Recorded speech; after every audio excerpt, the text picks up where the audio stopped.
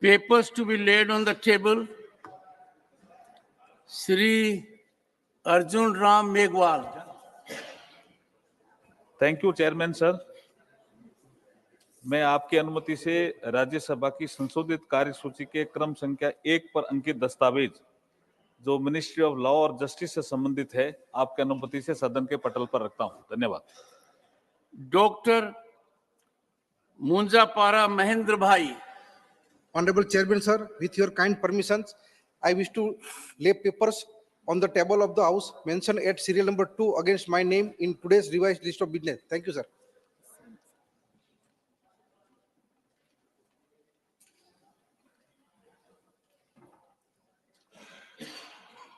Honorable members,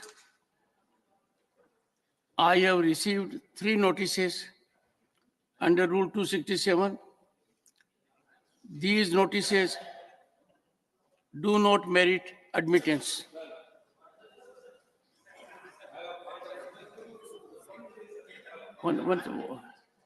Rupala ji, Mr. Tiruchi Siva, a senior member of the House, is raising a point of order. He deserves consideration. Sir, under which rule? 33, sir. Rule 33. 33.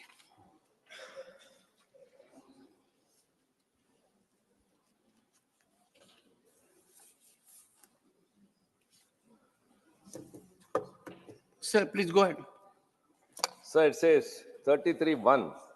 It shall be the function of the committee, that is Business Advisory Committee, to recommend the time that should be allocated for the discussion of stage or stages of such government bills and other business as the chairman in consultation with the leader of the council may direct for being referred to the committee, and for the discussion of stage or stages of private members' bills and resolution. Sir, and it says that the committee shall have the power to indicate in the proposal of the different hours at which the various stages of the bill or other business shall be completed.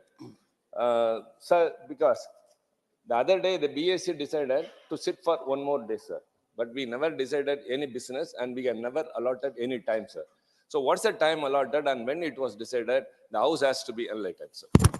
Thank you.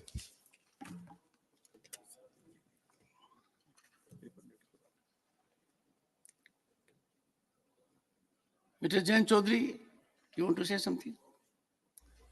धन्यवाद सभापति जी।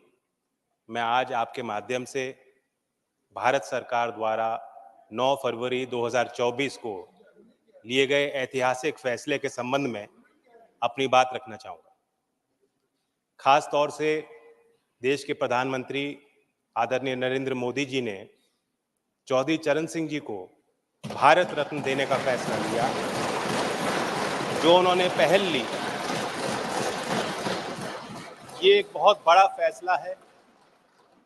ये सर्वविदित है कि मैं प्रसन्न हूंगा। सभापति जी, मैं जानता हूं व्यक्तिगत तौर से आप भी गदगद हैं, लेकिन ये भाव सिर्फ यहीं तक सीमित नहीं, इस सदन तक सीमित नहीं है।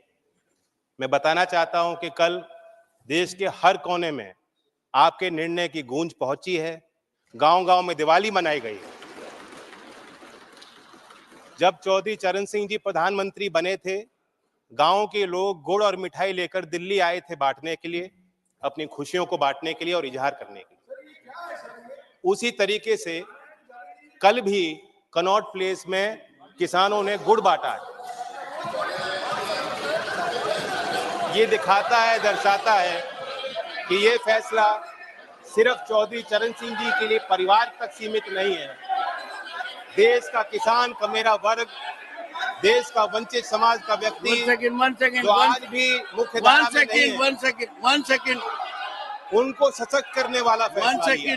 One second. मैं अपील करता हूँ, आप भी मिस्टर जयराम रमेश, आप यहाँ बैठे हो, लेकिन पहले भी आप के साथ आपने काम किया, उनका तो आदर कर लीजिए आप। Sit down. चुनाव आते जाते रहते हैं। Sit down.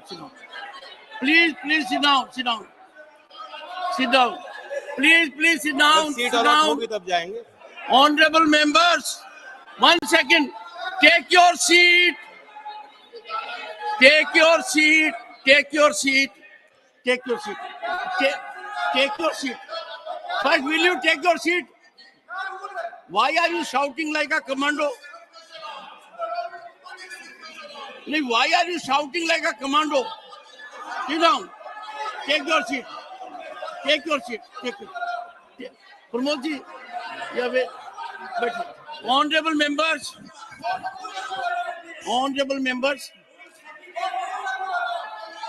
सभापति जी, अगर मेरी बात दर्ज हो रही हो, मैं बात चालू one at a time, leader of the opposition. Do you want to say?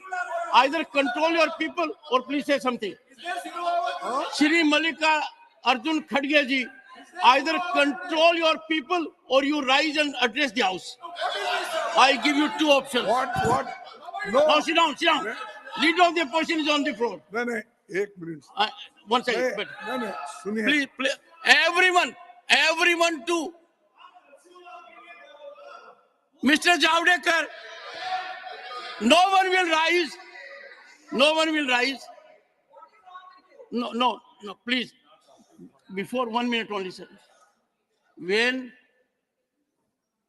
Karpuri Thakurji was conferred with the highest civilian order, Bharat Ratna, I looked Ramnath ji in the eyes and indicated that we are lucky to have his son here, though Karpuri Thakur did not belong to a family. Karpuri Thakur belonged to the entire nation. I respect him as much as you do. But since you were there, I gave you that opportunity. Similarly, Chaudhry Charan Singh does not belong to one family. But since his grandson is a member of the house, it's a matter of pride for us. Please. Sir, yes, Mr. Mallikarjun Khadge. Mr. Khadge. 1 second, Mr. Khadge, and I'll plead with you. Should we in this house make a controversy? अब आप ही बात कर रहे तो मैं बैठ जाता हूँ। नहीं, आप बोलिए आप ही बैठिए। Please, Sir, hear the leader of the opposition in rapt attention. Rapt attention. देखिए, ये खुशी की बात है कि भारत रत्न हमारे जितने भी लीडर्स थे, सामाजिक कार्यकर्ता थे और जिसने ग्रीन रेवोल्यूशन लाया और जो फार्मर्स के बहुत लीडर, बड़े लीडर थे और पॉलिटिकल लीडर्स भी थे, नरसिंह राव जिन्होंने प्रगति लाई वो भी है इसमें। उसके बाद सारे नेताओं को जो भारत रत्न दिया गया है उसके बारे में कोई वाद विवाद नहीं है, हम सबको सैल्यूट करते हैं, लेकिन कोई एक मुद्दा जब आप उठाते, चर्चा करते, हमको हमेशा आप पूछते हैं किस रूल में, रूल बताओ। तो मैं भी यही पूछना चाहता हूं, किस रूल में आपने उनको बोलने के लिए परमिशन दिया? एक, अगर ऐसा ही है तो हमको भी हमेशा दीजिए। आप रूल, एक तरफ रूल की बात करते हो और एक तरफ जो चाहते हैं उनको कभी भी उठा सकते हैं, ये अच्छा नहीं ना। आपको डिस्क्रिशन है, that discretion should be used very judiciously, not as and when you want. So my request is that unless, नहीं तो भारत रत्न वालों को बोलिए। नहीं सुनिए, नहीं, आपके लोगों ने जब चरण सिंह जी को भारत रत्न देने की चर्चा हो रही थी, इतना, I don't want to use words, नहीं, अरे सब ने क्या, अरे मैं तो बोल रहा हूँ, इसीलिए मैंने आपको अनुरोध किया। Don't make politics. I told we salute all the people, those who have worked for this country, irrespective of political parties, irrespective of caste and creed. We salute them. Lekin the way here the discussion is going on, neither you are following the rules, nor you have brought that agenda for discussion. We all could have participated.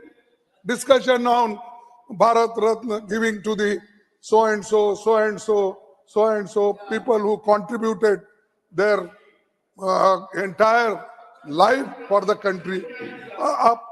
आप वो agenda भी नहीं है, सो मोटो उठा के बात कर रहे हैं. That is not fair and it is not good. And if you want to follow, you should follow the rule. No.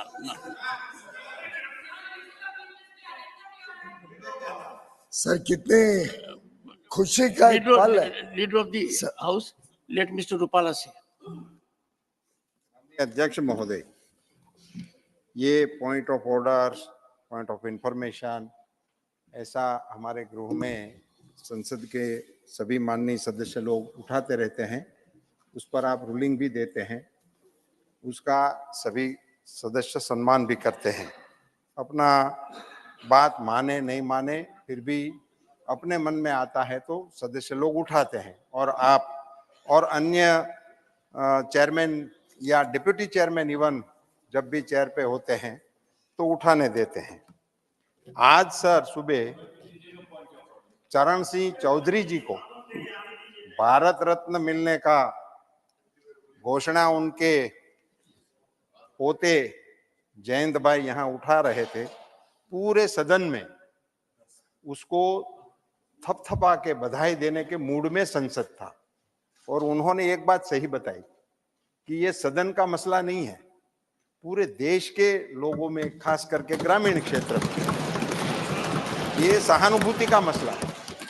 और उसी खुशी को व्यक्त करने के लिए इस सदन में कहीं पे हमारे खिलाड़ी जीतते हैं, आपकी ओर से यहाँ अनाउंस होता है, पूरा सदन इनको थपथपाता है. इसमें किसी के समधी नहीं होते हैं, वो किसी देशवासी के पोते पोती नहीं होते हैं, मगर फिर भी पूरा देश इसको मनाता है और सांसद इसमें उसका प्रतियोगिता देते. मैं हैरान हूं कि कांग्रेस दल के लोगों ने खड़े होकर इसका विरोध क्यों किया.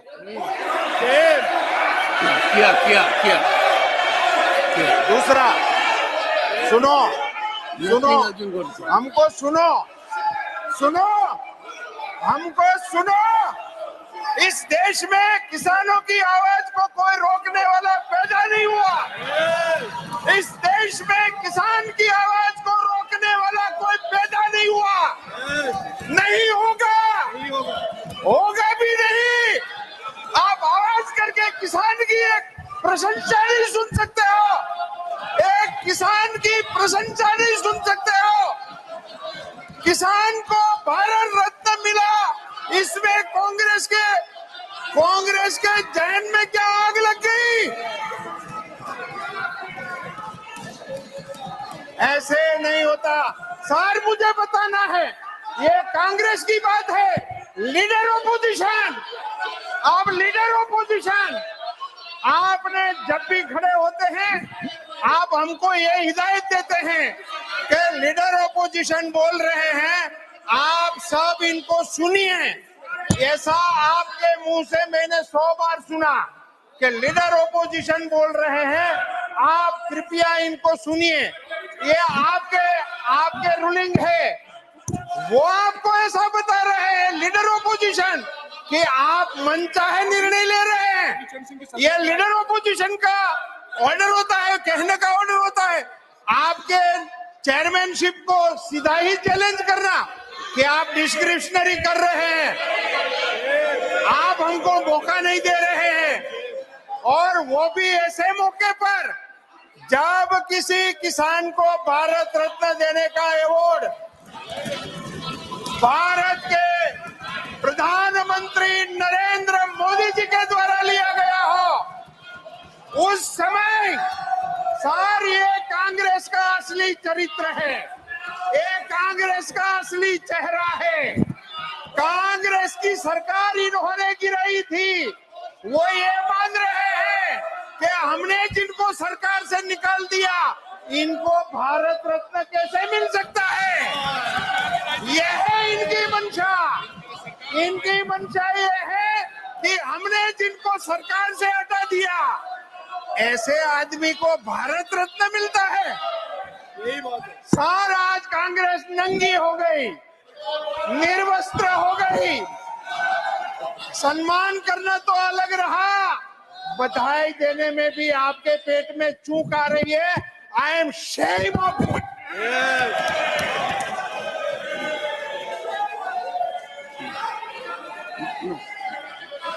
I'll give time, but sir, sir, sir, sir, sir, why? Leader of the only leader of the house. I'll give time to everyone. I'll give time to everyone. I will give time to everyone and also reflect what observations have been made against the chair. I have noted. Take your seat. Take your seat. Leader of the party. Honourable chairman sir, मैं सबसे पहले तो माननीय सदस्य जयंत चौधरी जी ने जो बात आज रखी, हम सब के लिए, पूरे देश के 140 करोड़ भारतवासियों के लिए, हर किसान के लिए, और हमारे चेयरमैन तो किसान पुत्र माने जाते हैं, हम सब के लिए इतनी गर्व की बात है कि माननीय चौधरी चरण सिंह जी को प्रधानमंत्री नरेंद्र मोदी जी ने सही सम्मान दिया, भारत रत्न दिया। माननीय रूपाला जी ने बात ठीक रखी कि चाहे चौधरी चरण सिंह जी को भारत रत्न देने की बात हो, श्री नरसिम्हा राव जी को भारत रत्न देने की बात हो, डॉक्टर MS स्वामीनाथन को भारत रत्न देने की बात हो, ये तो पूरे देश को उल्लास और गर्व के साथ इसको सेलिब्रेट करना चाहिए। ऐसे में जो भाषा का प्रयोग माननीय नेता प्रतिपक्ष ने, माननीय लीडर ऑफ द ऑपोजिशन ने किया, एक बड़े ऊंचे तरीके से, ये सभी लोग नहीं होते हैं, ये बड़े उच्च स्तर के लोग हैं। इन्होंने अपना जीवन देश की सेवा में, भारत माता की सेवा में दिया। माननीय चौधरी चरण सिंह जी ने जो किसानों की आवाज गली गली, घर घर, गांव गांव तक उजागर की, नरसिम्हा राव जी ने इस देश में जो इकोनॉमिक लिबरलाइजेशन की प्रथा शुरू की, मैं समझता हूँ कांग्रेस ने तो आज सेलिब्रेट करना था कि उनके प्रधानमंत्री, उनकी पार्टी के प्रधानमंत्री को प्रधानमंत्री नरेंद्र मोदी ने सम्मान दिया। पर दुर्भाग्य है कि उनके सरनेम में गांधी नहीं था। नेहरू गांधी होता, पहले परिवार का होता तो चल जाता, पर उनको तो देश नहीं, वो तो स्वयं को ही भारत रत्न देने में लगे हुए थे। लेकिन जिस व्यक्ति ने 5 वर्ष देश के प्रधानमंत्री के नाते, उसके पहले 60 वर्ष देश की सेवा की हो, जिस व्यक्ति को कांग्रेस ने सही सम्मान उनके देहांत के बाद भी नहीं दिया, वो पार्टी क्या समझेगी नरसिम्हा राव जी का योगदान? उन्होंने उनके शव को अपने पार्टी ऑफिस में घुसने नहीं दिया। शायद कांग्रेस अध्यक्ष ने ताला लगा के शव को फुटपाथ पर छोड़ दिया। ऐसी पार्टी मैं नहीं समझता हूँ कभी नरसिम्हा राव जी के सम्मान को बचा पाएगी। डॉक्टर MS स्वामीनाथन ने ग्रीन रेवोल्यूशन के तहत देश को आत्मनिर्भर बनाया। आज पूरा देश उनके गुणगान कर रहा है, लेकिन सभी लोग, ये शब्द का मैं तीव्र आलोचना करता हूँ। माननीय लीडर ऑफ द ऑपोजिशन ने माफी मांगनी चाहिए, देश से और इस सदन से माफी मांगनी चाहिए। जिस प्रकार से उन्होंने आज चौधरी चरण सिंह जी का, डॉक्टर MS स्वामीनाथन और नरसिम्हा राव जी का अपमान किया है, जिस प्रकार से देश का अपमान किया है, हर किसान का, हर वैज्ञानिक का, हर उस व्यक्ति का जो समाज सेवा करता है, उसका अपमान किया, उसके लिए नेता प्रतिपक्ष ने माफी मांगनी चाहिए। Thank you. Please, Jairam, something is seriously wrong with you. Seriously wrong. Please take your seat. Take it. I am giving floor. They don't want, Mr. Tiwari, they don't want to listen to you. Your people don't want to listen to you. They don't want to listen to you. Now, Thank you, sir. please. I Thank you, would sir. appeal to you, please observe complete silence ठीक है, because I am deeply hurt. I am deeply pained. I will first hear Mr. Pramod Tiwari, ठीक है, and don't forget in the process the kind of language that has been used against me by leader of the opposition. Sir. I have done it more than dozen times in this house. I have yielded to the floor sentiment. ISRO, विकास तो नहीं जा रहा है. Mr. Shakti Singh Goyal, if you repeat, Ramesh, I will go to the extreme step now. I will go to the extreme step. ठीक है, No, I will. Sir. हम किसान और किसान वर्ग का इतना असम्मान बर्दाश्त नहीं कर सकते. Have it from me. Sir, मुझे पॉइंट ऑफ ऑर्डर पे बोलने नहीं तो नहीं, देंगे. भारत गांव और किसान में बसता है. एक किसान को सम्मान मिला और हाउस इस अरे डिसऑर्डर में आ सर, जाए, छोड़िए. सर, कितनी बड़ी पीड़ा होती है. मुझे बोलने तो दे सर. बोलिए, पॉइंट ऑफ ऑर्डर बोलिए क्या है. सर, मैं आपकी अनुमति से मैं आभारी हूँ, आपने मुझे पॉइंट ऑफ ऑर्डर पे प्लीज एक बार हियर हिम. दिखाने का मौका दिया. मैं सबसे पहले तो जो कहा गया है उसको रखना चाहता हूँ. हमारे लीडर ने सबसे पहले सलूट किया है उन 3 लोगों को जिनको भारत रत्न दिया गया है. Raise your point of order, don't make a speech. Sir सुनिए, जो इन लोगों ने किया वही प्रमोद मैं कर तिवारी रहा हूं. जी, मैंने सुना है जयराम रमेश ने जयंत को क्या नहीं, कहा. मैं एलओपी की बात कह रहा हूँ. क्या कहा जयंत को ऐसे मौके पर. ये तो अरे साहब, जाए तो जाए, ये मुद्दा था क्या. मुद्दा था चौधरी चरण सिंह जी को भारत रत्न से सम्मानित होने का. You are a person who can feast on the cremation ground. You can feast it. Yes, you said so. As a matter of fact, you do not deserve to be part of this house by this misconduct. You are hurting sentiments of millions and millions of farmers. You have gone to the extreme limit. I have from this seat.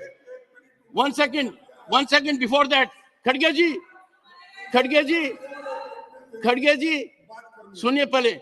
मैं किसान वर्ग से आता हूं. इसका मतलब नहीं, सुनिए, इसका मतलब नहीं कि मैं कमजोर चेयरमैन हूं.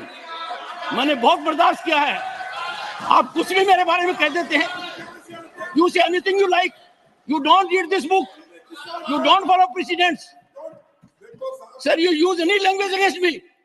Sometimes you behave like a teacher, as if I'm a student. नहीं सर, आज का ये मौका बहुत संवेदनशील है. आज के मौके में नहीं, आपने मेरे दिल पर चोट की है.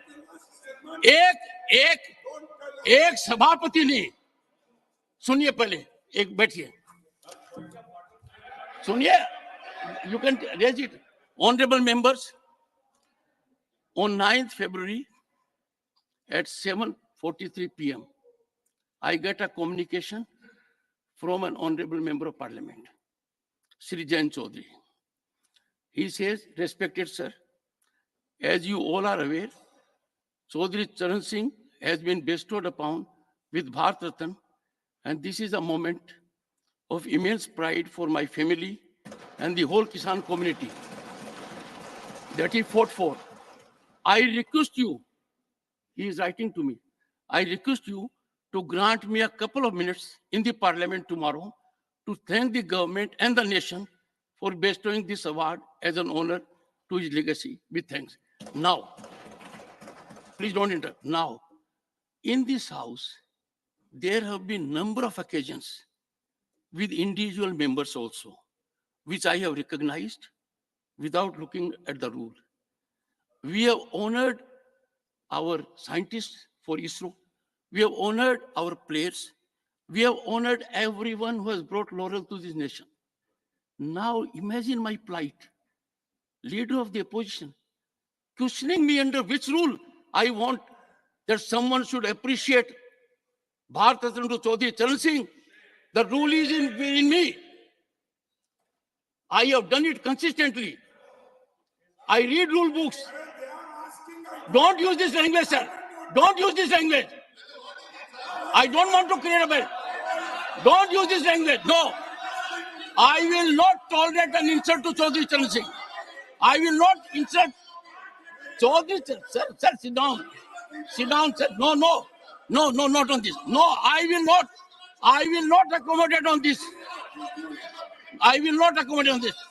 Chaudhry Charan Singh stands for impeccable public life, unimpeachable integrity, unflinching commitment to farmer. दूरदर्शी सोच था उनका किसान और गांव के लिए। उनके विषय के ऊपर विवाद करना प्रमोद जी आप किस हालत में पॉइंट ऑफ ऑर्डर रेज कर रहे हैं? नहीं, मुझे बताइए, इतना लंबा राजनीतिक जीवन आपका है, उत्तर प्रदेश से आप आते हैं, चौधरी चरण सिंह की कर्म भूमि उत्तर प्रदेश और पूरा भारत रहा है, उनको भारत रत्न मिला हो, इस विषय पर इस सदन में मेरे यहाँ बैठे हुए इस प्रकार का वातावरण हो? बोलिए। पहली बात, लेटेस्ट हियरिंग। मैं पहली बात सब बहुत श्रद्धा के साथ ये कहना चाहता हूं कि जिन 3 शख्सियतों को भारत रत्न से नवाजा, सर आप अपना पॉइंट ऑफ ऑर्डर रेज कीजिए। I don't want any cover up. I have seen with my eyes. I have seen ruckus, chaos, shouting, sloganeering, condemnation. I have seen it with my eyes. मुझे अपनी बात तो कहने दें। आप point of order raise कीजिए। Don't make a speech. Sir, point of order. Sorry honourable members, short duration discussion. Leader बोले।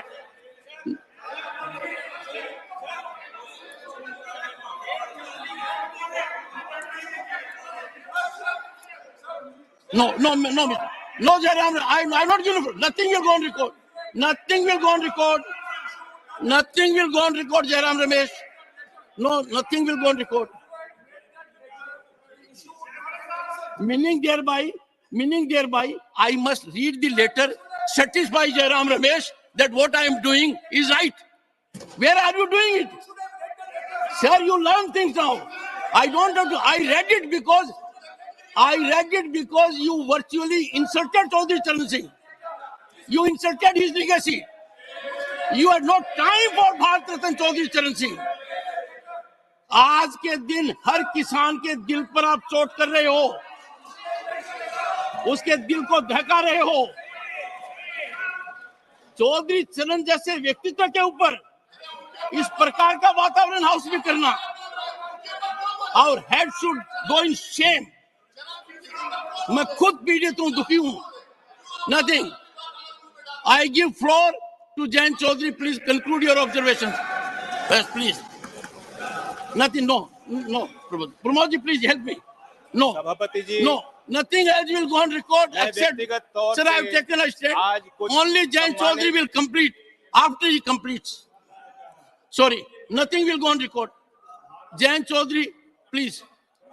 सभापति जी, नहीं सुनो। आज मैं I have given Pramod ji, nothing will go on record. सम्मानित Pramod ji, माननीय it will not go on record. सांसदों के इस सदन की कार्रवाई के दौरान दुर्व्यवहार को लेके बहुत दुखी हूं। आपने मेरी ही नहीं, देश की भावनाओं को व्यक्त किया। सभापति जी, आपने मुझे संरक्षण दिया। बड़ी अचंभा मुझे होती है कि हम चौधरी चरण सिंह जैसी शख्सियत को किसी गठजोड़ के बनने और तोड़ने और चुनाव लड़ने और जीतने तक सीमित रखना चाहते हैं। लेफ्ट, राइट, सेंटर में हम बटे रहेंगे तो ये देश के जो असली धरती पुत्र थे उनका आदर और सम्मान हम कैसे रख पाएंगे? मैं ये मानता हूं कि देश में जितने महान नेता आए हैं, सबने एक दूसरे से कुछ ना कुछ लिया है, सीखा है, प्रेरणाएं ली हैं। चौधरी चरण सिंह जी गांधीयन सिंप्लिसिटी को अपना असूल बना के उन्होंने जीवन जिया। महात्मा गांधी जी के ग्राम स्वराज को अपना, उनकी मूल फिलॉसफी का वो हिस्सा और चरित्र का हिस्सा रहा। लाल बहादुर शास्त्री की ईमानदारी, नैतिक, उनके चारित्रिक गुणों को उन्होंने अपने अंदर समाया। इस सदन के माननीय सदस्य पूर्व प्रधानमंत्री एच.डी. देवेगौड़ा, जैसे इनकी राजनीतिक पहचान खेती और किसानी से जुड़ी हुई है, उसी प्रकार से चौधरी चरण सिंह जी की पहचान भी खेती और किसानी और कामगार से जुड़ी हुई है। राजनीतिक विशेषज्ञ मानते हैं कि जैसे इंदिरा गांधी जी में एक करिश्माई शक्ति थी लोगों को अपनी तरफ आकर्षित करने की, उसी प्रकार से चौधरी चरण सिंह जी को सुनने के लिए, उनको छूने के लिए, उनको बेहतर तौर से समझने के लिए दूर दूर से गांव-गांव से लोग चले आते थे। और मैं ये भी मानता हूं 10 साल मैं विपक्ष में रहा हूं, कुछ ही देर इस सदन में मैं इस तरफ बैठा हूं, लेकिन मैंने देखा है कि 10 साल में जो आज सरकार है, इनकी कार्यशैली में भी चौधरी चरण सिंह के विचारों की झलक है। जब आदरणीय प्रधानमंत्री जी ग्रामीण क्षेत्र में शौच की दुर्व्यवस्थाओं पर प्रकाश डालते हैं, जब महिला सशक्तिकरण को अपना प्लेटफॉर्म भारत सरकार बनाती है और गांव-गांव में जागृति पैदा करती है, तो मुझे उसमें चौधरी चरण सिंह जी की बोली याद आती है। सभापति जी, हम लोग नेताओं को समझ नहीं पाएंगे अगर हम इसी तरह बटे रहेंगे। कुछ लोग उनके अंदर भ्रम है, कुछ लोग ये भी कहते हैं, मानते हैं कि चौधरी चरण सिंह जी जाटों के नेता थे या सिर्फ किसानों की वकालत करते थे। ऐसा नहीं, वो विचारक थे और उनके इंटेलेक्चुअलिज्म पे जो टेरेंस जे बायर्स, जो प्रोफेसर थे oriental college in African studies London school में, यूनिवर्सिटी ऑफ लंदन में, उन्होंने किताब लिखी है चरण सिंह 1902 to 87 एन असेसमेंट। मैं उससे कोट करना चाहूंगा सर। चरण Singh did have incisive intelligence and he undoubtedly applied it to a continuing study of agricultural problems in Uttar Pradesh. Judgment on whether he was an intellectual, of course, turns to one definition of intellectual. My judgment is that on the most rigorous definition, Charan Singh was clearly an intellectual, and not only that, the most unusual one. Sir, जो प्रधानमंत्री जी ने और भारत सरकार ने चौधरी साहब को भारत रत्न दिया है, मैं मानता हूं उससे दो बड़े काम हो जाते हैं। एक कि चौधरी साहब की लेगेसी को हम दोबारा इंस्टीट्यूशनलाइज करते हैं। देश के सभी विश्वविद्यालयों में पढ़ रहे छात्र, उनके अंदर आपने एक नई जिज्ञासा पैदा की है। गांव में पल रहे नौजवानों के अंदर एक नई जिज्ञासा और भावना आपने पैदा की है। देश के अर्थशास्त्री और मुख्यधारा में जो लोग नीति निर्धारक हैं, आपने दोबारा उनको कहा है कि चौधरी चरण सिंह को आप स्टडी कीजिए, अपने स्टडी में शामिल कीजिए, अपने अध्ययन और विचार अनुसंधान में शामिल कीजिए। दूसरा बड़ा काम जो भारत सरकार ने किया, भारत रत्न देकर हौसला बढ़ाया। मैं मानता हूं कि ये एक महज पुरस्कार नहीं है, सबसे बड़ा सम्मान है। और मैं जानता हूं कि आज की जो जीवन समस्या देश के सामने और चुनौतियां हैं, किसानों की समस्या है, भारत रत्न देकर उनका हल नहीं निकलता। लेकिन आने वाले सालों में झोपड़ में पैदा होने वाला व्यक्ति जब वो कहेगा अगर मुझ जैसा चौधरी चरण सिंह बन सकते हैं, भारत रत्न को मिल सकता है, तो मैं भी अपनी समस्याओं का समाधान खुद करने में सक्षम हूं। ये बहुत बड़ी जीत हासिल हुई है। मैं तो चाहता था कि क्योंकि चौधरी साहब मेरे अकेले नहीं है, एक पार्टी की नहीं है, मैं अपील करता हूं कि उनके लंबे राजनीतिक और सामाजिक जीवन में जो भी शक्तियां उनके साथ आईं, जो भी नेता आज इस सदन में मौजूद हैं, उनके इस लेगेसी का हिस्सा वो भी हैं, जिम्मेदारी उनकी भी है। कोई वसीयत में कोई संपत्ति वो छोड़ के नहीं गए थे। आदमी तब तक जिंदा रहता है जब तक उनके विचार लोगों के बीच जिंदा रहते हैं। मैं उम्मीद करता हूं कि सभी दल के सम्मानित सदस्य गांव-गांव तक चौधरी चरण सिंह जी के विचारों को ले जाएंगे। और मैं फिर अपने तरफ से ऋणी हूं, कहना चाहता हूं, एक जमीनी सरकार जो जमीन की आवाज को समझती है और बुलंद करना चाहती है, ऐसी ही सरकार धरती पुत्र चौधरी चरण सिंह जी को भारत रत्न दे सकती है। धन्यवाद। Short duration discussion. Notices have been received from the following members to raise a discussion on the white paper on Indian economy laid on the table of Rajya Sabha on 8th February 2024 and its impact on the lives of people of the country. Shri Sushil Kumar Modi, Shri Prakash Javadekar, Shri Brajlal, Shri Sushil Kumar Modi. No, sir. One second. Okay. 1 second. Mr. Tiruchi Shiva. Sir, Okay. sir, just 1 minute. I raised a point of order, sir, under Rule 33, sir. And 34 also says very clearly the allocation of time in regard to the bill or group of bills or other business as recommended by the committee shall be reported by the chairman or in his absence by the deputy chairman to the council and notified in the bulletin. Sir, we have not received anything. We have not decided anything. The white paper is very important, sir. The prerogative of the minister may replace, minister may take 1 or 1.5 hours, but for a party of 10 members, we have been given only 6 minutes. Who allotted the time? The BAC decides on the importance of the issue, on the importance of the bill. We allot time, sir. But what time is allotted, how it was allotted, the House was not informed about it. What is your point of order, Sukendu? I'm referring to Rule 29, Sub-Rule 2. Okay. And we are not disputing the authority of the chair. Rather, this rule empowers the chair that any issue can be discussed with the concurrence permission of the chair. Even not, it is not listed in the list of business. That is the rule. So we accept that. This bickerings, this exchange of heat could not have been there, provided Your Honor could have told at the very beginning that the communication received from Mr. Jayanta Chaudhary. That's over. I don't want to go back. मेरे को बहुत दर्द हो रहा है. No, sir. सुकेंदु Shekhar ji, I'm not, I know you are a reasonable I'm man. not creating I any have respect for controversy. you. मेरे को Not बहुत creating any controversy, sir. मैं बुरे सपने की तरह उस बात को भूलना चाहता हूँ. We are not creating any controversy, sir. मेरे लिए बहुत बुरा भयानक सपना था वो. Please बोलने दीजिए मुझे, sir. 1 minute, please बोलने दीजिए मुझे. जो भारत रत्न दिया गया, सबके लिए हमारे मन में श्रद्धा है, हमारा पार्टी का सबका. तो हम इसमें कोई डिस्प्यूट नहीं चाहते हैं. जो कुछ भी हुआ आज, ये ठीक नहीं हुआ. इसमें पहले ही बता देना चाहिए था कि ये Shri Sushil Kumar Modi. It would have, there should... सभापति महोदय, मैं सबसे पहले देश के प्रधानमंत्री श्री नरेंद्र मोदी जी को धन्यवाद देना चाहूंगा, जिन्होंने पूर्व प्रधानमंत्री श्री पीवी नरसिम्हा राव, श्री चौधरी चरण सिंह, स्वर्गीय चौधरी चरण सिंह और एमएस स्वामीनाथन को भारत रत्न देने का फैसला किया। Let him speak, please. Please take your seat.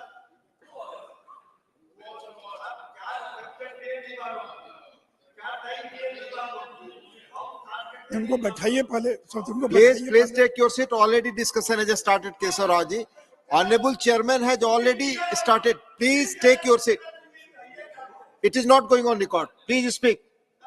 Sushil Modi ji, आप बोले, आपकी बात ही रिकॉर्ड पे जाएगी. सभापति महोदय, मैं देश के प्रधानमंत्री श्री नरेंद्र मोदी जी को धन्यवाद देना चाहूंगा, जिन्होंने देश के पूर्व प्रधानमंत्री श्री पीवी नरसिम्हा राव, श्री चौधरी स्वर्गीय चौधरी चरण सिंह और एमएस स्वामीनाथन को भारत रत्न देने का फैसला किया है. महोदय, this is short duration discussion. It has already started with Mr. Trichu Siva. Honorable Chairman has already told it. Please take your seat. Please. बैठाइए ना इनको. कैसे बोले? Please take your seats. Not going on record. Please. You speak. आप बोले. इनको house को order में लाइए. मैं आग्रह कर रहा हूं, ऑलरेडी ये डिस्कशन शुरू हो चुका है. शॉर्ट ड्यूरेशन डिस्कशन और white paper. Honourable members, please take your seat. Already माननीय चेयरमैन साहब ने बताया कि डिस्कशन शुरू हो चुका है, सैंक्शनड है. He has already explained it. Please आप बोले माननीय सती महोदय, स्वर्गीय चौधरी चरण सिंह केवल 27 दिनों के लिए देश के प्रधानमंत्री रह पाए. कांग्रेस ने समर्थन देने का ऐलान किया, लेकिन विश्वास मत हासिल करने के पहले कांग्रेस से समर्थन वापस ले लिया और श्री चौधरी चरण सिंह जी संसद का मुंह नहीं देख पाए. और उसी प्रकार PV Narasimha Rao, white paper पे आप बोल रहे हैं, उसी पर बोल रहा हूं जी, बोले. पीवी नरसिम्हा राव जो आर्थिक सुधार के जनक हैं, जिन्होंने 1991 का इकोनॉमिक रिफॉर्म किया, उस नरसिम्हा राव के शरीर का दाह संस्कार दिल्ली में नहीं होने दिया गया। नरसिंहा राव जी का दाह संस्कार आंध्र में ले जाकर किया गया। उनका स्मारक कांग्रेस ने बनाने का काम नहीं किया। उनका स्मारक नरेंद्र मोदी की सरकार ने और दिल्ली में बनाने का काम किया। सती महोदय, जो नरसिंहा राव इकोनॉमिक रिफॉर्म के लिए जाने जाते हैं, उस रिफॉर्म को आगे ले जाने में कांग्रेस के लोग नरसिंहा राव इकोनॉमिक रिफॉर्म को भूल गए। सती महोदय, 2014 में जब नरेंद्र मोदी जी प्रधानमंत्री बने, उस समय देश की अर्थव्यवस्था नाजुक स्थिति में थी। पब्लिक फाइनेंस बुरी अवस्था में था। आर्थिक कुप्रबंधन और वित्तीय अनुशासनहीनता थी। अत्यधिक संकट की स्थिति थी। भ्रष्टाचार का बोलबाला था। Banking crisis was massive and stake was too large. Policy paralysis and project delays, नीतियों की अनिश्चितता और विरोध के कारण घरेलू निवासक विदेशों में जाने लगे। The decade of UPA was a lost decade. नेतृत्व का संकट था। अर्थव्यवस्था रास्ता भटक चुका था। आर्थिक कुप्रबंधन के कारण भारत के विकास की संभावनाओं को अवरुद्ध कर दिया और भारत एक फ्रेजाइल इकोनॉमी बन गया। उपसभापति महोदय, मैं सदन को बताना चाहूंगा कि यूपीए के जो 10 साल थे, that was the most corrupt regime which this country has ever seen. मैं सदन को यह भी बताना चाहूंगा कि यूपीए के 10 साल के कार्यकाल में उनके 7 मंत्री जेल गए। डॉक्टर ए रजा, दयानिधि मारन, सुरेश कलमडी, पवन कुमार बंसल, अश्विनी कुमार, वीरभद्र सिंह, अशोक चौहान, ये 7 लोग जो यूपीए सरकार में मंत्री थे, उनको इस्तीफा देना पड़ा और उनको जेल जाना पड़ा। डॉक्टर ए रजा ये 15 महीने जेल रहे। सुरेश कलमडी जो कॉमनवेल्थ गेम्स के ऑर्गेनाइजिंग कमेटी के चेयरमैन थे, 10 महीने तिहाड़ जेल में रहे। अशोक चौहान जो महाराष्ट्र के मुख्यमंत्री थे, आदर्श हाउसिंग सोसाइटी घोटाले में जो कारगिल के वार विडोज के लिए जो फ्लैट्स बने थे, वो सिविलियंस को देने का काम किया। दयानिधि मारन और उनके भाई कलानिधि मारन 2G स्कैम के अभियुक्त थे, इनको भी कैबिनेट से इस्तीफा देना पड़ा। श्री पीके बंसल, इनको रेल मंत्री से इस्तीफा देना पड़ा। इनका भतीजा विजय सिंगला 90 लाख रुपया और रिश्वत लेते हुए और पकड़ा गया। लॉ मिनिस्टर अश्विनी कुमार, इनको इस्तीफा देना पड़ा क्योंकि कोल ब्लॉक स्कैम में सीबीआई जांच में हस्तक्षेप कर रहे थे। डॉक्टर वीरभद्र सिंह जो एमएसएमई के यूनियन मिनिस्टर थे, हिमाचल प्रदेश में विजिलेंस का मुकदमा दर्ज हुआ और उनको इस्तीफा देना पड़ा। शशि थरूर जो एक्सटर्नल अफेयर्स के स्टेट मिनिस्टर थे, आईपीएल टीम कोची के विवाद में उनको इस्तीफा देना पड़ा।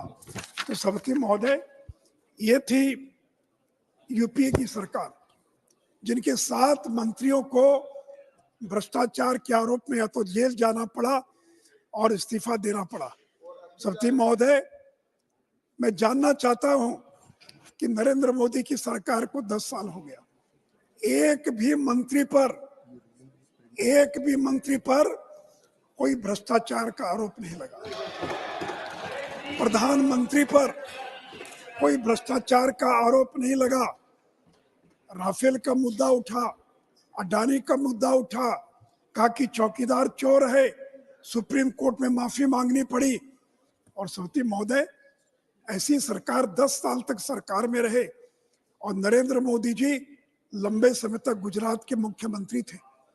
एक भी आरोप भ्रष्टाचार का नहीं लगा।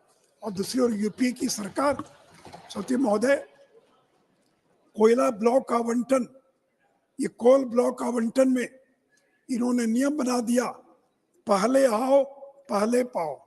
ऐसा भी कोई नियम है दुनिया में कि जो पहले आएगा उसको कोयले का कैप्टिव माइंस मिल जाएगा? सीएजी के अनुसार 1,86,000 करोड़ का नुकसान हुआ। सुप्रीम कोर्ट ने 2014 में ऐसे आवंटन को रद्द कर दिया। 47 मामलों में फाइनल रिपोर्ट सबमिट हो गई, 14 में अभियुक्त को सजा हुई है। और दूसरी ओर जब नरेंद्र मोदी प्रधानमंत्री बने तो कोयले का ट्रांसपेरेंट तरीके से ऑक्शन हो रहा है, कोयले का रिकॉर्ड उत्पादन हुआ है। आजादी के बाद 893 मिलियन टन रिकॉर्ड उत्पादन हुआ है। 2014 की तुलना में 57.8% उत्पादन में वृद्धि हुई है। सभापति महोदय, कोयले के कारण जो भारत पावर डेफिशिएंट था, India is become power sufficient country. 2014 के बाद 1,96,000 मेगावाट जनरेशन कैपेसिटी का इजाफा हुआ है। ग्रामीण क्षेत्रों में जहां पहले 12 घंटे बिजली थी, अब 20 घंटे बिजली मिल रही है। और अर्बन क्षेत्रों में 23.8 घंटे बिजली मिल रही है। सती महोदय, 2G स्कैम कौन नहीं जानता है? 1,76,000 करोड़ का घोटाला हुआ। जो पोटेंशियल रेवेन्यू लॉस है वो 1,76,000 करोड़ है। नरेंद्र मोदी की सरकार बनी, please take your seat, please आप बोले। सती महोदय, nothing is going on record, let him speak please. पारदर्शी तरीके से हुआ है। 5G को दुनिया में सबसे फास्टेस्ट तरीके से रोल आउट किया गया। आज देश के 98% गांव में 5G और 4G पहुंच चुका है। और सती महोदय, जहां यूपी के जमाने में 2G स्कैम हुआ, वहां 5G के कारण 3 लाख करोड़ सभी टेलीकॉम सर्विस प्रोवाइडर को ग्रॉस रेवेन्यू प्राप्त हुआ है। तो भाई नहीं, तो 5G के स्पेक्ट्रम ऑक्शन से सरकार को 1.5 लाख करोड़ का फायदा हुआ है। सती महोदय, UPA decade was a lost decade for telecom. BSNL को बर्बाद कर दिया इन लोगों ने।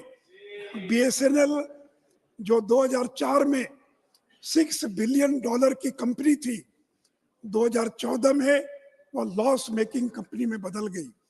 और जब नरेंद्र मोदी की सरकार बनी तो बीएसएनएल को रिवाइव करने के लिए 3.22 लाख करोड़ 3 पैकेज हमारी सरकार ने देने का काम किया। और आज बीएसएनएल का रिवाइवल हो चुका है।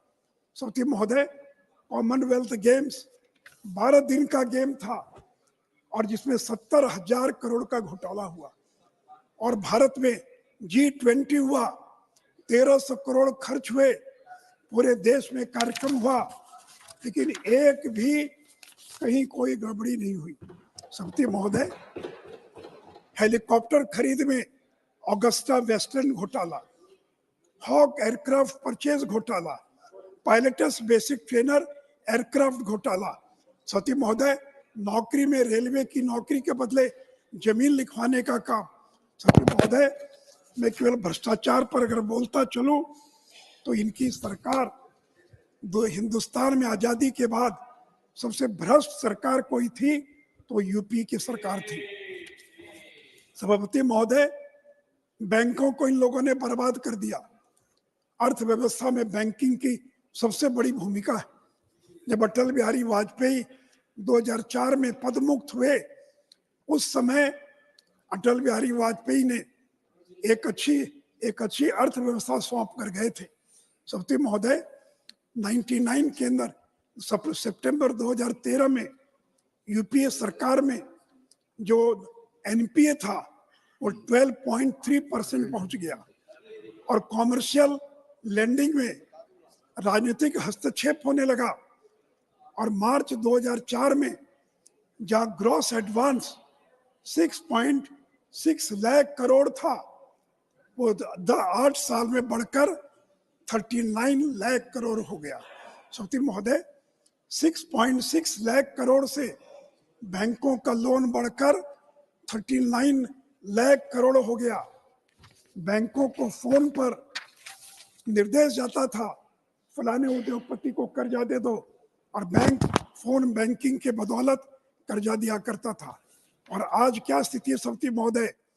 2023 में जीएनपीए 4.4%, नेट एनडीए केवल 1% है, और आज बैंकों का स्वर्ण युग है। This is the golden era of banking. आज सारे पब्लिक सेक्टर बैंक्स फायदे में हैं। 1 लाख करोड़ से ज्यादा का प्रॉफिट 22-23 में बैंकों को हुआ है। और सभापति महोदय, बैंकों को अगर आज फायदा हुआ है तो उसमें भारत सरकार ने 3.10 लाख करोड़ 5 साल में रिकैपिटलाइज करने के लिए और बैंकों को पैसा देने का काम किया है। सभापति महोदय, इन लोगों को मौका मिला आर्थिक सुधार करने का। नरसिंहा राव का नाम लेते हैं, लेकिन 2004 के बाद एक भी आर्थिक सुधार इन लोगों ने नहीं किया। और जब नरेंद्र मोदी की सरकार बनी तो हमने इस देश में जीएसटी को लागू किया, सभी राज्यों को लेकर जीएसटी लागू किया। आपने तो घोषणा की थी कि 2010 में जीएसटी लागू करेंगे। मैं जानना चाहता हूं कांग्रेस के लोगों से, यूपीए के लोगों से, 2010 में जीएसटी लागू क्यों नहीं कर पाए? और जब नरेंद्र मोदी की सरकार बनी तो 2017 में इस देश के अंदर जीएसटी लागू किया गया, और जीएसटी के कारण प्रति माह 45,000 करोड़ की बचत परिवारों को हुई है, दिसंबर 17 से लेकर मार्च 2023 तक। सभापति महोदय, 2004 की स्थिति और आज 2014 में क्या स्थिति है? आज इन्फ्लेशन नियंत्रण में है, विकास दर 7% से ज्यादा है, जो दुनिया की सर्वाधिक विकास दर है। हमारे पास रिकॉर्ड फॉरेन एक्सचेंज है, 620 बिलियन यूएस डॉलर का रिकॉर्ड फॉरेन एक्सचेंज है। पहले हम फ्रेजाइल 5 इकोनॉमीज थे, आज हम टॉप 5 इकोनॉमीज हैं। लोगों का भरोसा जो खत्म हो गया था, फिर से एक बार लोगों का भरोसा सरकार में पैदा हुआ है। हम लोगों ने कोविड का सफलतापूर्वक मुकाबला किया। हम लोगों ने सरकारी योजनाओं में छिटपुट लाभ नहीं बल्कि सैचुरेट करने का काम किया। सभापति महोदय, आज डिजिटल पेमेंट में हम वर्ल्ड लीडर हैं। हमने डिजिटल क्रांति की है, खुले में शौच से देश को मुक्त किया है, मेड इन इंडिया का कोविड का टीका बनाकर पूरी आबादी का टीकाकरण किया है, और ये हमारी उपलब्धियां आज देश के लिए मील का पत्थर साबित होगी। सभापति महोदय, 2004 और अब में क्या फर्क है महोदय? इन्फ्लेशन तब 8.2% था, आज इन्फ्लेशन 5% है। इलेक्ट्रॉनिक एक्सपोर्ट्स उस समय 7.6 बिलियन डॉलर था, आज शांत रहिए। इलेक्ट्रॉनिक एक्सपोर्ट्स 7.6 बिलियन डॉलर था, आज 22.7 बिलियन डॉलर है। एफडीआई तब 305 बिलियन यूएस डॉलर था, आज 596 बिलियन यूएस डॉलर है। तब स्टार्टअप्स 350 थे, आज स्टार्टअप्स 1,17,257 है। मेट्रो रेल तब यानी 2014 में 5 शहरों में थी, आज 20 शहरों में मेट्रो चल रही है। महोदय, एनएच का निर्माण उनके 10 साल में 25,000 किलोमीटर हुआ, और नरेंद्र मोदी के 10 साल में 55,000 किलोमीटर एनएच का निर्माण हुआ। महोदय, उनके कार्यकाल में एनएच निर्माण की गति 12 किलोमीटर प्रतिदिन थी, और नरेंद्र मोदी के कार्यकाल में it has increased from 12 kilometer to 29 kilometer per day. महोदय, रेल दुर्घटना उनके समय में 233 और नरेंद्र मोदी जी के समय में it has increased from 233 to only 34. Rail का इलेक्ट्रिफिकेशन उनके जमाने में 22,000 किलोमीटर और हमारे 10 साल में 60,000 किलोमीटर और इलेक्ट्रिफिकेशन हुआ है। एयरपोर्ट की संख्या उनके समय में 74 थी, आज 149 है। सभापति महोदय, टोल प्लाजा पर वेटिंग लाइन उनके समय में 12 मिनट टोल प्लाजा पर इंतजार करना पड़ता था, आज केवल 47 सेकंड टोल प्लाजा पर इंतजार करना पड़ता है। मोबाइल ब्रॉडबैंड के सब्सक्राइबर उनके समय में 6 करोड़ थे, आज नरेंद्र मोदी के समय में 24 में 90 करोड़ है। मंथली डेटा आपके समय में 2 मिनट कंक्लूड 2 मिनट आपकी पार्टी के वो समय से और ये समय जाएगा फिर। 1 मिनट और। मंथली डेटा 0.06 GB प्रति माह आपके समय में और हमारे समय में 20 GB डेटा प्रति माह प्रति व्यक्ति आज खर्च हो रहा है। डेटा का टैरिफ 270 रुपया पर GB था आपके समय में और आज क्या है 10 रुपया पर GB। मेडिकल कॉलेज 387 था, आज 706। मेडिकल कॉलेज में सीट 51,000 थी, आज 1,08,000 मेडिकल कॉलेज में सीट है। नंबर ऑफ यूनिवर्सिटीज 676 थी, आज 1,168 है। महोदय, नंबर ऑफ LPG कनेक्शन आपके समय में 14 करोड़ था, आज 31 करोड़ है। Number of PNG connection 22 lakh था, आज 1 करोड़ 19 लाख है। ग्रामीण क्षेत्रों में बिजली पहले 12 घंटे थी, आज 20 घंटे से ज्यादा बिजली है। Number of tap water connection 3.2 crore था, आज 13.8 करोड़ है। और अंत में सभापति महोदय, total number of DBT beneficiary उनके समय में 10 करोड़ था और आज 166 करोड़ है। सभापति महोदय, अगर हम 10वें नंबर से अगर 5वें नंबर पर पहुंचे हैं तो बड़ी मेहनत करनी पड़ी है, तूफान से किस्ती को निकाल कर लाए हैं और हम विश्वास प्रकट करते हैं जब तीसरी बार नरेंद्र मोदी प्रधानमंत्री बनेंगे तो भारत दुनिया की तीसरी सबसे बड़ी अर्थव्यवस्था बनेगा। धन्यवाद। धन्यवाद माननीय सुशील मोदी जी। माननीय केसी वेणुगोपाल जी, मैं आपको आमंत्रित करूं, इसके पहले आप सबकी सहमति चाहूंगा।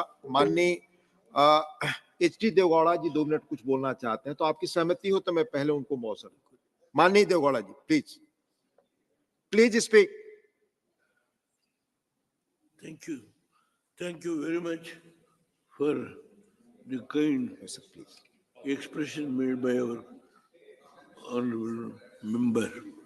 Sir, I thought the house is going to be closed on 9th and earlier schedule is for 9th. It was extended for 10th.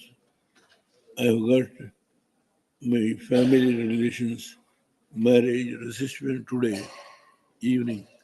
I must catch the flight. There is no flight available if I miss this flight. That's why I made a request to the Honorable Chairman. Sir, on the white paper issue, Honorable Prime Minister, Honorable Finance Minister is sitting here. Yesterday in Lok Sabha, what you have answered were the issues raised by our other friends on the black paper. I heard every word. I can't sit in the house for 4 hours. You know my health condition. I sat in my house.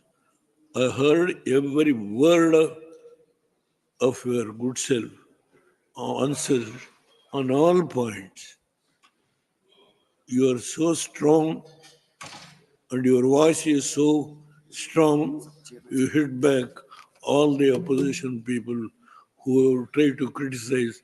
I know your capacity, madam, and I don't want to speak on the white paper because the white paper is with me.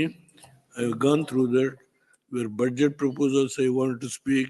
Unfortunately, when chairman called, I was not here.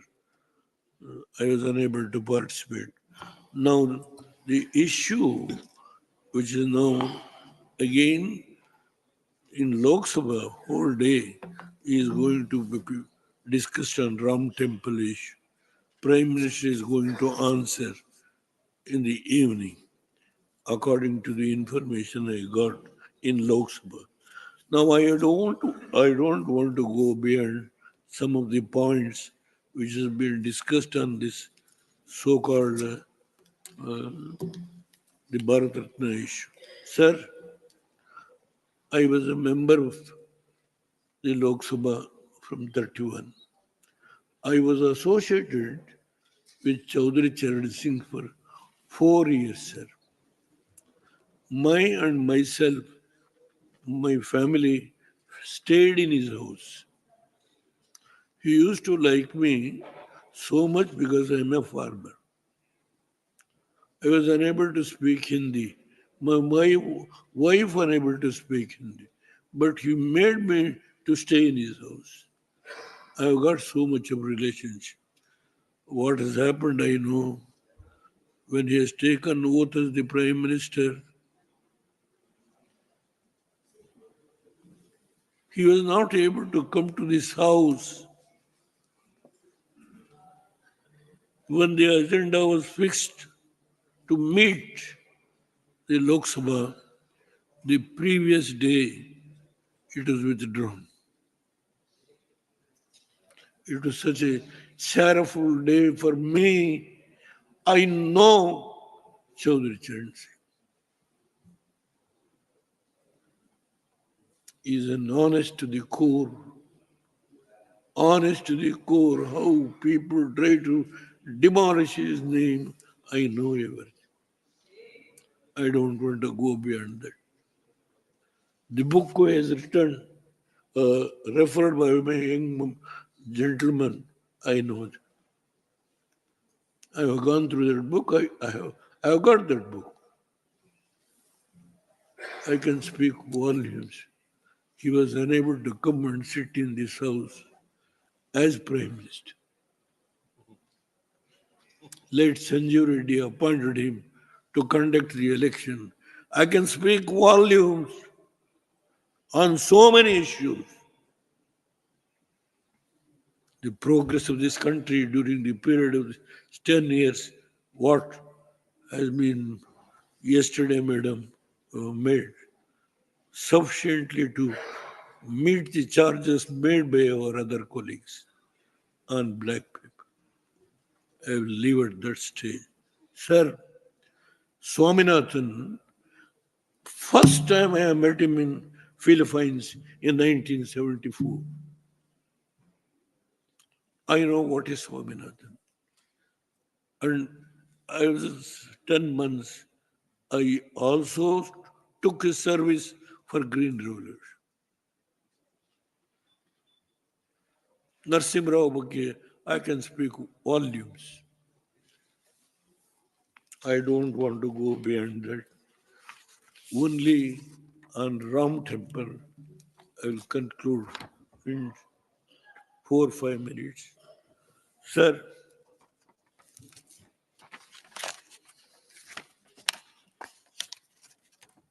just because I don't want to speak unnecessarily, I may not be able to speak eloquent English, that's why I made it. Sir, I said I and my wife both attended the consecration of the Lord Rama temple in Ayodhya. It was a great moment of personal joy and devotion for me, like it was to millions of Indians. Ayodhya Ram was existed in our hearts and mind is an image that our ancestors and elders have permanently created. Lord Rama is a symbol of righteousness. He is a symbol of love and graciousness. He is a man who followed Dharma and Raj Dharma. He was a very accommodative and reflective. It is these values enshrined in Lord Rama that draw Mahatma Gandhi to him, drew Mahatma Gandhi to him. He was Gandhiji. It was Gandhiji who made Lord Rama a symbol of the great virtues of our nation. It is through Lord Rama and his divine blessings that he united this nation and laid the foundation for our harmonious future. It is through the moral strength that Lord Rama gave that he fought the British Empire. I seriously wish and pray that Lord Rama, that our ancestors and elders gave us, and the new Rama temple in Ayodhya becomes a symbol of great humanity for our nation and the world. So lastly, I congratulate the Honorable Prime Minister who has actually, when Rama statue was installed, 10 days he has a vrat, taking juice and water. He is such a person who actually performed the function. I was so happy, and I must be very frank, not to praise the Prime Minister. He was so dedicated, sincere for performing that function with Pandits. I was there. Sir, about Chaudhry Charan Singh or Narsim Rao or Swaminathan, volumes we can speak. For such people, he has confirmed the Bharat Ratna. The house should enjoy. The country should welcome. The country is going to welcome. Unnecessarily, let us not try to again. We should differ from each other on a major issue taken by the Prime Minister to confirm this Bharat Ratna for these great leaders, three leaders. You have given me some time.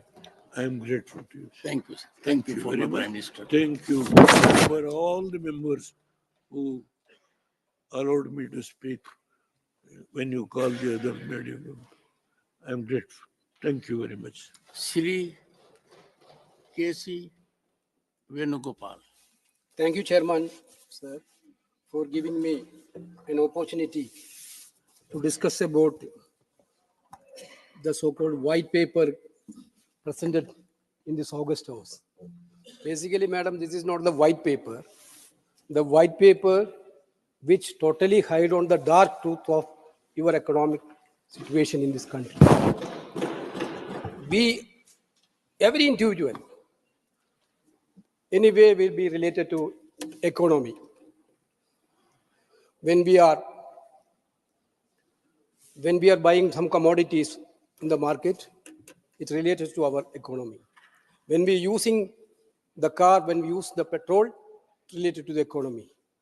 When a person taking a bank loan, to giving that interest of the bank loan, he will be related to economy. Every walk of life, the people will be related to economy. Therefore, it is very much important to discuss about the economy of this country. But when you are introducing a white paper about,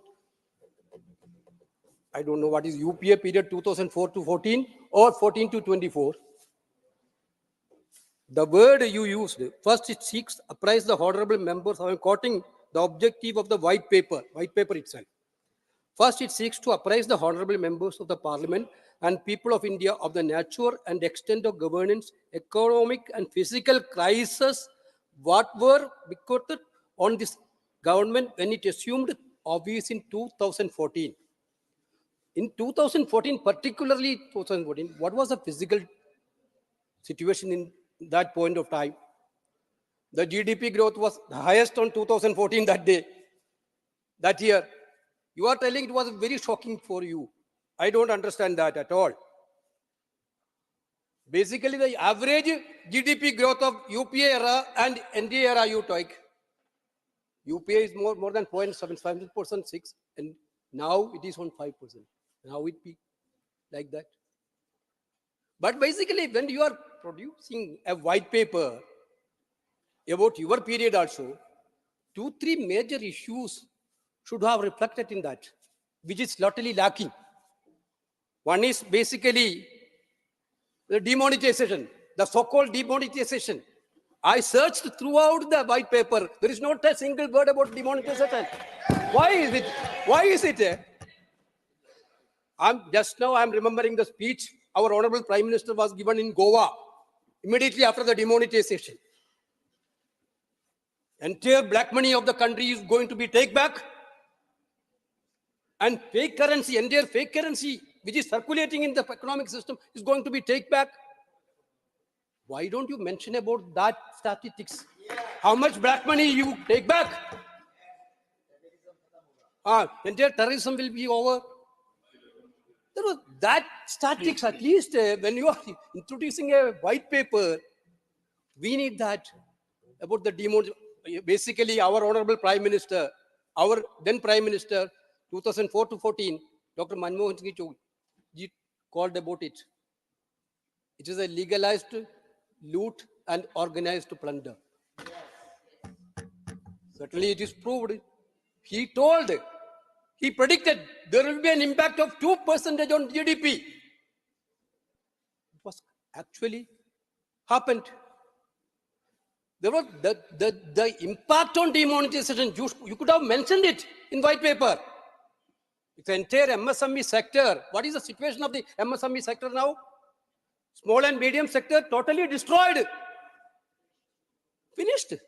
That is why unemployment is in the peak rate, because of major unemployment is given by MSME only. That sector is already vanished. Then number 2, I also searched whether the white paper is giving any information about the unemployment rate. What about the situation of the unemployment? Actually, when Manmohan Singh completed 8 years in April 2012, that point of time, unemployment rate of the country is 5.6%, sir. 5.6%. Comparison, now after completing 8 years of Narendra Modi ji in 2012-22, that entire data is not is revealing. Now we have Right to Information Act, but nothing is coming out. Now information is coming out. But we have an information that in 2022, unemployment rate is about 8%, from 5.6 to 8%, which is less, sir. Why don't you talk about the unemployment in this country, in this white paper? Entire youth of this country is eagerly waiting for that only. When they are going to get employment? Why this situation of the youth now? There is no answer for this. If there is an answer, nothing. Then any poverty, any information about the poverty? When UPA was in power, we brought down 27% of the people below poverty. You have taken out of that 23% to above poverty. Now, global ratings we have yesterday, I think Tiruchi Shiva already quoted that. Our position in the global, our hunger index, he quoted about. We are in 111 position, 111. There is no mention about poverty. Sir, I think about when Manmohan Singh ji was in power, our honorable then Gujarat Chief Minister himself told, our rupees are in ventilator. The devalue of rupees. Yes, Manmohan Singh ji period also, the global economic crisis was there. Rupee has been devalued around 22% one point time. Now the devalue is around 32%. Where is it rupees now, madam? That point time which was in ventilator. Now where is it in Europe? Yeah? Nothing is there. Then here, not many talks of sir. Unfortunate talk happened because of the Bharat Ratna things. Chaudhary Charan Singh, the stalwart of this country, was the stalwart of this country. Narasimha Rao was the prime minister of the country. That period, our economy was in a great danger when he took over as a prime minister. He made drastic changes through Manmohan Singh ji as a prime minister. Of course, I elected from Alleppey, where Dr. M. S. Swaminathan, born in Mangombu, the great warrior of this country. Actually, we totally, completely agree with the point that Swaminathan ji, where we are now in the food security situation, we have to remember Swaminathan ji, who have given maximum opportunity to Swaminathan ji, sir. Indian Council of Agriculture Research Chairman, who made him? Who made him nominated member of this August House? Not only, he deserved it. It is not a mercy to him. He deserved it. He deserved more than it. And Padma Vibhushan, because he is that type of person. We are very happy that giving Bharat Ratna to all these people. We are not against it. Chaudhary Charan Singh, who made Chaudhary Charan Singh as the Prime Minister? Don't dispute. When you only choose this for political purpose, Congress never used this name for political purpose. That is the only difference. You will use Bharat Ratna for also election. Why otherwise? Why don't you last year? Why you have lost 10 years? Why the last? That's also extended day you are discussing.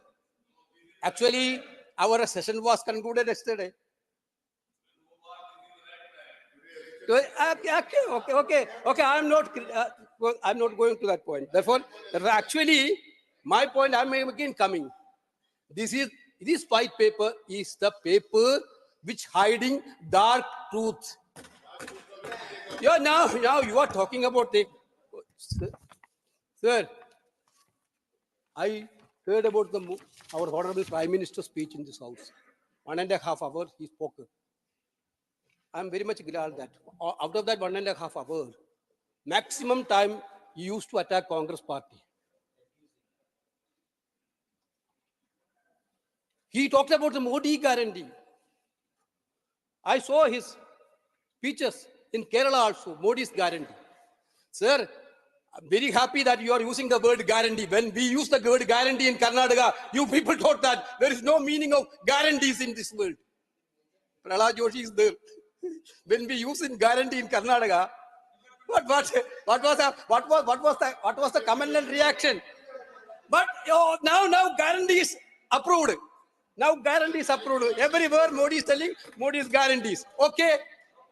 Therefore, my simple question, sir, when we are giving new guarantee, sir, my simple question is only that, sir, when we are giving new guarantee, we have to think about the guarantee which are given by your Prime Minister to the country.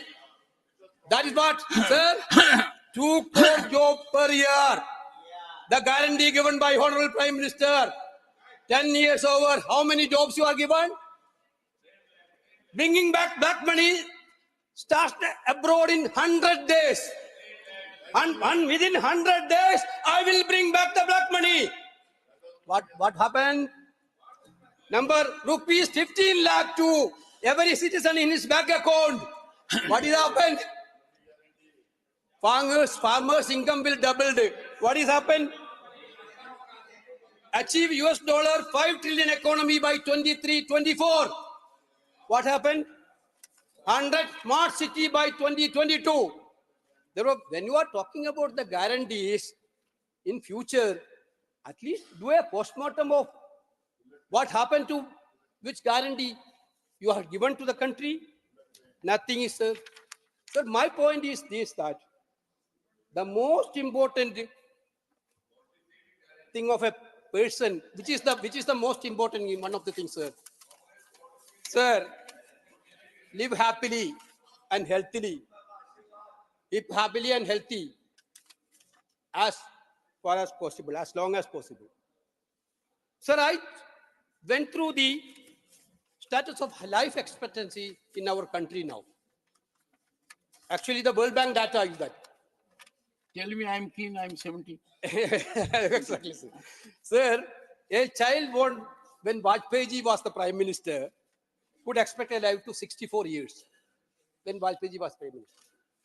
A child born when Manmohan Singh ji was the Prime Minister can expect a life of 67 years, 69 years.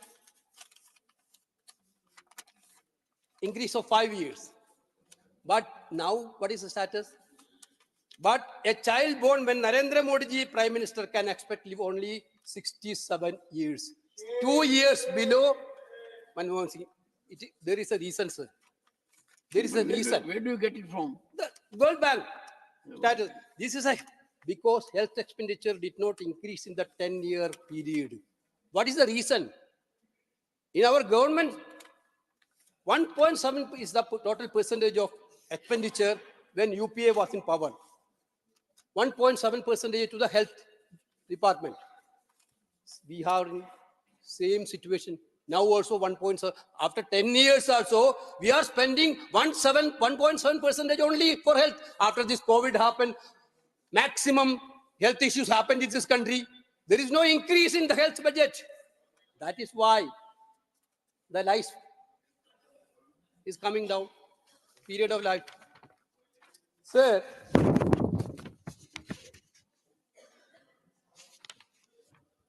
education. When UPA was in power, 2.2% was in 2004. When UPA come into power, that point at time, 2.2% is the expenditure rate.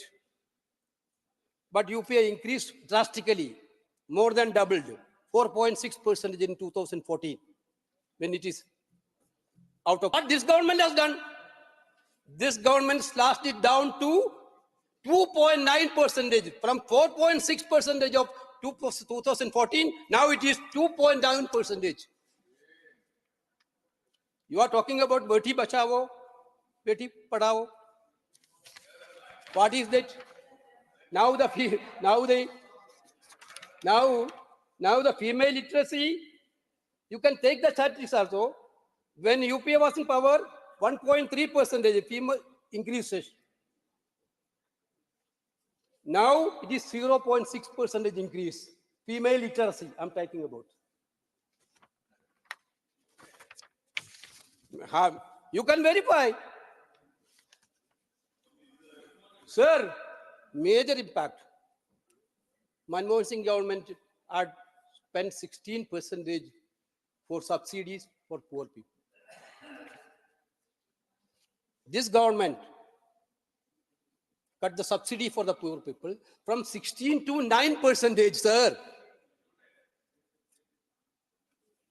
Sir, that is why India gained 9.4 percentage points in Human Development Index during UPA period. Now it is become 0.4%, a very low level. Sir, these all things is leading a clear fact that UPA period, we have done a much better job to managing the deficits. The Modi government boasting is there very much. PR work is there very much. Every day they are giving maximum advertisement by using public exchequer. But propaganda mechanism is there, decoration words will be there. But you have to understand the country's financial situation is very bad due to bad financial management I'm talking about the poor people's situation, living condition. The poor are become poorer, richer are become richer. The gap between poor and rich is increasing. You are only interested to corporate world. Sir, madam, your annexure 2 in the white paper boasts that India's average per capita GDP has grown roughly from 4,000 US dollar to 6,000 US dollar. You are using that word very cleverly. You are using the word average per capita GDP. But per capita GDP will increase, sir, certainly in a developing country like India. But unsaid truth is there, sir. Annual average per capita GDP growth fell from 5.9% during Manmohan Singh tenure to 3.8% in Modi's tenure. In other words, the average Indian people income grew much faster when Manmohan Singh was Prime Minister than Modi's tenure. This is a clear fact. You are hiding that fact. You are using the word only for your purpose. Foreign investment. There is a big boost for foreign investment also in the white paper. What is the real situation? The fact is that net foreign investment was 1.2% of GDP versus 0.8% MTA. UPA is 1.2%, your period is 0.8%. Foreign reserves nearly tripled and exports were 17% of GDP when UPA was in power against 14% of NDA. Simply put, this, sir, foreign investors and consumers gushed over India's economy and products far more during the tenure of the silent and estimable Manmohan Singh ji than during the loud and bombastic Narendra Modi ji's period. You use the words, decorative words, but Manmohan Singh ji do it silently. That period was the golden period for private investment. That is what the situation is showing. Sir, manufacturers are so more confident that period. That is showing that, sir. Not just private corporators, but even farmers didn't show confidence in Modi's tenure, sir. We are talking about the big things for farmers. Growth in fruit grain production fell from 34% in UPA to 31% in your period. 34 to 31. It is not even the case that domestic stock markets. Sir, I'm only talking about economy, sir. Nothing else is talking. Stock market loved Modi's tenure more. The BSE census grew 13.4% annually during UPA versus 8.2% under NTA. Sir, the job market is depressing, sir, especially for the youth. The Center for Monitoring Indian Economy notes that the unemployment rate in the age group 20-24 years, the crucial period, was 44.5%. 44.5% of the age between 20 and 24 youths are unemployed, sir. In the October-December 2023 status, for the age group of 25-29 years, it was 14 months high of 14.33%. Sir, this is the situation this country is facing. Then you are bringing this white paper to abuse UPA period, where, can I ask a question to, I am concluding, sir. 2004 to 14, we have been right to education. We have brought right to employment. We have brought right to information.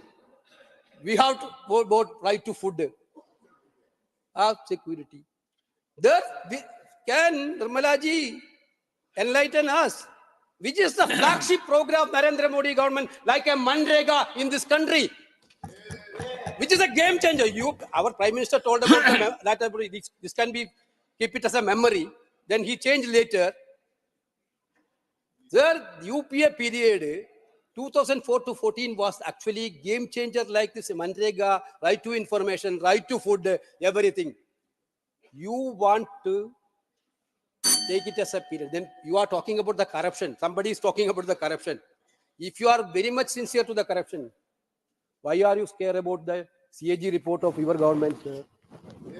That's revealing the clear corruption in the government.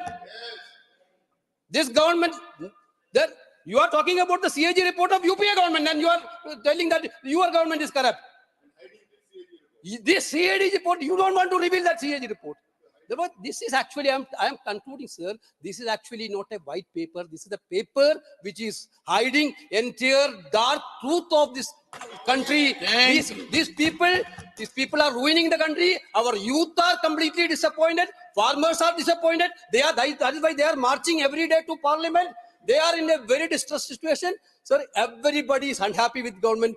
They have want to divert the situation of this country. They want to divert unemployment situation of this country. They want to divert price rise situation of this country. They want to divert the situation through some other way. Therefore, that's why this white paper is going to be Thank you, Mr. Venugopal. actually is going to be a total defensive for the government. That's sir. Thank you very much. Shri Saket Gokhale. Thank you very much, sir. Sir, today is my maiden speech in this august house.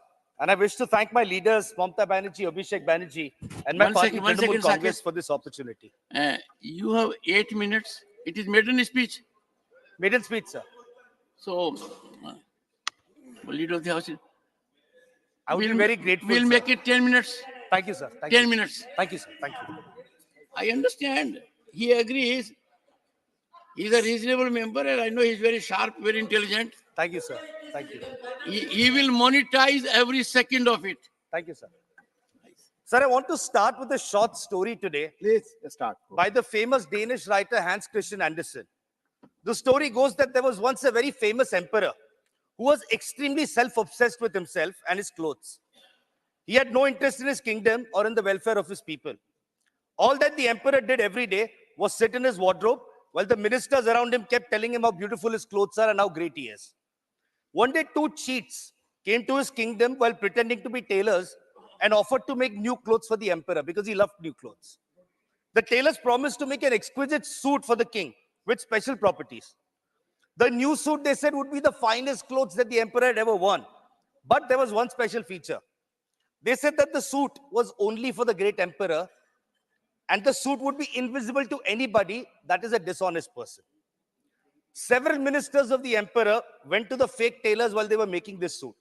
The ministers obviously couldn't see the suit, but then they blamed themselves for that because they were afraid that, oh, I might be branded dishonest if I can't see the suit. On the day of the great procession, the emperor went on to try the new clothes. He himself couldn't see those clothes, but obviously he did not want to claim that he's dishonest, so he went along with it. The emperor then put on his new suit and started a procession through the city. People across the kingdom had heard about the emperor's new clothes, which were so special they would be only visible to those who are honest. So out of fear, the people started screaming, oh, what beautiful clothes, what lovely clothes, because nobody wanted to be seen as dishonest or anti-national. And then suddenly one innocent child screamed from the audience, what is wrong with all of you? The emperor is naked. And this is precisely what the claims in this white paper on the economy are. They are the emperor's invisible clothes. My honorable minister colleagues here will spend hours talking about how beautiful these invisible clothes of a great emperor are. But the truth of our economy, as shown in this white paper, is that the emperor is naked. But we all have to admit one thing. This white paper is magical. Magical because after reading this white paper, I realized that something called demonetization never happened. I remember a few years ago, the Prime Minister showed up on our TV screens one fine evening and said in the next 2-3 hours, 60-70% of our currency will be demonetized. I remember my leader, Mamata Banerjee, at that point. She's not an economist, but she's connected with the hardship of the people on the ground. She said demonetization will be a disaster. And that proved to be right. People scrambled to ATMs for cash. People queued up for hours. Hundreds of people died. Sir, ATMs had not even been configured for the new notes. They had to recalibrate all the ATMs in the country. That's how disastrously planned this move was. Then the Prime Minister came up with a genius idea. I will scrap 1,000 rupee notes, but I'll bring in 2,000 rupee notes. So the idea was, people are stuffing money in their mattresses, so let me demonetize 1,000 rupees And let me make it easier for them by bringing a 2,000 rupee note. Only Prime Minister Modi has that kind of vision and genius in him. Sir, after that, a Prime Minister went to Japan and laughingly in front of a crowd, he said, "Ghar mein shaadi hai, lekin paise nahi hai." Ha ha ha ha ha. That was the level of cruelty and contempt shown for the poor people of India. So what happened after demonetization? 99% of the cash came back into the economy. Which is the reason why they have not mentioned demonetization in this white paper, because they know it was the biggest glaring failure of the Modi government. So there is also the issue of constantly shifting goalposts. This white paper is about 2004 to 2014. When Prime Minister Modi got elected, he said, "I'm going to give XYZ by 2018. Then the Honorable Leader of the House, Piyush Goyal ji, would correct that and say, "Nee, this will happen by 2020. Then Prime Minister Modi said, 2 crore jobs per year, housing for all, doubling farmers' income by 2022. Then that deadline became 2024. But now it has become amazing, sir. Now there is only two things. We will talk about a white paper from 2004 to 2014, or we will talk about 2047. So if you want something, we're not going to talk about the present. You want something, wait for 23 years till 2047. This is what they did with the Women's Reservation Bill. They did not tell the women of India that until the census and delimitation happens, it won't be implemented. Wait for another 9 years. It's not going to happen today. But they're lying to people during the election campaign. So what is amazing is, I was watching the Mood of the Nation survey on TV yesterday. It said over 70% of people surveyed are worried about unemployment. How many times does the word unemployment figure in this white paper? 0. There is no mention of unemployment. This is very funny because Prime Minister Modi had promised 2 crore jobs per year. 2 crore jobs. He said that in his own statement. It's on the record. What is the reality? Sir, in the last 5 years, 2.7 crore jobs have allegedly been created. Prime Minister Modi has met only 35% of his promised target. So therefore, unemployment is not mentioned in this so-called white paper. Prime Minister Modi did try to cover up for it. He went to a TV channel and he said, people selling pakoras outside the channel, they're also employed. But this white paper does not even tell us how many people have started selling pakoras in the last 5 years. That is the dismal state of unemployment, that they can't even tell us how many new pakora sellers they've created. So price rise, it's hurting everybody today. What is the reality? Increasing prices of fuel and food items are breaking the back of the poor and the middle class. People of India are having to use up their savings every month just to pay the bills. So one statistic, one figure, as of last year, household savings of India are the lowest that they've been in the last 50 years. Then, my favorite part, sir. PM Modi said in 2015 that black money will be brought back from foreign countries, which will be equal to 15 lakh rupees in everybody's bank account. Then later, Mr. Amit Shah came and taught us a new word. He said it was just an election jumla. So a new word was added to a dictionary that this was a jumla. Prime Minister Modi also claimed categorically that black money brought from foreign countries would be distributed to the salary class and those who honestly pay taxes. I want to ask through you, sir, to the citizens of India, how many honest tax-paying citizens have got even 1 rupee of that black money in their account in the last 10 years? So in fact, 10.57 lakh crore of loans have been waived off. A big chunk of these loans came from fraud businessmen who were once very happy with Prime Minister Modi. These frauds took up loans, defaulted and left the country. What is more shocking is that central agencies like CD and EBI have not been able to bring these people back or these funds. But these agencies are busy going after opposition leaders. So 95% of cases against politicians by the ED are against opposition politicians. That leaves 5%. You know these 5% are? They are the ones who went into the BJP's washing machine and all the cases against them have stopped.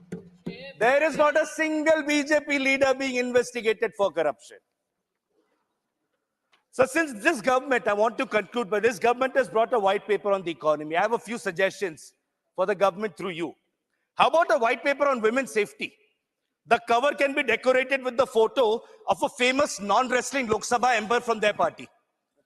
How about a white paper on the cases of rising hate speech and communal attack on minorities? This white paper can also have a cover with a photo of one of their Lok Sabha members.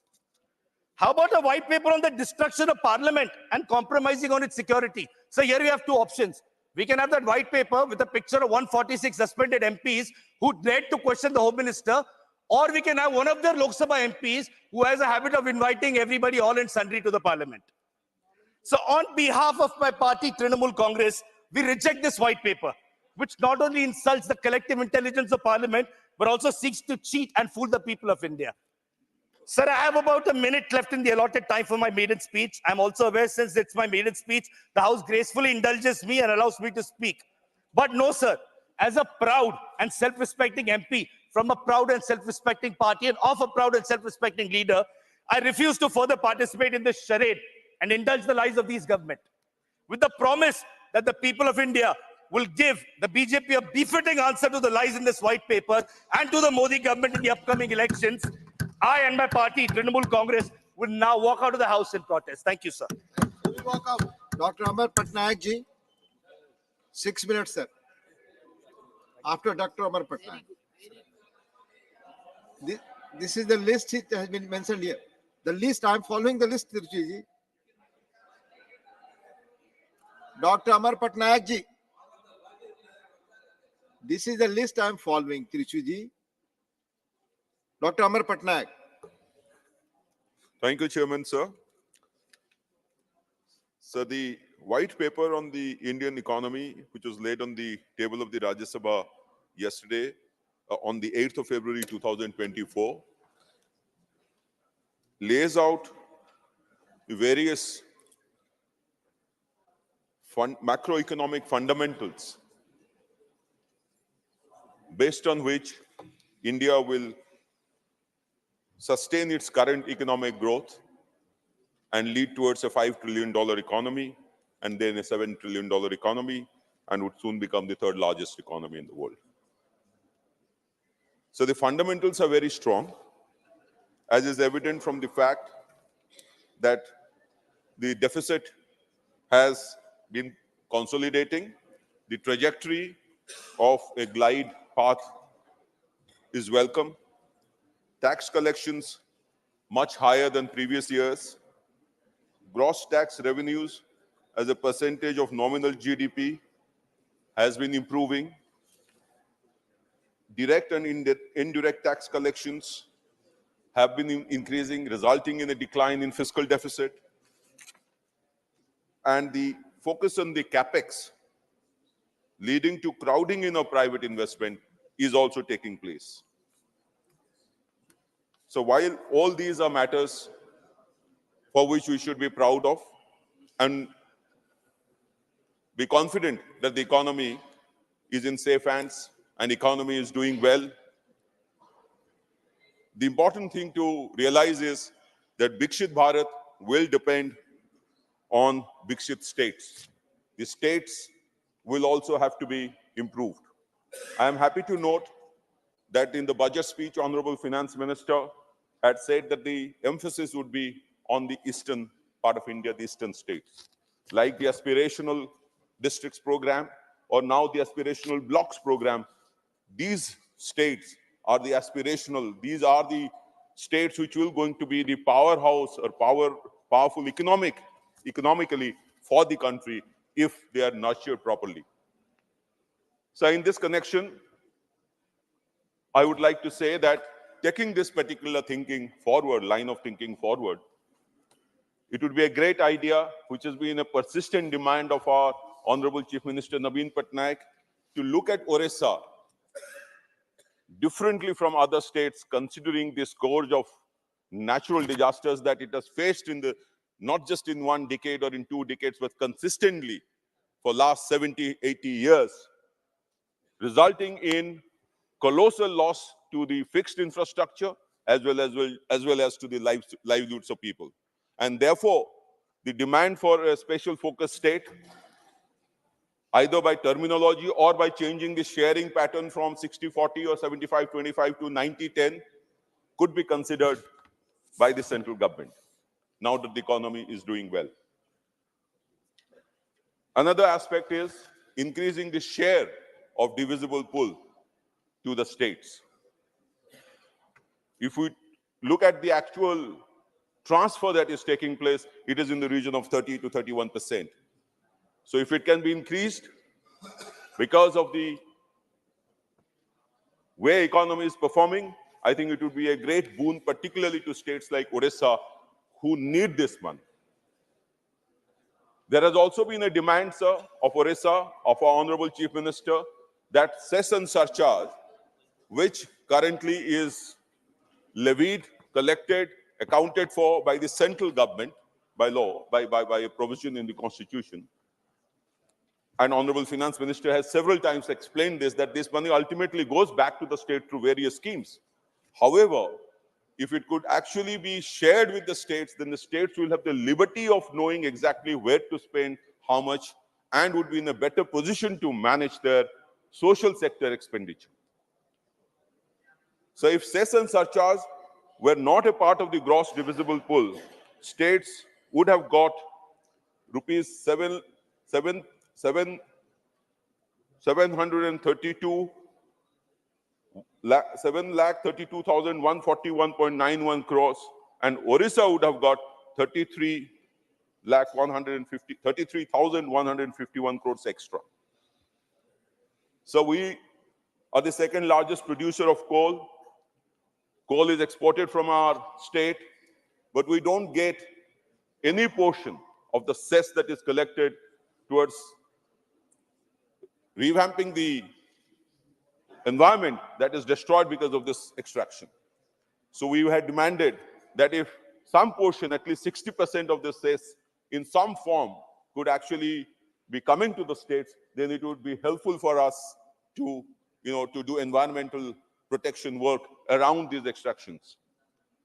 We have been also demanding, sir, adequate funds for management of disasters and building disaster resilient power and road infrastructure. Considering the fact that natural disasters are a permanent phenomenon in Orissa, our CM has been demanding that if this could be resolved through a one-time grant from the central government, then the problem could probably be mitigated to a large extent instead of spending every year.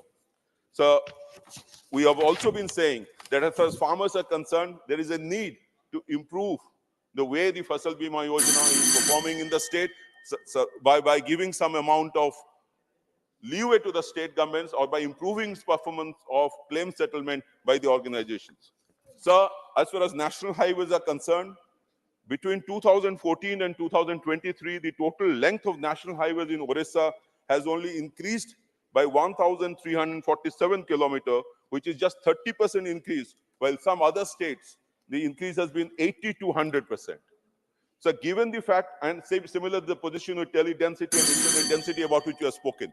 So lastly, what I would like to state about the white paper is that while we are happy about the fact that the economy is on a right path, on a growth path, on a correct consolidation path, there is a need to look at the states, devolve more funds to the states, and spend more money on their social as well as physical infrastructure development. Thank you, sir. Thank you, Dr. Amar Patnaik ji.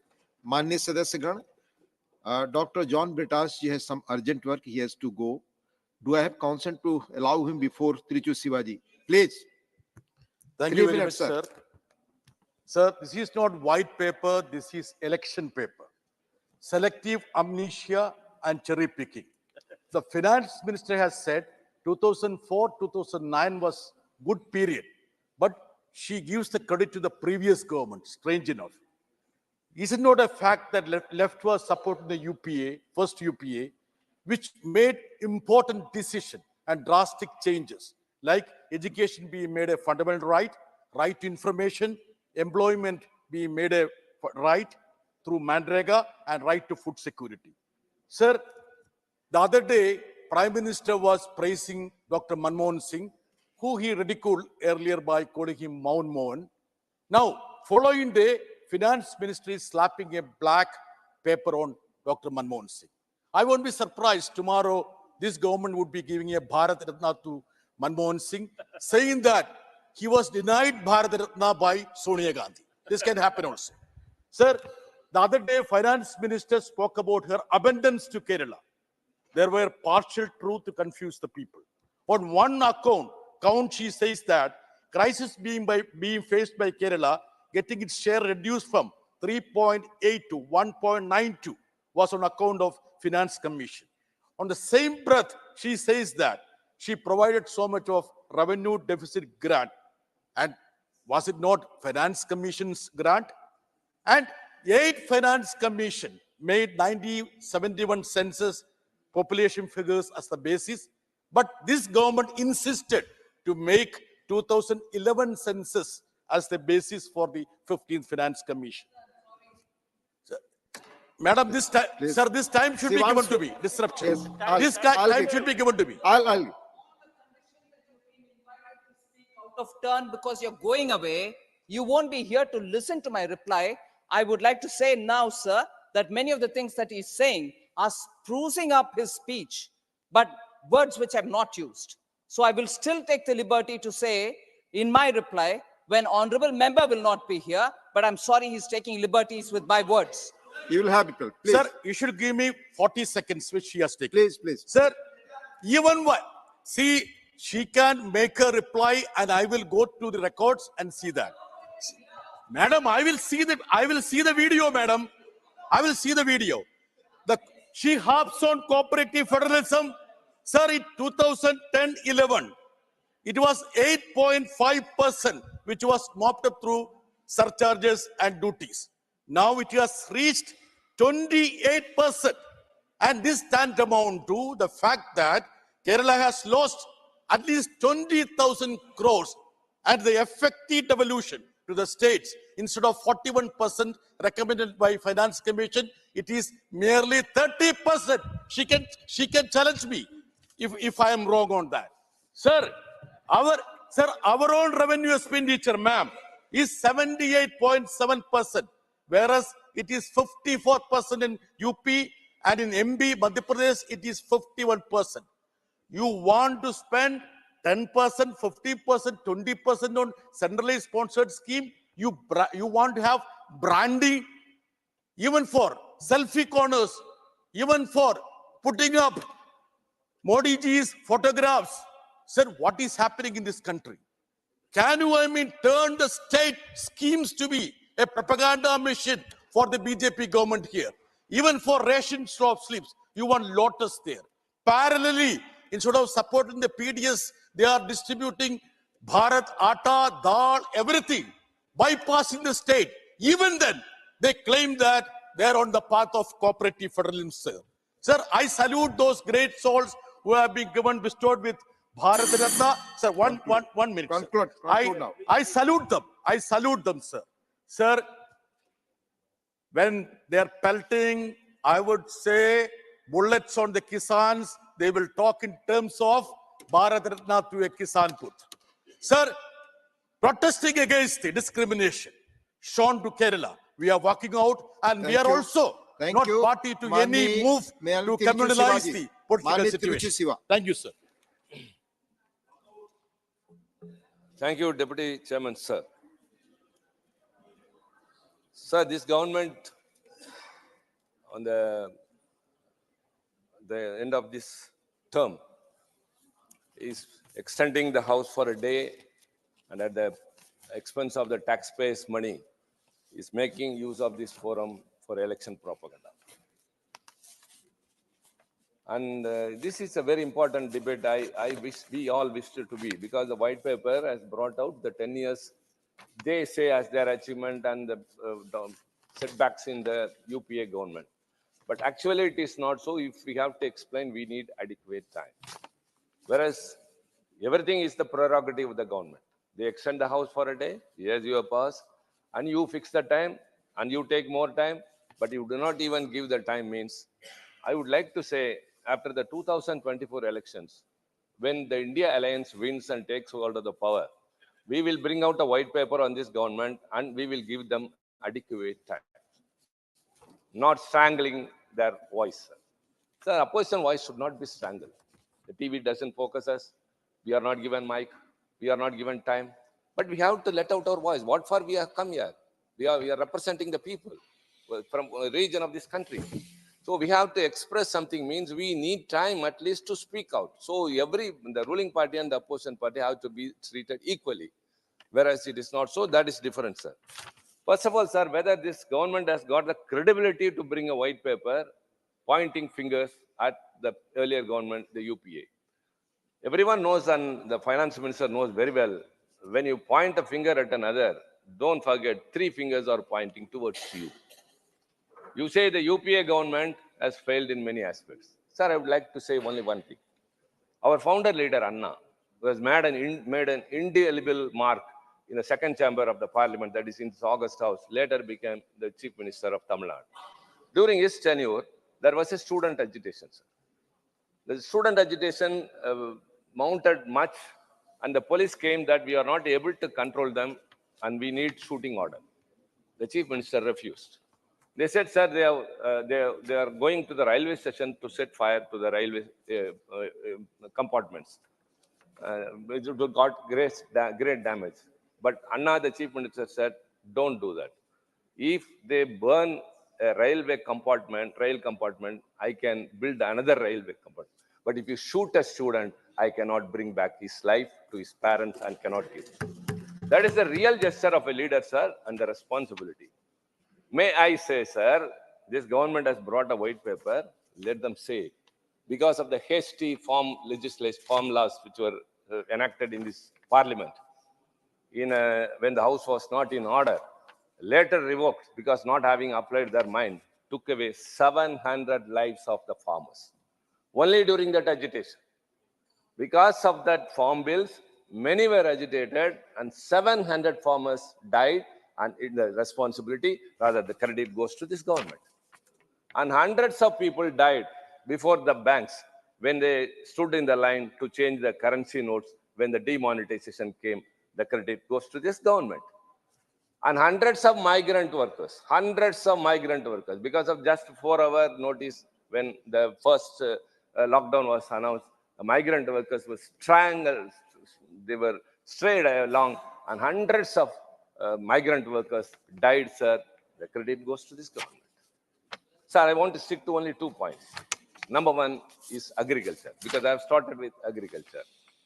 What happens is, the insurance companies, under PM Fasal Bima Yojana, I think I'm right, Fasal Bima Yojana, have made a profit of 40,000 crore, while according to National Crime Record Bureau, in 2022 alone, India saw 11,290 suicides in the farming sector.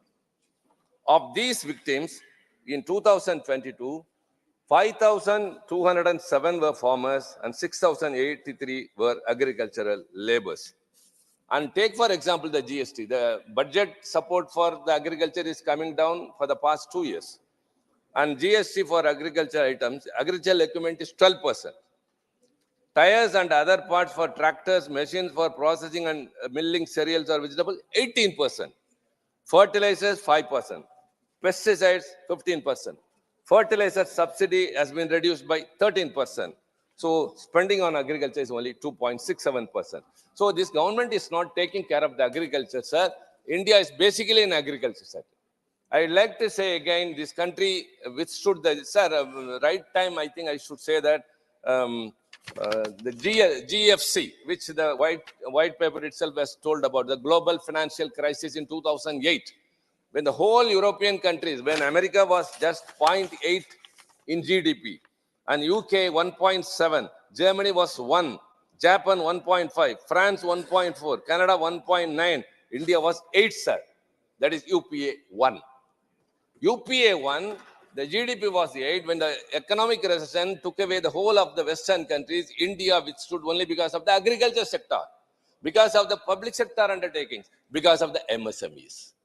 All these sectors are being suppressed nowadays, sir. CPSUs are being disinvested, which are all profit-making. MSME, which contribute 29% to the GDP, provides 10 crore employment, and 45% export is being not taken care of. Sir, only 1 minute, I would like to add one more thing. On unemployment, everyone told that this government, which is in power now, during the elections, was assured, everyone told that every year 2 crore employment will be generated and given, but it was not given. Whereas unemployment in 2012 was 1 crore. Now it is 4 crores. It has not, it has increased. Whereas instead of giving employment, unemployment has soared up. During UPA, 75 lakh non-farm jobs every year were created. In this government, only 29 lakh non-farm jobs every year. Sir, 1 in every 3 person is running for a job unsuccessfully. 2 unemployed persons commit suicide every year. And very importantly, sir, 75,000 posts are vacant in central government offices. And 30 lakh positions are estimated. Thank you. Sir, 1 minute, sir. That's why I said it's very important. It's already debate, 1 but minute you have taken. time again strangles our throat, sir. Mr. What I am Tiruchi talking Siva, about is the youth in the country. Let me intervene. You are a very senior member. You know कि this discussion takes for Why 2.5 should we take hours. it in a short duration Please, discussion? short duration Why discussion should we for take it in a 2.5 short hours. duration discussion, Please, sir? please finish. Please finish. You know It this should be time and given rules. more time and discuss. If at all Please. they're very clear about themselves, Please they should conclude. give time and listen to us. Please. Up to 30 lakh positions are estimated to exist in government positions across India, not filled in. These are the situations in the country. Sir, Indian Railways have fallen from 17 lakh to 11 lakh employees in 2023. Number of vacancies in PSU have fallen, workers have fallen from 17.3 to 14.6. Contract workers without job security almost doubled from 17.2 to 30. Thank you. Sir, this is the situation. Unemployment is soaring up. Agriculture sector, the farmers are committing suicide. Thank you. CPSUs are, sir, Thank you. I'll conclude. Thank you. And Tamil Nadu government, which has been affected by very severe flood in the year December, in the 2023 December, sir, we have sought for relief fund. The Chief Minister met the Prime Minister despite that. The delegation of members of Parliament met the Home Minister despite that. Thank you. The Please conclude Rajnath now. Singh, the Defense Minister, visited despite that. We are pleading, nothing you. is given. Dr. So Ashok in Kumar protest, Mittal. sir, DM. Dr. Ashok Kumar Mittal. Please. Please. धन्यवाद Go on, you. महोदय। आज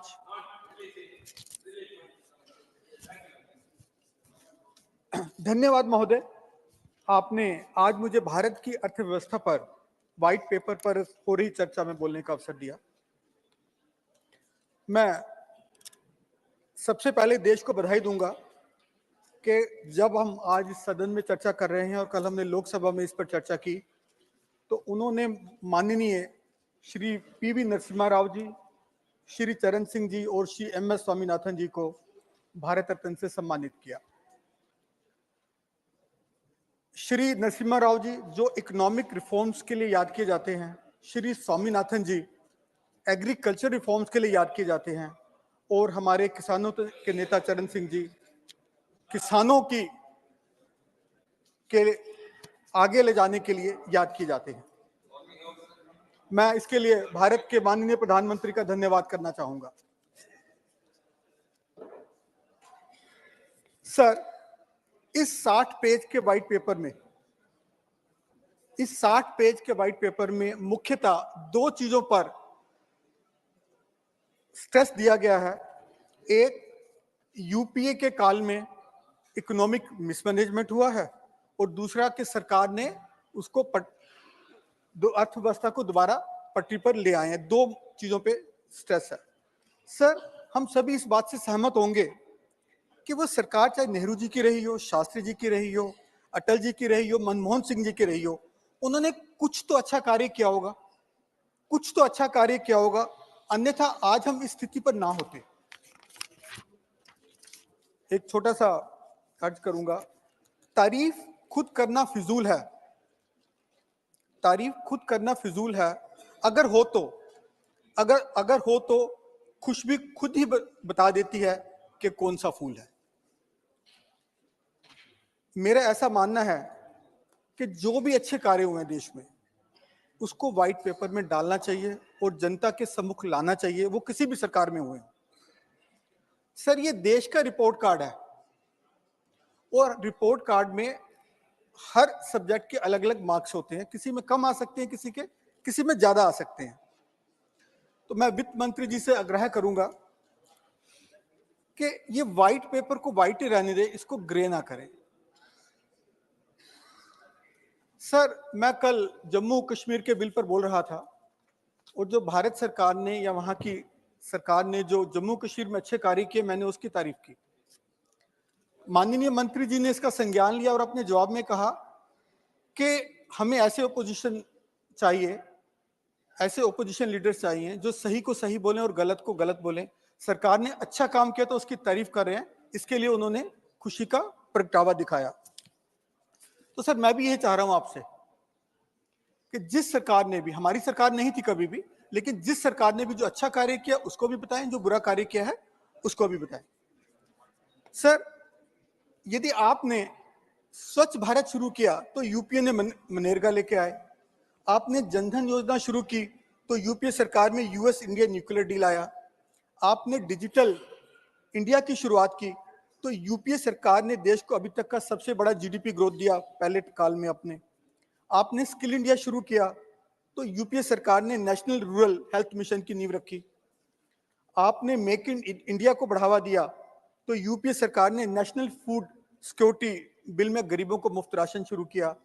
आपने आत्मनिर्भर भारत का vision दिया तो UPA सरकार ने नेशनल अर्बन लाइवलीहुड मिशन दिया। सर, ऐसे कितने उदाहरण हैं कि जब हमने इकट्ठा काम किया और देश को आगे बढ़ाने के लिए हम आगे बढ़े, टीम इंडिया के तौर पे, टीम इंडिया के तौर पे। मैं कुछ मुद्दे आपके समक्ष रखना चाहूंगा। पहला मुद्दा है बेरोजगारी का, जो कि युवाओं से जुड़ा है। सर, इस पेपर में कहीं भी बेरोजगारी पर बात नहीं की गई। हमारी बेरोजगारी 7% है। हम सबसे युवा देश हैं, लेकिन 10 लाख सरकारी पद रिक्त हैं। और सरकार ने खुद ही कहा कि जब उन्होंने आवेदन मांगे तो 7,22,000 नौकरियों के लिए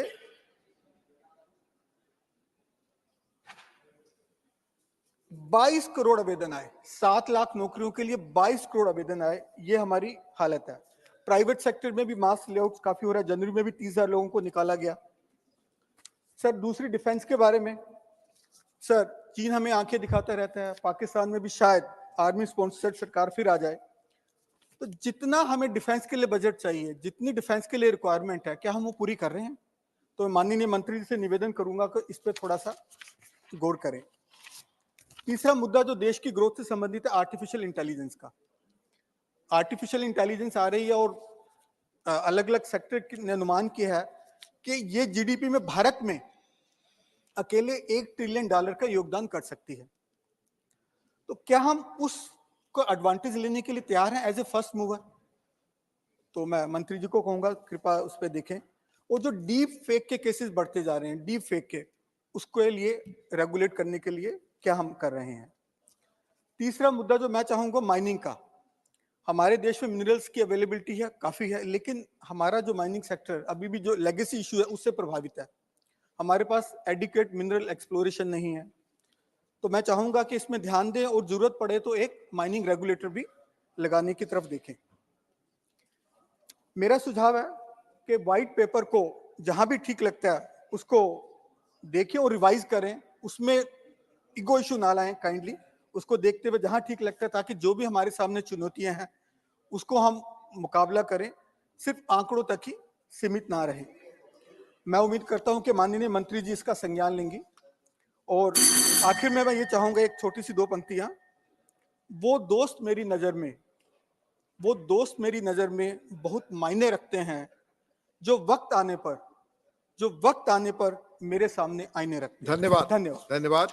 माननीय श्री एडी सिंह जी, 4 मिनट। ये सरकार पूरे ने किए वादों की सरकार है। तेरे वादे पर सितमगर अभी और सब्र करते, अगर अपनी जिंदगी का हमें एतबार होता। कितना भी पकड़ लो, फिसलना जरूर है, ये वक्त है जनाब, बदलना जरूर है। The white paper, the government is very clear. It says you may not be doing well, but everybody else is doing well.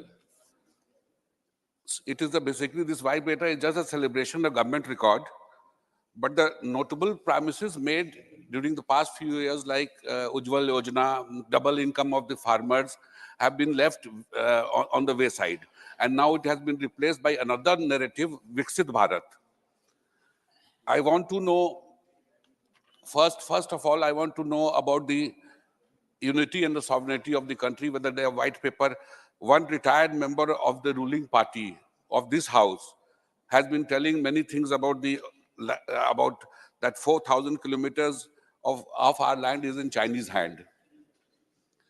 I get perplexed and confused that the government says nothing is in their hand. Then why can't the government come with a white paper of these 18, 20 rounds of discussion that our generals are having with the Chinese side? Plus, why is government suppressing? For example, in 2017-18, the consumption survey was scuttled midway because the rural consumption was falling very badly. Plus, I will request the Honorable Finance Minister that from 2004 to 2000 till now, can we get a data regarding the Finance Commission that each of the year, how many regular taxes were converted into cess? Because though the Honorable Finance Minister did answer my question in her reply to the budget speech, but this percentage was not elaborated.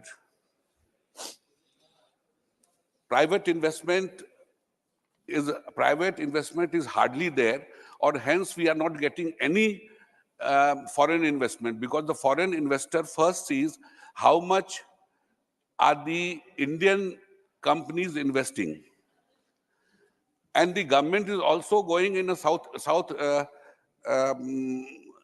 Korean model, that let us make some corporates very big. That is very wonderful, I would say. But the difference between the South Korean corporates and the Indian corporates is that they innovate new products and make mass production and make the company big financially. Here, the big corporates only feel that by adding assets, we are becoming big. So, and as in the rural market, there is no mass scale demand because the purchasing power is almost nil. So there should be efforts that, and plus the capital investment we see, the government says it has increased 5 times in the last few years, but it is mainly in the infrastructure sector. We want, I would be happy if the capital expenditure is more in education, sanitation, health, where actual jobs can be created. Government have made so many airports, that's wonderful. Ayodhya is the exception because Ayodhya airport will definitely bring a lot of jobs and other things because that has become a religious tourism place. But other airports, of course, they are needed, but that will not add to any employment thing. And if we see the number of unpaid workers, it is reached almost 95 million. 1 minute, sir. And 95 million. And as per International Labour Organization, paid work means whoever is getting pay, which is in half the places in the agriculture sector, just because the whole family is in the land. So basically, they are all unpaid workers. Please so we have not created jobs. We have more speakers. Please conclude. 1 minute, sir. Not 1 minute, please. Please conclude. Agriculture and rural development. The government has revised the budget for this particular year, but I fail to understand that the revised budget, which is very huge, how will they spend in the next 2 months? Thank you. Thank you. Right. Thank you, sir. माननीय Shri Ramnath Thakur ji 3 minute. धन्यवाद उपसभापति महोदय, आपने श्वेत पत्र पर चर्चा के लिए अनुमति दिया, इसके लिए बहुत बहुत धन्यवाद। किसी विद्वान ने ठीक ही कहा कि लोकतंत्र में श्वेत पत्र जारी करना अच्छी बात है और उद्योग के घराने भी श्वेत पत्र जारी करते हैं, इसलिए करते हैं कि नीचे से नीचे तक लोगों को यह पता चले कि हमारी सरकार हमारे लिए क्या कर रही है। इसके लिए मैं आपको माननीय वित्त मंत्री जी को और प्रधानमंत्री जी को मैं धन्यवाद देता हूं कि इन्होंने जो ये लाया है, ये बहुत अच्छा काम किया है। 26 लाख करोड़ का जो इन्होंने ये घोटाला हुआ है पिछले वर्षों में कांग्रेस के जमाने में, उसको यहाँ लाकर के इन्होंने बहुत पारदर्शिता का कारण पर बोलने का अवसर दिया है। मैं दो बातें आपसे निवेदन करना चाहता हूं, समय कम है, लेकिन दो बातें मैं आपको बताना चाहता हूं। मैं कहीं आज पढ़ रहा था और बहुत अच्छे विद्वानों ने ये जो लिखा है उसके बारे में आपको जानकारी देना चाहता हूं। 1963 में कांग्रेस के तत्कालीन कांग्रेस अध्यक्ष डॉक्टर डी संजीवैया का यह कहना पड़ा था कि 1947 में जो कांग्रेसी भिखारी थे वो आज करोड़पति बन बैठे हैं। झोपड़ियों का स्थान शाही महलों ने और कैदखानों का स्थान कारखानों ने ले लिया है। ये कांग्रेस के तत्कालीन कांग्रेस के अध्यक्ष डी संजीवैया ने कहा है। कारण क्या है?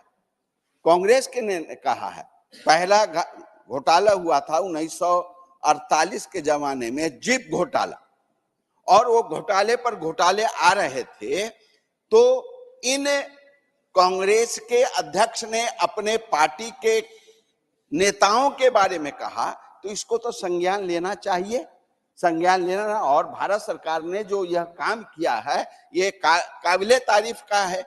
इसलिए हम आपसे निवेदन करना चाहते हैं कि आपने बहुत अच्छा काम किया और 26 लाख करोड़ के बारे में जो आपने यह दर्शाने का काम किया है ये भी अच्छा काम किया है लोकतंत्र में।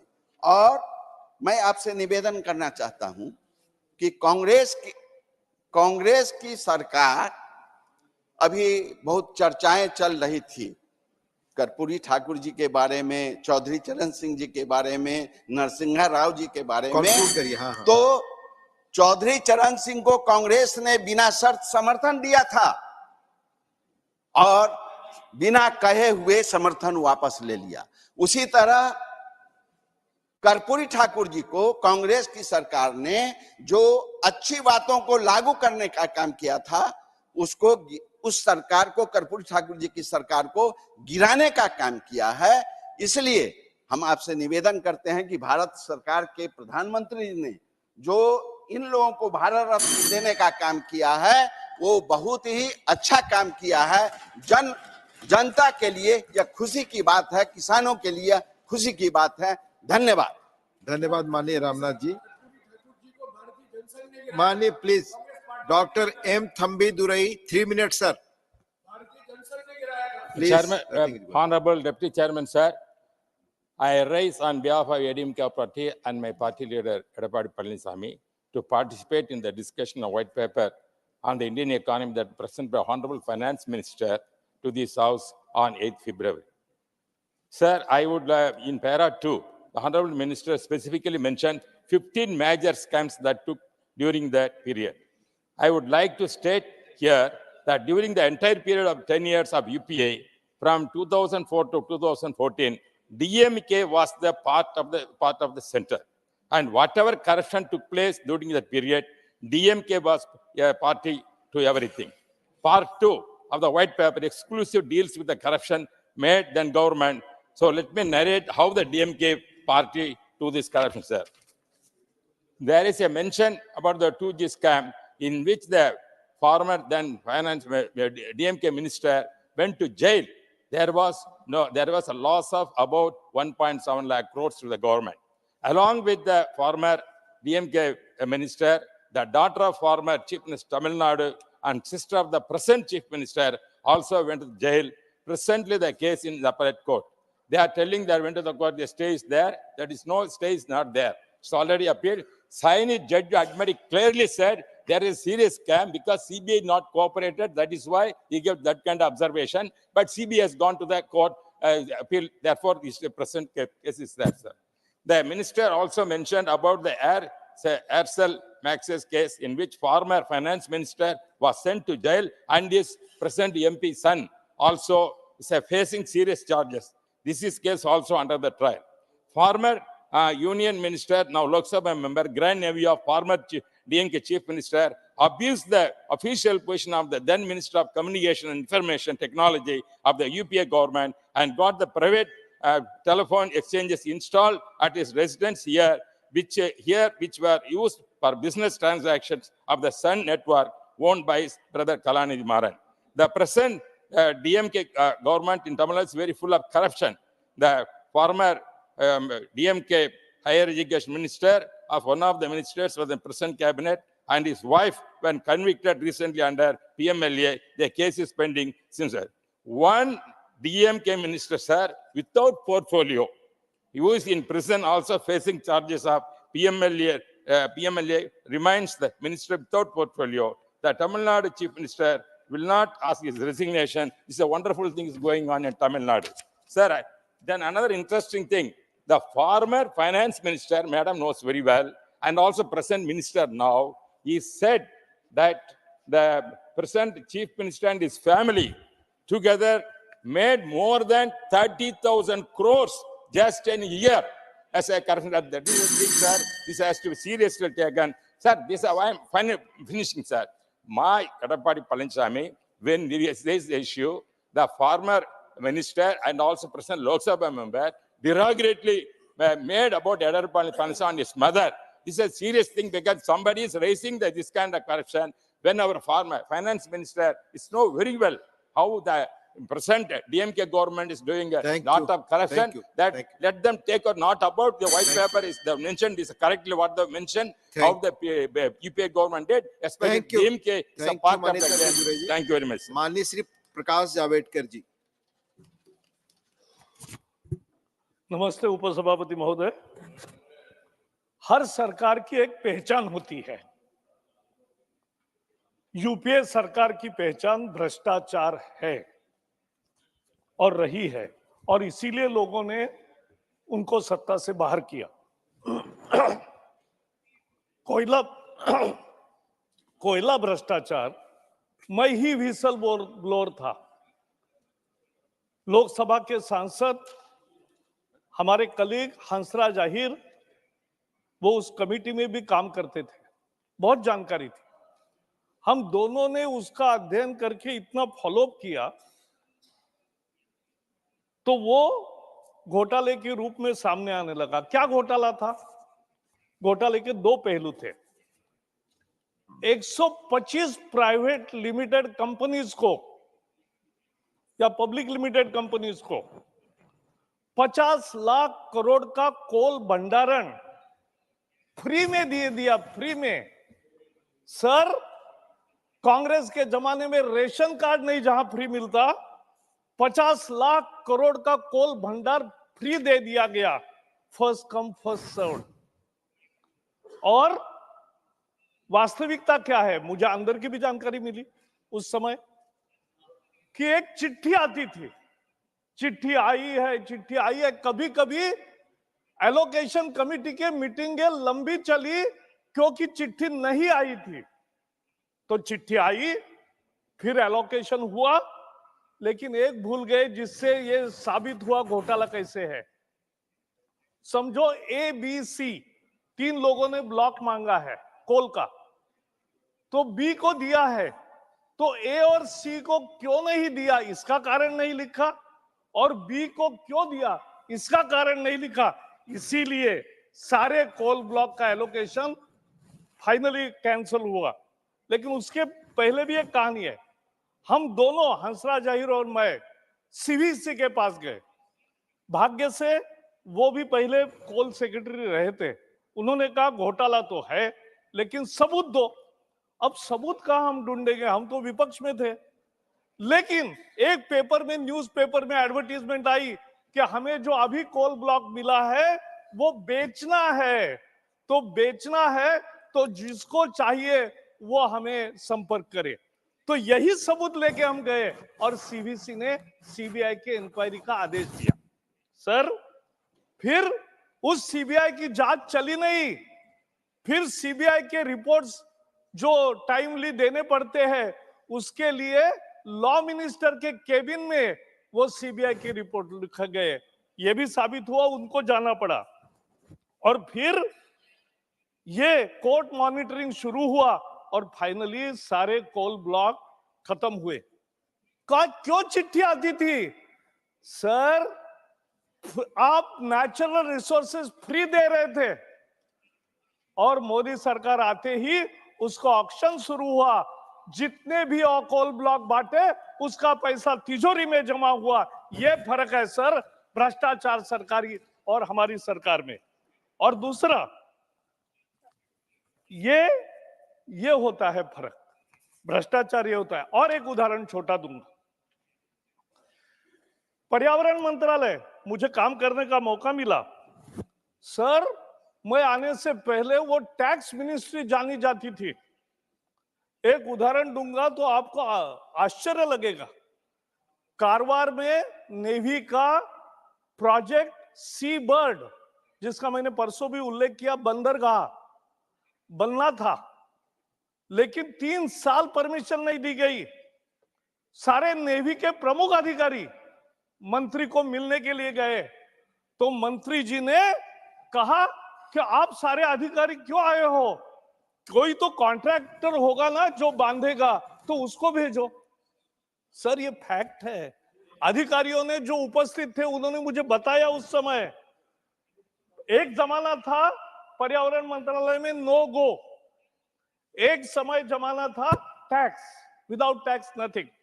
और इसलिए सर आपको और ताज्जुब होगा, प्रधानमंत्री उस समय मनमोहन सिंह थे, उनके पीएमओ ने 15 इंफ्रास्ट्रक्चर के प्रोजेक्ट्स बहुत महत्व के वो पर्यावरण परमिशन के लिए भेजे।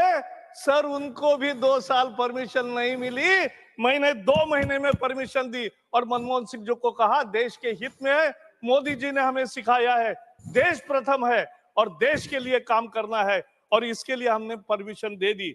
सर, 4 लाख करोड़ के प्रोजेक्ट्स पेंडिंग थे जब मैंने कार्यभार संभाला, और हमने सारे 4 महीने में वो सारे प्रोजेक्ट्स क्लियर किए।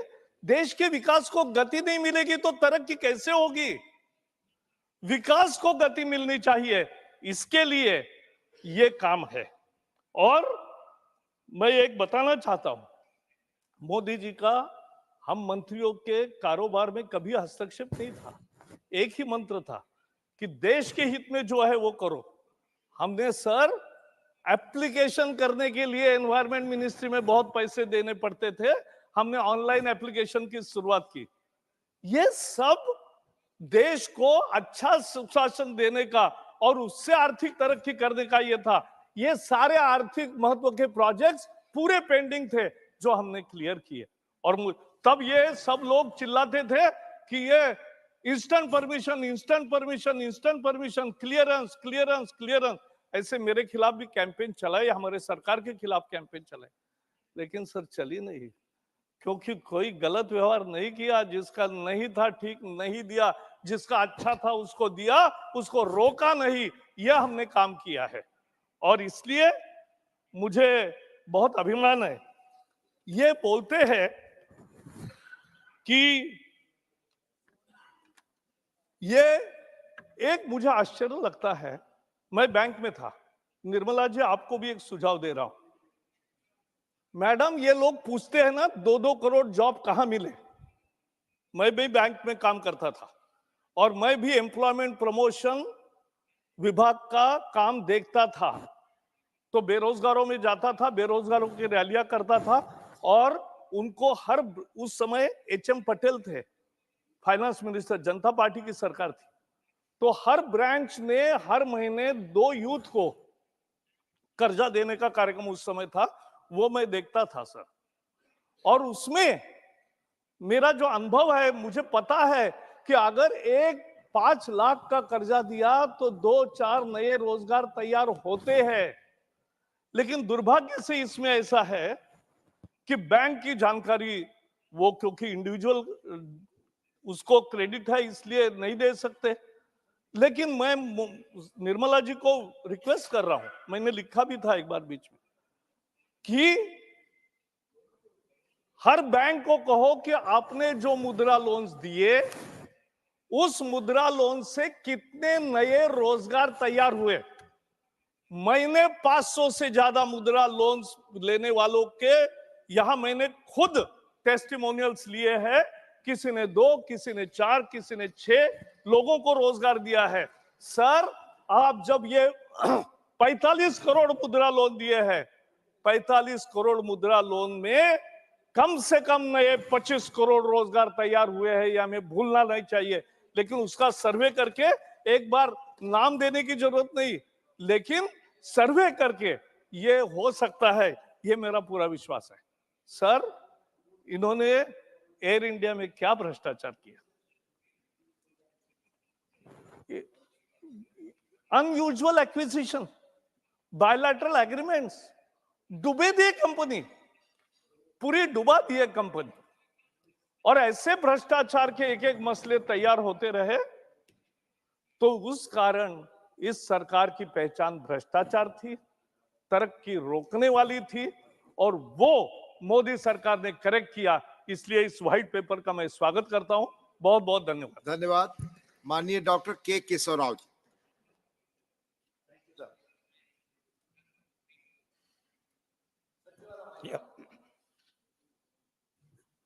Got it. तो अब यूं तो हमको बहुत कुछ बात करने का था, क्योंकि 60 पेजेस की एक व्हाइट पेपर थी। मुझे समझ में नहीं आया कि क्या रीजन क्या थी, क्योंकि हर चीज के लिए कोई इंटेंशन होती है। If intention is very good, because economy is recovering, everybody is accepting that.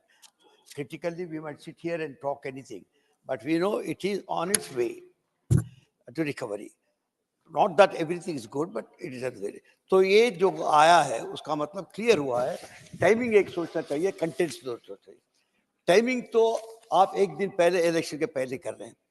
आपका एक टेम्पल का एक आपने दिया, वो शायद इलेक्शन के लिए यूज करेंगे। ये white paper which is economy, about Indian economy है, इकोनॉमी से ज्यादा आपने टारगेट किया है आपके अपोनेंट्स को या उससे पहले के गवर्नमेंट को। जैसा कि अभी जावड़ेकर साहब बोले कि every government is known by, is identified by some kind of thing, and earlier government by its corruption. All that you have said here, madam, is one thing we know through your economic surveys or your budget speeches or the speeches of the Prime Minister, and all these things are known. Your 10 years decadal achievements, whether we agree it or not is another matter, are known to us. But then what is the big thing that you have told us that we will know? Now, you are trying to talk about the earlier governments. If I give the figures, Mr. Earlier our Congress leader has spoken to you on that. But if I give that, it will put you to shame. Let me understand. You took up, what you said is, we took up at a time when the entire nation was at an absolutely downcast level. But you took up at a time when the GDP was much, much more than what you have today. That means that you have 6.7 GDP level, and today you are somewhere at 5.3 or 5.2. See, that itself tells you that you have started with some kind of a bad intention. In criminal jurisprudence, when you have a bad intention, that becomes a crime. When you have a clear intention of telling us, informing us all as to what exactly is the position, it is very right, which I would really welcome. I start with your 25 crore people being pulled out of the poverty line. Well, the figures, World Bank figures I was looking into, it is 27 crores during the UPA government. Now, the reason is, again, I have seen the parameters, the 10 parameters that they have used and 12 parameters that they have used is a different change. But nonetheless, even if you, because I have not calculated, I'm not an expert, as I'm not a econometrics. So when I've looked into it, it is certainly more than 25 crores as far as the UPA government is concerned. So now I'm telling you, when you're, because I'm not trying to talk about the figures.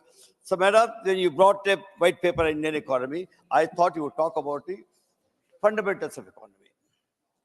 How we are growing. You have brought down the deficit. If you can really maintain it, nothing like that. You have concentrated on capex. If you can really improve it, nothing like that. Except these two things that touch anybody's economy today, nation's economy, is people. People are interested in unemployment. Shiva talked about Gokhale. I don't want to repeat whatever I said. He said at length about unemployment. You did not mention about it. Now, prices. People talked about it. I have got the figures of the prices, but there is no use of my giving you figures because they really make us sad. Because even atta, let us say, I'm just choosing, otherwise I don't want to use all the statistics. Only I'm telling you because of the prices. Cylinder, 410 it was, 903 it has become. Petrol, 71 it was, 97 it has become. Diesel, 55 it has become 90. Mustard oil, 90 to 1.6. Like this, it has gone up. So the prices is. Madam, सबसे ज़्यादा बड़ी बात है कि हम economy बात करते हैं तो करेंसी उसकी बेस होती है एवेल्युएट करने के लिए. करेंसी से होता है फिस्कल डिपार्टमेंट. आपने करेंसी का सबसे बड़ा एकदम रेवोल्यूशनरी थिंग आपने डिमोनेटाइजेशन किया है. वो डिमोनेटाइजेशन के बारे में ये बताया नहीं गया. Because that exactly is the base on which we could have evaluated what exactly the economy today is. Sir, मेरे कितना टाइम दिया साहब? Already खत्म हो गया time आपका. You have already completed your. I'll take only 1 minute and close it. So, madam, I don't want to repeat all that, but there is one paper which the Congress friends have brought in as a rebuttal of things. I want you to go through that. And last one word, since there is no time. Madam, there is one thing which you have spoken yesterday about the devolution of the funds. You know you can't do anything because the Finance Commission says. We in the Parliament talk to you not because what Finance Commission does. We tell you for you to change the principles. Once you come to know, we are a multinational nation. Let us understand this. We are a multinational nation. Multinational nation. When we joined you all, yeah, I know, even yesterday I told chairman, I don't despise people. We were, sir, we are a multinational nation. When we joined, we are evolving a method to integrate ourselves to one nation. We are one nation with so many states who have joined with their own. So there is always unity. There has to be unity in the diversity. So we must find unity in that diversity. I will tell you, the devolution is South को. Please conclude. South को South को आपने तेलंगाना को 2.10% दिया है सब. आंध्र प्रदेश को 4.05 दिया सब. कर्नाटका को 3% दिया सब. तमिलनाडु को 4% सब. केरला को 1.9 सब. Total southern states 15% सब. Then share of other states is 84% सब. हम जब देखते हैं शायद हो सकता है कि कमीशन ने कुछ डिसाइड किया. आप प्लीज अपना माइंड लगाइए. ये सोचिए किस तरीके से. माननीय Shrimati Priyanka Chaturvedi ji, 3 minutes. So, Please, माननीय के Kesaraj, you have already lost your time. Thank you. Sir ये शॉर्ट ड्यूरेशन डिस्कशन को white paper on Indian economy के बजाय अगर election paper due to upcoming Indian elections रखा जाता तो ज्यादा मैं मानती हूँ कि सही एजेंडा होता. और मैं बताती हूँ क्यों. क्योंकि यहाँ पे इलेक्शन नहीं, economic mismanagement versus economic excellence दिखाने की बात की गई है. और मैं इस पे कोई बुराई नहीं करना चाहूंगी. मैं बस जनता के विवेक पे छोड़ना चाहूंगी कुछ आंकड़े देकर. जो नॉमिनल जीडीपी था, ग्रोथ था जीडीपी का 2004 to 14 में 14.95% था. 2014 to 24 नरेंद्र मोदी जी के काल में 10.31% है. जीडीपी ग्रोथ रेट जो है 6.8% था यूपीए एरा में मनमोहन सिंह जी के समय पे, और इनके समय में 5.9% है. फिस्कल डेफिसिट जो था 4.7% था यूपीए कार्यकाल में, और एनडीए के कार्यकाल में 5.1% है. तो मिसमैनेजमेंट और एक्सीलेंस में जो डिफरेंस है मैंने बताने की कोशिश की है. 4 स्तंभ पे 2014 में नरेंद्र मोदी जी देश के प्रधानमंत्री बनकर आए थे. महंगाई की मार, नारी पर वार, नारी पर अत्याचार, भ्रष्टाचार और युवा बेरोजगार. तो अगर मैं महंगाई की बात करती हूँ तो रिकॉर्ड तोड़ महंगाई हुई है. और आप ये नहीं कह सकते हैं कि पूरी दुनिया भर में महंगाई हुई है और हमने इन्फ्लेशन से बचाने का काम किया है. क्योंकि अगर आप पर कैपिटा इनकम पूरी दुनिया की देखेंगे और हमारी देश की पर कैपिटा इनकम देखेंगे और एक्सपेंसेस देखेंगे, उसमें जमीन आसमान का अंतर है. एलपीजी में 120% महंगाई बढ़ी है, पेट्रोल में 37%, डीजल पे 64%, मस्टर्ड ऑयल पे 59%, आटा पे 59%, दूध पे 71%, ये महंगाई बढ़ी है। महिला पर वार, रेप केसेस जो 2022 में रजिस्टर किए गए हैं 31,516 किए गए हैं, जहां एवरेज 86 रेप्स अ डे, देश में शर्मसार करने वाली बात है। और कन्विक्शन रेट 27.4% ही है। भ्रष्टाचार की बहुत बात हुई। सर, भारतीय जनता पार्टी के आने के बाद हमने भ्रष्टाचार का कॉर्पोरेटाइजेशन देखा है। और मैं एग्जांपल देती हूं क्योंकि महाराष्ट्र से आती हूं। एक चुनी चुनाई सरकार को पोस्ट पोल अलायंस बनने के बाद एक सरकार को गिराने का काम हुआ है और खुला भ्रष्टाचार हो रहा है हॉर्स ट्रेडिंग के लिए। पब्लिक मनी को लूटा जा रहा है लोगों को पाला बदलने के लिए। केसी वेणुगोपाल जी कह रहे थे कोई एक फ्लैगशिप स्कीम बताएं केंद्र सरकार ने जो इंट्रोड्यूस की होगी। जो फ्लैगशिप स्कीम है वो है weaponisation of ED, IT and CBI. और मैं इसलिए बोल रही हूँ क्योंकि भ्रष्टाचार को कॉर्पोरेटाइजेशन का काम करने का काम हुआ है। ईडी के जो केसेस हैं जो इन्वेस्टिगेशन के दायरे में आए हैं, करीब उस पर 4 गुना इजाफा हुआ है। और किस पे हो रहा है? 95% ऑपोजिशन पे हो रहा है। सीबीआई का भी वही हाल है। कन्विक्शन रेट आप उसमें देखेंगे तो 4% से कम है। तो दिखाता है ये पॉलिटिकली मोटिवेटेड केसेस हैं, लोगों का पाला बदलने का काम है। और जो लोग भ्रष्टाचारी इनके साइड में आ जाते हैं उनको वॉशिंग मशीन में धो दिया जाता है। उसका वेपनाइजेशन हुआ है।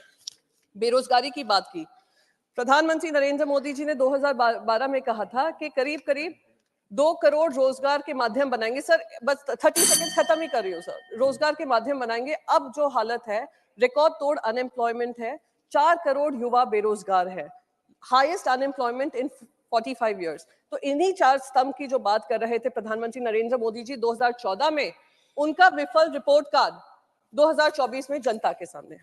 Thank you so much. Thank you माननीय ब्रिजलाल जी। माननीय ब्रिजलाल जी। बहुत बहुत धन्यवाद उपसभापति महोदय। मैं बताना चाहता हूं कि हमारे प्रधानमंत्री जी ने कहा है कि भारत में केवल 4 जातियां हैं, वो हैं महिला, गरीब, युवा और किसान। और जितनी भी योजनाएं हैं ये सब इन्हीं वर्ग पर केंद्रित है, क्योंकि हमारे विरोधी भाइयों को मालूम होना चाहिए कि इन्हीं 4 जातियों में पूरा भारतीय समाज समाहित है।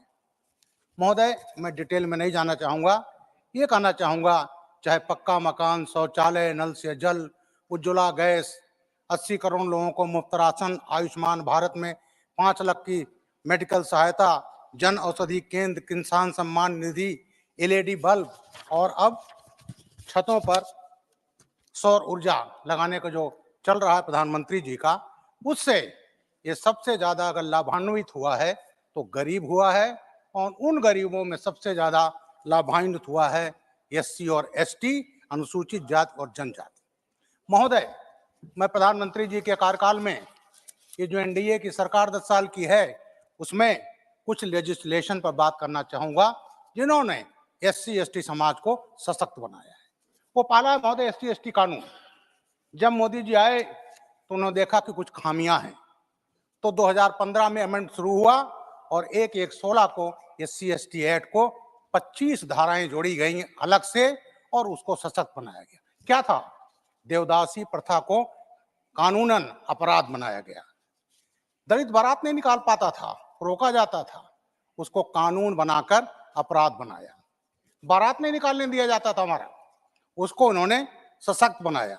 बहुत सी चीजें हैं और सबसे महत्वपूर्ण यह है कि अगर दलित की हत्या, बलात्कार, कैसे कई मामले थे जिसमें जहां 8.25 लाख की एक मुफ्त सहायता दी जाती है, वहां पीड़ित व्यक्ति के परिवार को 5,000 रुपया महीना पेंशन टीए के साथ डियरनेस अलाउंस दी जाती है, मकान दिया जाता है, बच्चों को ग्रेजुएशन का फ्री एजुकेशन दिया जाता है। ये सब अगर किया है तो मोदी जी की सरकार ने किया है, जिसने दलितों, आदिवासियों की दशा और दिशा बदल दी है। जब 2018 में एक सुप्रीम कोर्ट का निर्णय आया, एससी एसटी एक्ट शिथिल हुआ, तो मोदी जी ने कोई देरी नहीं की, संविधान संशोधन लाए और उसको ला करके फिर इस कानून को सशक्त बनाया। क्योंकि हमारे विरोधी भाई लोग ऐसा प्रचारित कर रहे थे कि सुप्रीम कोर्ट का जजमेंट ना हो करके मोदी जी का जजमेंट हो, और इन्होंने कई जगह हिंसात्मक घटनाएं भी करवाई। तो ये मैं कहना चाहता हूं महोदय कि ये ऐसा लेजिस्लेशन था जिसने दलितों को मजबूत बनाया। दूसरा लेजिस्लेशन महत्वपूर्ण जिससे दलित हित सीधा जुड़ा है और वो है महोदय नागरिक संशोधन अधिनियम जो 2019 में आया था। इसका जो लाभ है सीधा दलितों को मिला। इसमें जो नागरिकता दी गई कौन को दी गई? अफगानिस्तान, पाकिस्तान, बांग्लादेश, इनसे जो प्रताड़ित होकर के हिंदू, सिख, पारसी, क्रिश्चियन ये सब आए। महोदय सबसे ज्यादा जो प्रताड़ित हुए थे वो दलित थे। मैं थोड़ा इतिहास में जानना चाहूंगा। जोगेंद्रनाथ मंडल जी दलित थे, बाबा साहब के सहयोगी थे। वो कंबाइंड बंगाल के कैबिनेट मिनिस्टर थे सोहरावर्दी गवर्नमेंट में, और जब 1946 में इंटरिम गवर्नमेंट बनी नेहरू जी के नेतृत्व में तो वह अविभाजित भारत के लॉ मिनिस्टर थे। महोदय उसके बाद जब देश विभाजित हुआ तो मंडल जी ने कहा कि हमारे दलित पाकिस्तान जो बन रहा है इस्लामिक देश वहां सुरक्षित रहेंगे, और इनके वजह से जो दलित थे वो वहां रुक गए। लेकिन काफिर और कुफ्र की बुनियाद पर बड़ा इस्लामिक कंट्री, उसमें जो अत्याचार होना था हुआ, और सबसे ज्यादा प्रताड़ित हुआ तो दलित हुआ, क्योंकि मंडल जी की वजह से रह गए थे।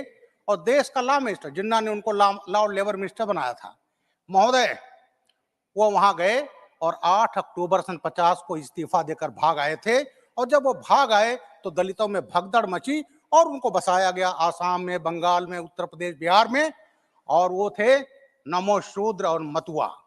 महोदय सीए में जो नागरिकता मिली उसमें 70 से 75% दलित थे जिसको मोदी सरकार ने नागरिकता दी, और नागरिकता मिलने पर उनको जो तमाम सुविधाएं थी जिससे वो वंचित थे वो उनको मिला।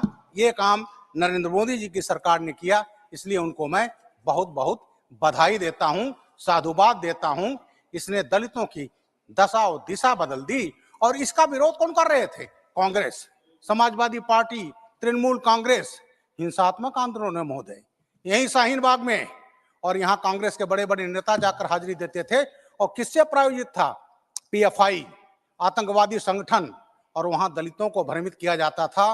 बाबा साहब के फोटो, संविधान, देश का तिरंगा और ले करके, और महोदय ये किया, विरोध किया। किसका विरोध किया? दलितों का विरोध किया, क्योंकि नागरिकता जो मिली 70 से 75% दलितों को मिली। उपसभापति महोदय तीसरा जो सबसे महत्वपूर्ण लेजिस्लेशन हुआ वो हुआ आर्टिकल 370 को हटाना। आर्टिकल 370 को जब था तो वहां पर दलितों को कोई सुविधा नहीं मिलती थी, आरक्षण नहीं मिलता था, क्योंकि जो कानून बनता तो उसमें कहा जाता था जम्मू कश्मीर को छोड़कर। जब 370 हटाया गया तब वहां के लोगों को अधिकार मिला और आज सुविधाएं मिल रही। अभी 2 दिन पहले कल ही जम्मू कश्मीर के जो कानून पास हुआ है महोदय, 1 मिनट चाहूंगा, और उस कानून में अब इस मोदी सरकार ने दलितों आदिवासियों को आरक्षण दे करके और उनके सम्मान की रक्षा करके ये काम की किया है महोदय, वो मोदी सरकार ने किया है आर्टिकल 370 हटा करके। तो ये मैं कहना चाहता हूं कि इस सरकार में तमाम लेजिस्लेशन हुए, कई हुए, और उसने दलितों की दशा और दिशा बदल दी, जिसका हमारी विरोधी पार्टियां उसका हमेशा विरोध कर रही थी, दलितों का विरोध कर रही थी। बाबा साहब को सम्मान मोदी सरकार ने दिया, पंचतीर्थ मोदी सरकार ने दिया। बाबा साहब को भारत रत्न से वंचित कर रही थी कांग्रेस सरकार, उसको बीजेपी के इंटरवेंशन के कारण मिला। तो ये महोदय आज मेरा एक जो मैं बोलना चाहता था कि तमाम लेजिस्लेशन जो हुए उसमें 3-4 ये मुख्य लेजिस्लेशन हैं जिसमें दलित का हित सीधा जुड़ा था, जिसको मोदी सरकार ने सुनिश्चित किया। धन्यवाद। धन्यवाद माननीय श्री ब्रिजलाल जी। माननीय Shri Ramdas Athawale.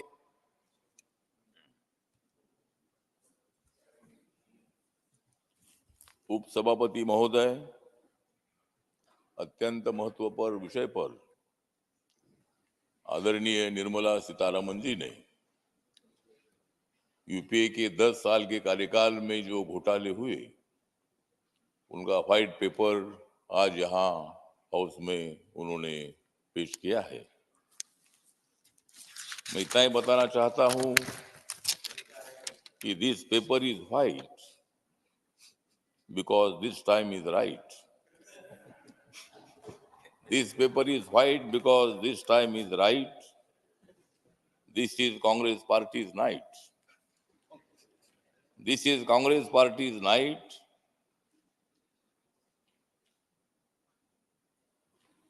And against corruption, always we fight. तो करप्शन के विरोध में हम लोग हमेशा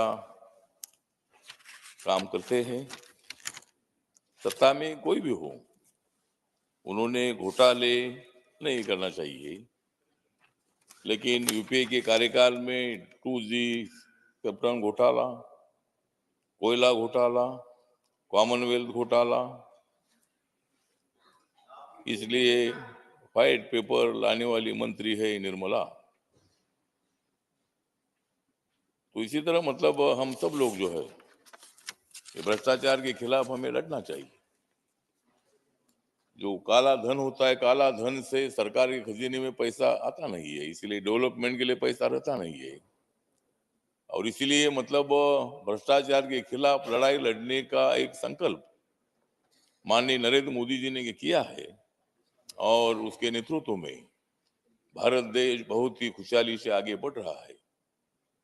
देश के अंतिम वर्गों को न्याय देने के लिए, गरीब हो, दलित हो, आदिवासी हो, युवा हो, महिला हो, ओबीसी हो, जनरल कैटेगरी के लोग हो, सभी लोगों को न्याय देने के लिए मोदी सरकार काम करती है। और इसीलिए मतलब कांग्रेस के कार्यकाल में बहुत हुआ था भ्रष्टाचार, इसलिए निर्मला सीतारामन जी ने किया है उस पर वार। कांग्रेस पार्टी की 2024 में हो जाएगी हार और बीजेपी, और उस वक्त बीजेपी ने पार किए थे 282 पार, मतलब 2014 में 282 सीटें जीती थी। जनता जिसको साथ देती है उनको सत्ता मिलती है। कांग्रेस पार्टी को भी मतलब साथ मिली है। हमारे जयराम रमेश जी हैं, यहाँ पर बैठे हैं, लेकिन कांग्रेस के लोग यहाँ नजर नहीं आते हैं। उनको ये व्हाइट पेपर पर चर्चा नहीं करनी है, उनको थोड़ा सा चर्चा में मतलब आपने भाग लिया है, लेकिन आप लोग यहाँ मौजूद नहीं है।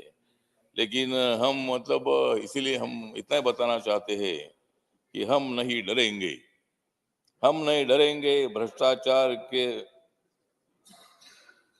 हम नहीं डरेंगे, भ्रष्टाचार को खत्म करेंगे। हम नहीं डरेंगे, विषमता को खत्म करेंगे। हम नहीं डरेंगे। माननीय अठावले जी, आपका समय खत्म हो गया। इसलिए मतलब हम डरेंगे नहीं, हम तो काम करेंगे। और इसीलिए यहाँ जो व्हाइट पेपर जो हाउस में दिया है उसमें बहुत ही सारी बातें हैं और हम भविष्य में क्या करने वाले हैं, हमने 10 साल में क्या किया है, इसका जो इसके संबंध में भी यहाँ चर्चा हो रही है। तो माननीय मोदी जी सरकार जो है, ये सरकार गरीबों को न्याय देने वाली है, धन्यवाद, दलितों को न्याय धन्यवाद, देने वाली है। धन्यवाद और माननीय इसीलिए मुझे अठावले लगता जी। है कि इस माननीय अठावले जी, धन्यवाद। समय से आप अधिक बोल चुके। और धन्यवाद। इस पर कांग्रेस पार्टी ने जवाब देना चाहिए। इस व्हाइट पेपर में जो 10 धन्यवाद। साल में अनियमितता हुई है उसका लेखा धन्यवाद जोखा है। माननीय, और इसलिए मैं दूसरे स्पीकर को बुला रहा हूँ। माननीय श्री घनश्याम तिवारी जी, माननीय घनश्याम तिवारी जी, प्लीज हो गया, प्लीज प्लीज। माननीय घनश्याम तिवारी जी, जी जी, आप, अब समय आपका शुरू हो रहा है। माननीय सभापति महोदय, मैं आज श्वेत पत्र पर चर्चा चल रही है। आप अपनी सीट पर हैं? अच्छा, माइक माइक चालू नहीं है। मेरा चालू है। 24 नंबर 24। 24, हाँ अच्छा जी, अब माइक ऑन है। माननीय उपसभापति महोदय, आज जो चर्चा चल रही वो चर्चा केवल विकास की अर्थव्यवस्था की चर्चा नहीं है। ये चर्चा ये इंगित कर रही है हमको साफ साफ श्वेत पत्र को पढ़ने के बाद में कि ये चर्चा भ्रष्टाचार बनाम विकास की चर्चा है। एक दशक जो पिछला रहा कांग्रेस पार्टी का, वो अव्यवस्था का, अनाचार का और भ्रष्टाचार का रहा। और ये जो रहा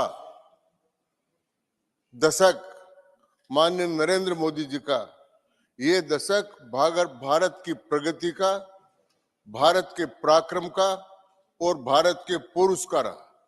और इसमें अगर अपन देखेंगे तो अपन को कुछ बातें बहुत साफ नजर आएगी। माननीय सभापति महोदय, चाणक्य ने कहा कि वो राज किस काम का जो राज आम जनता के लिए काम नहीं कर सके। उन्होंने यहां तक लिखा कि यदि अकाल पड़ जाए तो राजा जिस मकान में रहता है उसको भी बेचकर जनता की सेवा करे।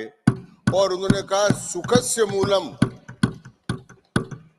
राज्यम और राज्य से मूलम धर्मम। तो मोदी जी ने इस चरितार्थ को किया कि जब हमारे यहाँ कोरोना का काम आया उस समय 2 अरब से ज्यादा लोगों को 200 करोड़ से ज्यादा टीके लगाकर और एक इस प्रकार का जन कल्याण का काम किया। तो जन कल्याणकारी सरकार किसे कहते हैं, वो जन कल्याणकारी सरकार का काम इसमें प्रदर्शित हुआ। आप देखिए अर्थव्यवस्था में 10वीं अर्थव्यवस्था थी, इतना मेहनत करके 10 वर्ष में उसको भारत की 5वीं अर्थव्यवस्था बनाई। ये काम मोदी जी ने की और वो काम ऐसे नहीं हुआ। और वो पैसा भी किस काम का, माननीय सभापति महोदय, जब कोई कहे कि राज्य के पास पैसे हैं लेकिन राज्य में रहने वाले आदमी के आरोग्य का साधन नहीं है, दवाई का साधन नहीं है। हम बचपन में सुना करते थे, हम जयप्रकाश जी के आंदोलन में भी थे, हम डॉक्टर लोहिया जी के आंदोलन में भी थे, हम पंडित दीनदयाल जी उपाध्याय के आंदोलन में भी थे और एक ही नारा लगाया करते थे, रोटी कपड़ा और मकान मांग रहा है हिंदुस्तान। ये बहुत वर्षों तक नारा लगाया, लेकिन इस नारे को यथार्थ करने का काम इस दशक में किया गया। रोटी चाहिए तो 80 करोड़ लोगों को राशन में 5 किलो राशन मुफ्त दिया गया, जबकि पहले क्या था सभापति महोदय, राशन में भी भ्रष्टाचार ही भ्रष्टाचार। जबका रोटी कपड़ा और मकान, कपड़ा चाहिए तो कपड़ा भी दिया गया और मकान चाहिए तो 4 करोड़ लोगों को मकान बनाकर दे दिया।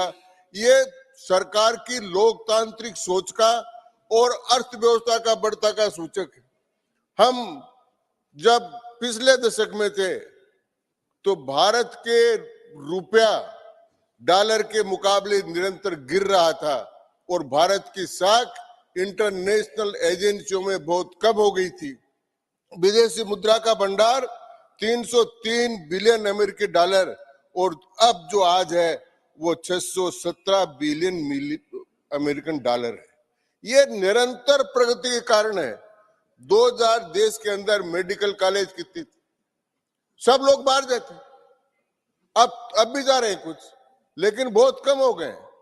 तो मेडिकल की पढ़ाई हो चाहे वो हो, ये कांग्रेस पार्टी नहीं, सेम पेत्रोदा जी के नेतृत्व में एक आयोग बना था जिसने कहा था कि यूनिवर्सिटीज कितनी होनी चाहिए। उन्होंने कहा था कम से कम भारत में 1500 विश्वविद्यालय होने चाहिए, लेकिन उन्होंने तो नहीं बनाए। लेकिन इस दशक में बनकर 1467 से अधिक विश्वविद्यालय भारत में हो गए हैं और विदेशों के बहुत से विद्यार्थी पढ़ने के लिए हमारे आते हैं। शिक्षा की नई नीति लागू की है और उसके लिए जो खर्चा करना चाहिए था वो खर्चा लगातार करते जा रहे हैं। लेकिन इस अर्थव्यवस्था को, जो बढ़ती हुई अर्थव्यवस्था थी, इस अर्थव्यवस्था को कमजोर करने के लिए मैं आरोप लगाना चाहता हूं माननीय सभापति, बार बार षड्यंत्र किया गया विपक्ष के द्वारा। एक विदेशी अरबपति जॉर्ज सोर्स और हिंडनबर्ग जैसी एजेंसियां, उन्होंने जानबूझकर भारतीय अर्थव्यवस्था के खिलाफ षड्यंत्र रचा, षड्यंत्र रचकर कुछ कागज किए और उन कागजों को लेकर यहां पर सदन में कांग्रेस के लोगों ने पूरा का पूरा सत्र समाप्त कर दिया। अडानी अडानी चिल्लाते रहे और उनके, सॉरी चिल्लाने से मैं कहता हूं, अडानी अडानी पुकारते रहे और उस अडानी अडानी के अंतर्गत उन्होंने भारत वर्ष के हजारों शेयर होल्डर्स जिन्होंने अडानी की कंपनी में पैसे लगा रहे थे, वो शेयर्स में उनका पैसा कम हुआ और हजारों लोगों को नुकसान हुआ। इस पाप की भागीदार अगर कोई है तो कांग्रेस पार्टी है, जिसने हजारों व्यक्तियों को नुकसान पहुंचाया। जांच करा लिया आपने, सुप्रीम कोर्ट की जांच हो गई, सेबी की जांच हो गई, सारी जांच हो गई और जांच में आपके सारे आरोप गलत लगे, लेकिन आपका नेता तो अडानी अडानी। अरे भारत में और भी बहुत कुछ है, भारत बढ़ रहा है। दुनिया का किसी और देश में होता तो उसके उद्योगपतियों के बारे में पढ़ाया जाता, उनका सम्मान किया जाता। और हमारी अर्थ जो बजट इस बार पेश किया अंतरिम, उसमें माननीय वित्त मंत्री जी ने कहा है कि हमको प्राइवेट जो हमारे काम करने वाला सेक्टर है उसका भी हमको बहुत बड़ा काम है ये किया। IIT के संस्थान खुले। जयराम जी, जवाब I decide when time is over. You don't decide it. You're right. I have seen this morning. Don't compel me. I have seen all the rights in this house today. I'll come to that. Let it conclude. Your right, your duty, responsibility of members of the house, and what we need to do. Please continue, honorable member. तो माननीय सभापति महोदय, मैं कह रहा था कि भारतीय अर्थव्यवस्था जो बढ़ रही है, आगे बढ़ रही थी, उस बढ़ती हुई अर्थव्यवस्था के ऊपर घातक प्रहार करने का काम प्रतिपक्ष ने किया। और आज का उनका जो व्यवहार दिख रहा है, उनकी उपस्थिति दिख रही है, वो इस भारत के अर्थ बढ़ती हुई व्यवस्था को देखना नहीं चाहते। और माननीय प्रधानमंत्री जी ने बार बार कहा है कि मेरे तीसरी बार आने के बाद में भारत तीसरी अर्थव्यवस्था बनेगा। मैं माननीय सभापति महोदय, उस समय पॉलिसी पैरालिसिस था। एक उदाहरण देकर आपको बताना चाहता हूं, राजस्थान में भी चुनाव है, ERCP का बहुत दिनों तक मामला था, कांग्रेस पार्टी ने कोई फैसला नहीं किया और नई सरकार बनी, उन्होंने ERCP पर मध्य प्रदेश, राजस्थान और भारत ट्रिपल इंजन की सरकार ने मिलकर उस काम को पूरा कर दिया। एक काम और बाकी, वो काम सभापति महोदय आपका है और उसमें आपका भी नाम है। शेखावाटी में एक बहुत वर्षों से एक काम पेंडिंग है और वो जो काम पेंडिंग है उसमें है कि आज के 30 वर्ष पहले ये फैसला हो गया था कि गंगा जमुना के फ्लड वाटर से, हथनी कुंड से सीकर, झुंझुनू और चूरू को 1920 MA पानी मिलेगा। ये पानी मिलने का बात तो हो गया, लेकिन आज तक उन्होंने होने नहीं दिया।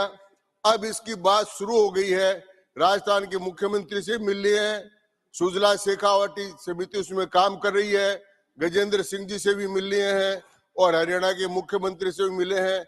और वो तीनों मिलकर, अब मुझे आशा है कि निश्चित रूप से जल्दी वो काम भी हो जाएगा। और वहां कहावत है एक, माननीय सभापति महोदय आपको याद दिला दूं, आपकी कहावत है कि शेखावाटी में कौन कौन रहते हैं, बड़ी लंबी कहानी है, लेकिन जन में जाट और जंगल में जाटी, मतलब ज्यादा जन जो आदमी है उनमें जाट ज्यादा रहते हैं और जंगल में खेजड़ियां जो जाटी है वो ज्यादा रहती है। तो उन जन के जो जाट हैं उनके लाभ के लिए और जो खेजड़ियां हैं उनके लाभ के लिए ये यमुना का पानी आ जाएगा तो ठीक होगा। और मुझे आज बहुत दुख है सभापति महोदय कि आज जिस प्रकार से प्रतिपक्ष ने आसन का अपमान किया है, चेयर का अपमान किया है, वो आसन और चेयरमैन का नहीं, इस सदन का अपमान है और इसकी हम घोर रूप से निंदा करते हैं। बहुत बहुत धन्यवाद माननीय सभापति। Fauzia Khan. Sir, more than calling this a white paper on Indian economy, I would call it a white paper on the upcoming elections.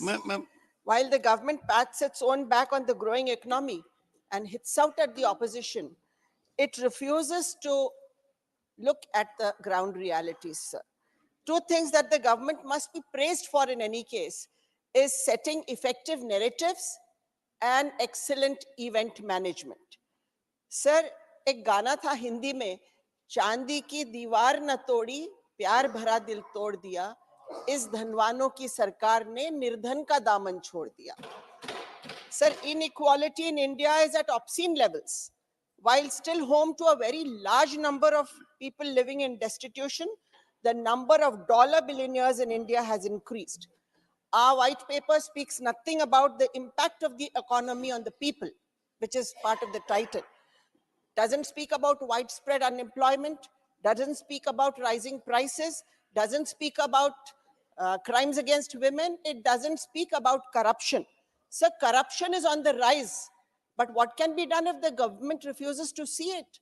See it from the point of view of a common man. Go to a police station, go to a tehsil, go to any education office. You will see corruption there, sir. How can you say there is no corruption when the common man experiences it every day in his life?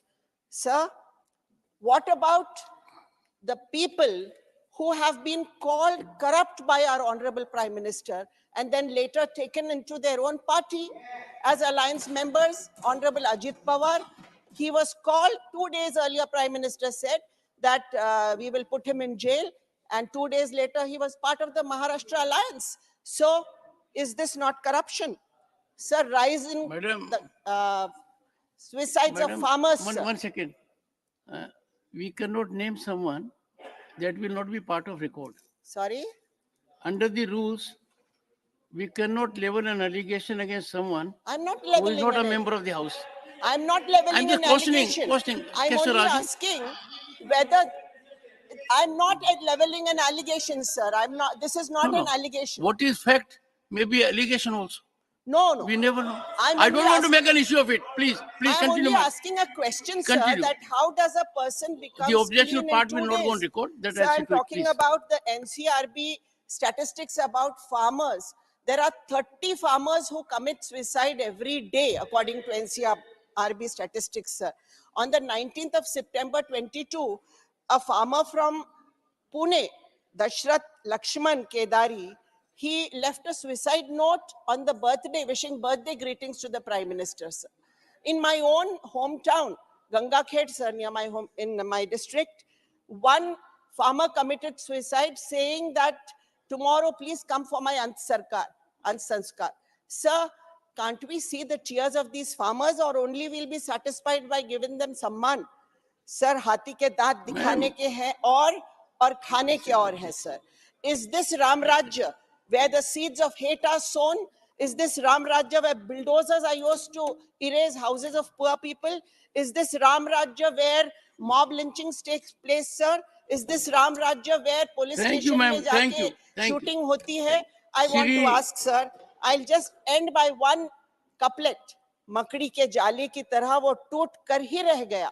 मकड़ी के जाले की तरह वो टूट कर ही रह गया, जिसकी बात में यहाँ झूठ की मिलावट हो. धन्यवाद सर. श्री पवित्र margarita.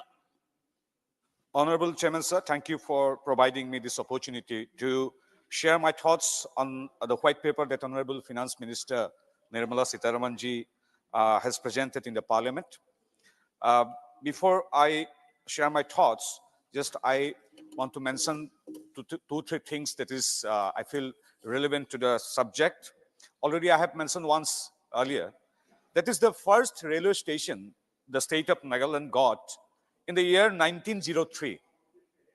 And sir, you'll be surprised to know the second railway station we the northeastern people had to wait for long 119 years. Only after Modi ji's government in 2023, the second railway station we got in the state of Nagaland. Sir, one another point that is related to development, the foundation stone of the longest railway route bridge, that is Bogeybill Bridge, which was, the foundation stone was laid in the year 1997 by Honorable the then Prime Minister Deve Gowda ji. But the construction construction began in 2002 under the guidance of Paramadaraniya Atal Bihari Vajpayee ji. Sir, you'll be surprised to know that it was about to break the record of the construction time for Taj Mahal. It took 21 years to complete. Only after Narendra Modi ji took charge as Pradhan Sevak, after 21 years, the Bogeybill Bridge was operational. So once Honorable former Prime Minister Deve Gowda ji asked me in the old Parliament House that whether the people of Assam remember him. I said that yes, sir, people of Assam and the Northeast always fondly remember you and Honorable former Prime Minister Vajpayee ji. Sir, remember ka baat kiya to we also remember Paramadharaniya Nehru ji also, who in the 1962 Chinese aggression, who surrendered, saying that my heart goes with the people of Assam. We also remember, sir, Paramadharaniya Indira Gandhi ji, under whose instruction the first airstrike was carried out in the own civilian territory of India. खुद का राष्ट्र का अंग मिजोरम में बोमाबारी किया गया था. It is the first and last instance. We also fondly remember Manmohan Singh ji also. We respect him, one of the best, one of the luminaries in the field of economics and public administration. So with the Assamese people, we Assam sent him to this August House for 2-3 times. And after coming here, he occupied the most honorable post, that is Prime Ministership of our country. But during his tenure, he visited only 8 to 9 times. We sent with pride, but he visited during the 10 years only 8 to 9 times. But our Pradhan Mantri Paramadharaniya Narendra Modi ji has visited Assam in the Northeast for 65 times. This is the difference, sir. We remember him, that's why. We remember also Adharaniya Rahul Gandhi ji also, who just in 2022, February, he officially reiterated in a statement about his concept about India. I have already mentioned once here in this August House that his India, concept of India is from Kashmir to Kanyakumari, from Gujarat to Bengal. In his concept, there is no Northeast. In his concept of India, there is no Northeast. We remember him also. We remember the leader of the opposition, Paramadharaniya Kharge ji also. He's a statesman in politics. When Congress party was very badly defeated in the assembly election of Tripura and Nagaland, when the media asked him, he said, one can search in the internet, he said, chota chota rajya, kya? That doesn't impact. The way he underestimated the people of Northeast. This reflects what? उन लोगों के लिए कितना असम में कितना सीटें हैं, उन लोगों के लिए त्रिपुरा में कितना सीटें. They judge, they love, they estimate a state by the numbers of Lok Sabha seats. But खड़गे जी हो या कांग्रेस, यही बात बोलता हूं, एक मिलाकर नॉर्थ ईस्ट में 25 सीटें हैं और पूरा का पूरा 25 सीट इस बार मोदी जी का तरफ ही आ रहा है, because Modi ji considers north east to be the growth engine of modern India. Dr. Sikandar Kumar. Thank you, sir. Thank you. धन्यवाद सर. आपने मुझे भारतीय अर्थव्यवस्था पर श्वेत पत्र पर चर्चा करने के लिए बोलने का अवसर दिया, उसके लिए आपका बहुत बहुत आभार.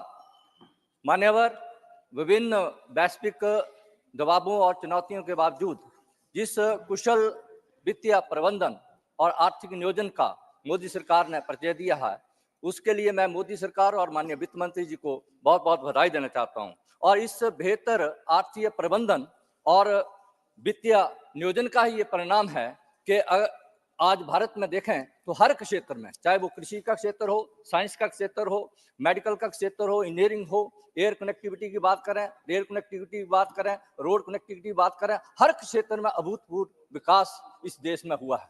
मैं मान्यवर, जो आर्थिक नियोजन की वजह से जो पूरे विश्व की अगर 7 इकोनॉमी की, टॉप वर्ल्ड 7 इकोनॉमी की बात हम करें, तो उन 7 टॉप इकोनॉमी में अगर सबसे बढ़िया ग्रोइंग इकोनॉमी कोई है तो हमारे देश की भारत अर्थव्यवस्था जो 7% से ज्यादा ग्रो कर रही है. और कॉस्ट ऑफ लिविंग अगर अंतर्राष्ट्रीय स्तर पर हम बात करें तो कॉस्ट ऑफ लिविंग अगर किसी देश की बेहतर है तो हमारे देश भारत की है. चाहे कॉस्ट ऑफ कंस्ट्रक्शन की बात करें, कॉस्ट ऑफ कंजम्पशन की बात करें, चाहे कॉस्ट ऑफ एनर्जी की बात करें. पिछले कुछ 7-8 वर्षों से हम देखें तो इन्वेस्टमेंट ग्रोथ हमारे देश में लगातार बढ़ रहा है, बैंक क्रेडिट ग्रोथ लगातार बढ़ रहा है.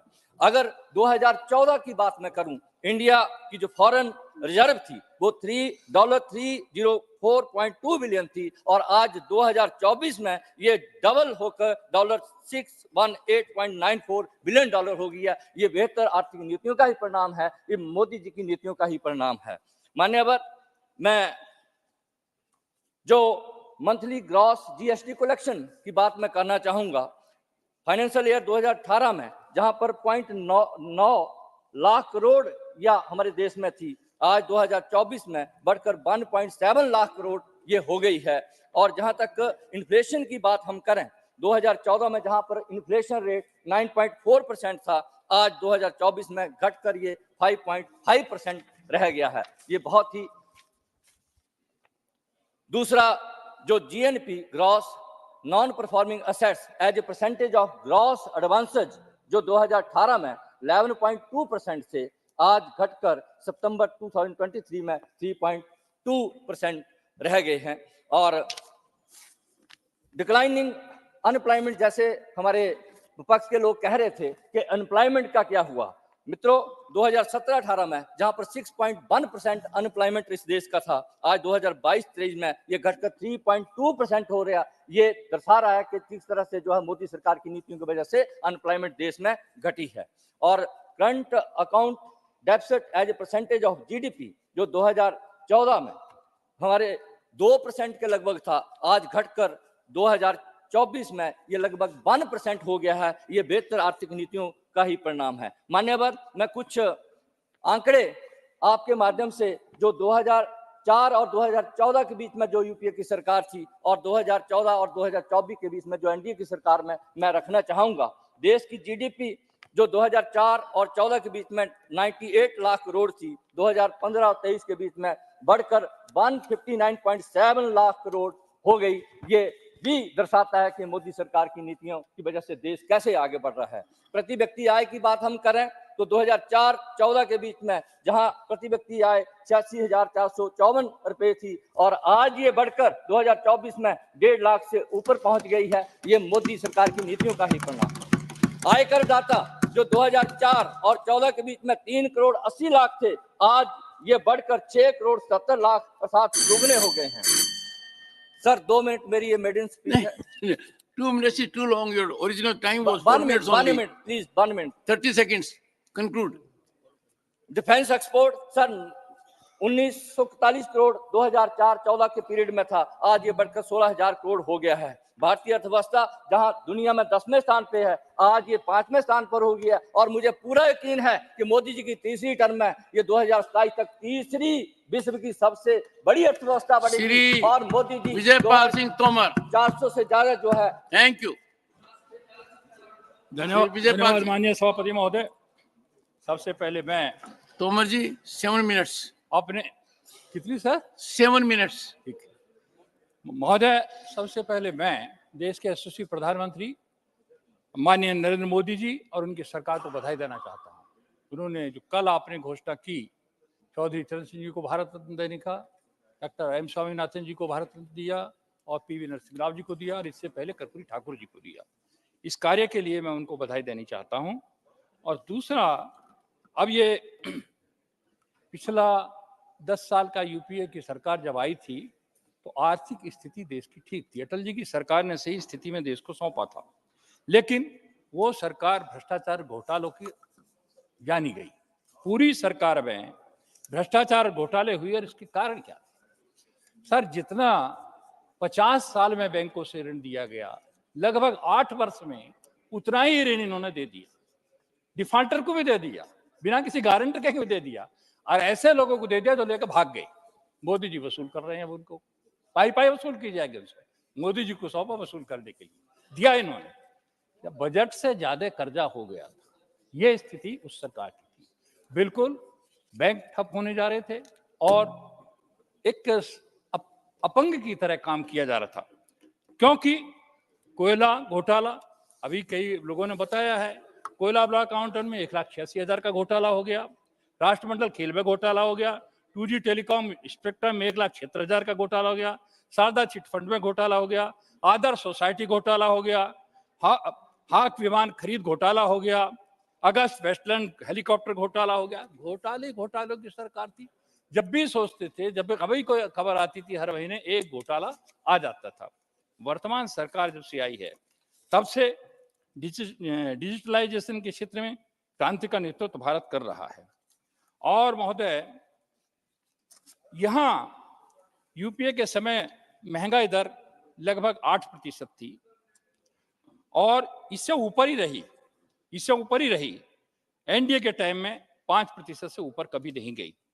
4 से 14 के बीच ग्रामीण आबादी के लिए महोदय स्वच्छता पहली जरूरत थी और इसकी तरफ किसी ने ध्यान नहीं दिया। मोदी जी की सरकार ने 11 करोड़ से ज्यादा शौचालय बनाकर इस बात को करने का काम किया, कवरेज करने का काम किया। ये यहाँ पर महोदय करीब करीब स्वच्छता के अलावा यहाँ प्रति व्यक्ति आय 10 वर्ष में 2 गुनी हो गई है। यूपीए के टाइम में कोई प्राकृतिक आपदा नहीं आई थी। एनडीए के टाइम में ऐसी प्राकृतिक आपदा आई जो 100 वर्षों में नहीं आई। लेकिन उसके बावजूद 222 करोड़ फ्री डोज देने के बावजूद, 80 करोड़ से अधिक लोगों को फ्री राशन देने के बावजूद देश की अर्थव्यवस्था दुनिया में सबसे तेज गति से बढ़ने वाली अर्थव्यवस्था है।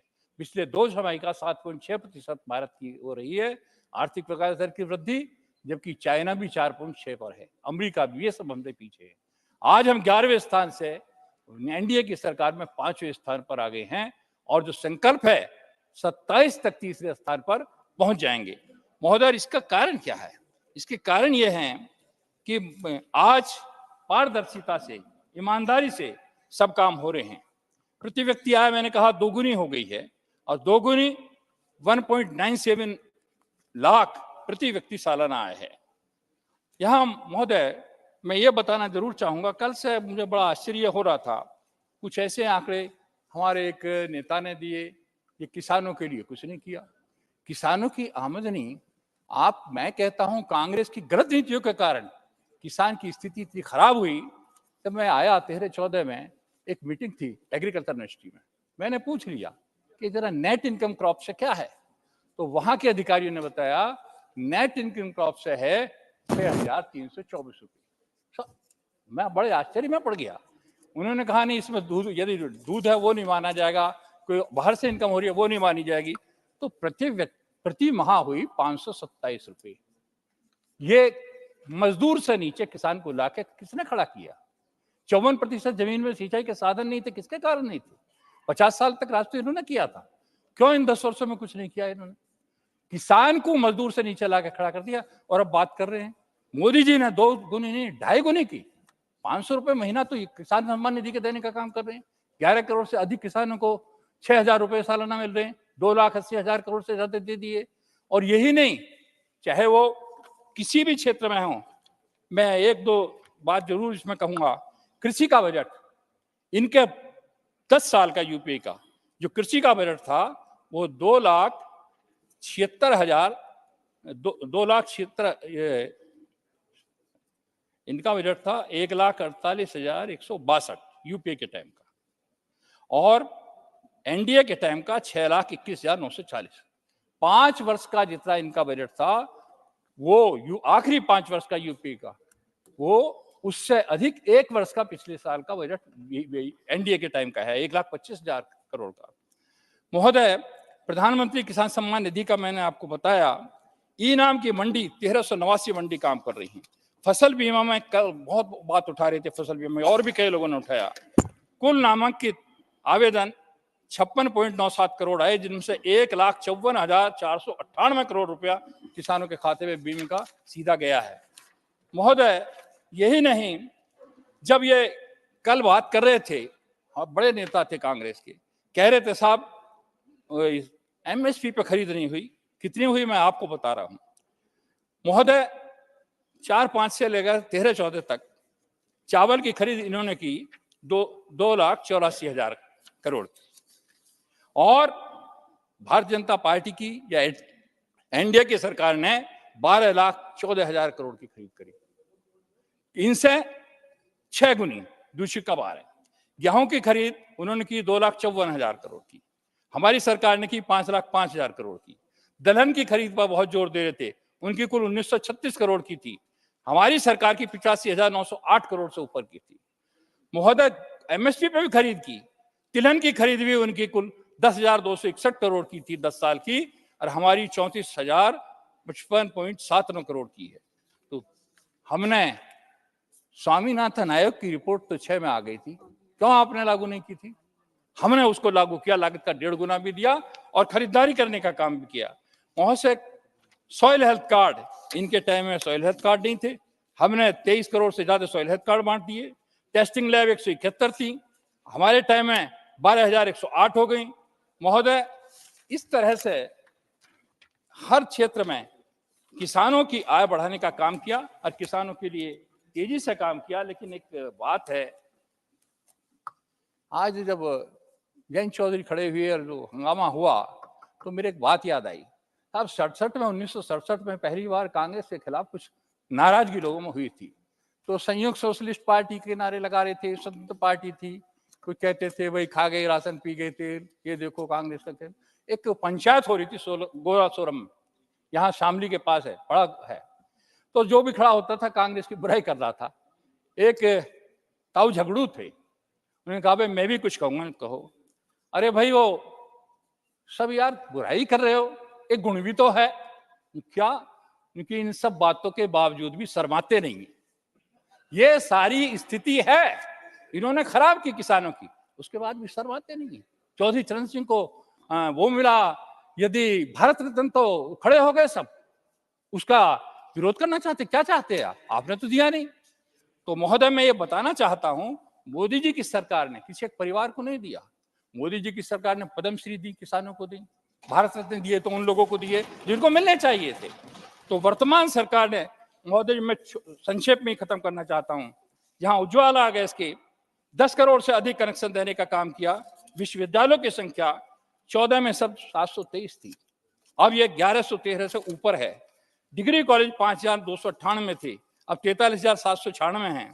7 नए IIM बने हैं, 7 नए IIT बने हैं, 225 नए मेडिकल कॉलेज बने हैं, 8 ऑल इंडिया मेडिकल इंस्टीट्यूट थे जो बढ़ के अब 23 हो गए। Thank you. तो हर क्षेत्र में पूरा तरह से, अब जब इसकी बात करते हैं, मैंने कल कहा भूतल परिवहन मंत्रालय की, इनके टाइम में आखिरी साल का बजट था 34,000 करोड़ से कम का, हमारा 2,70,435 करोड़ का। ये 12 किलोमीटर प्रतिदिन बना रहे थे, हम 29 किलोमीटर प्रतिदिन बना रहे हैं। सीमा द्विवेदी, एक सेकंड में खत्म करता हूं। मान्यवर, मैं ये बताना चाहता हूं, रेलवे में भी रेलवे का 21,000 किलोमीटर रूट का विद्युतीकरण इन्होंने किया था, हमने 58,424 किलोमीटर का किया। स्टार्टअप इनके टाइम में कुछ नहीं था, हमारे 1 लाख से ऊपर स्टार्टअप हैं।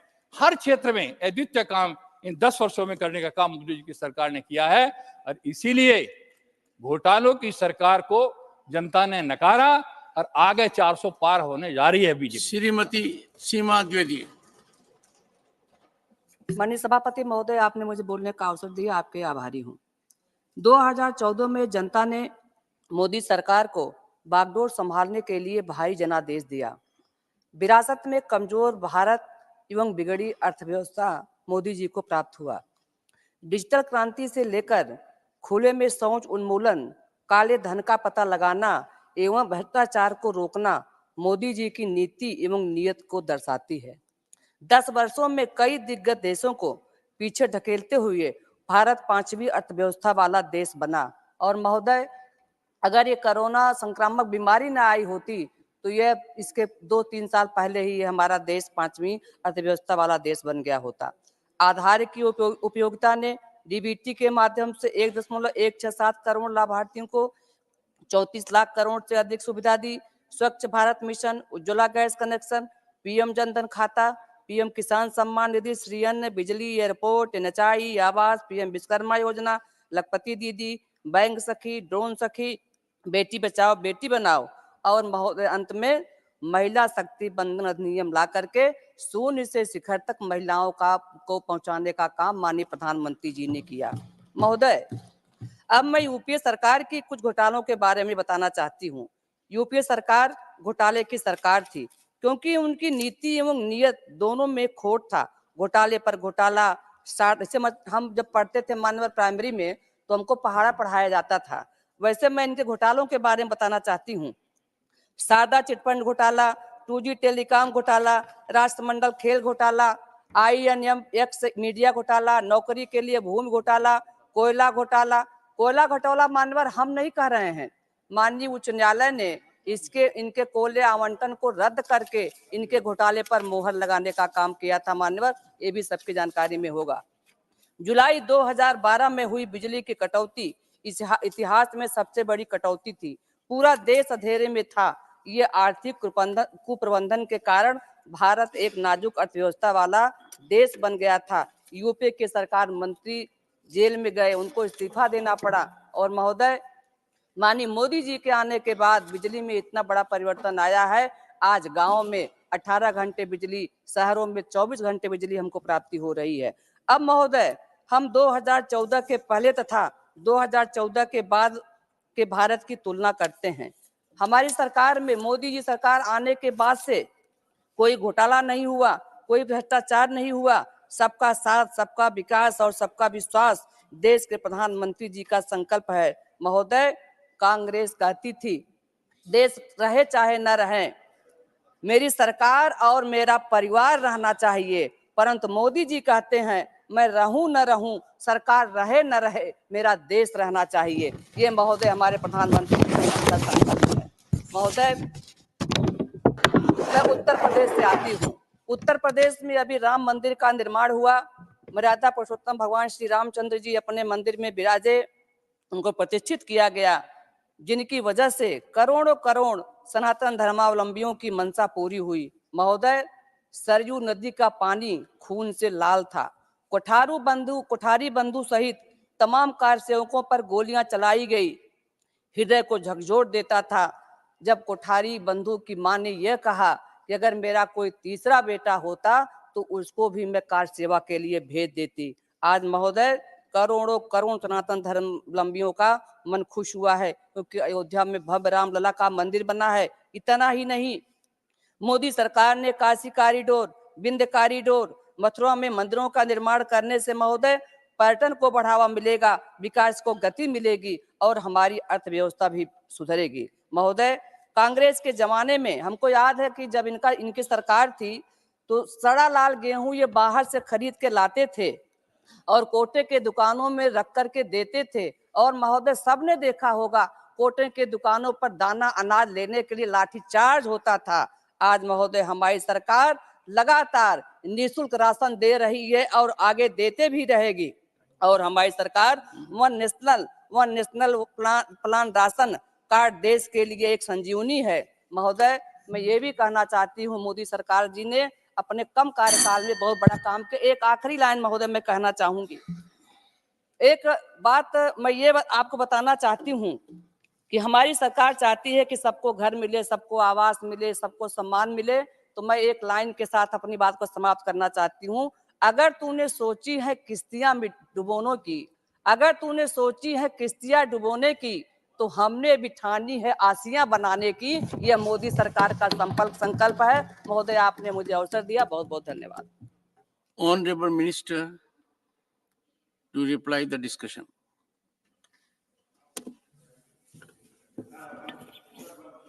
One second, please.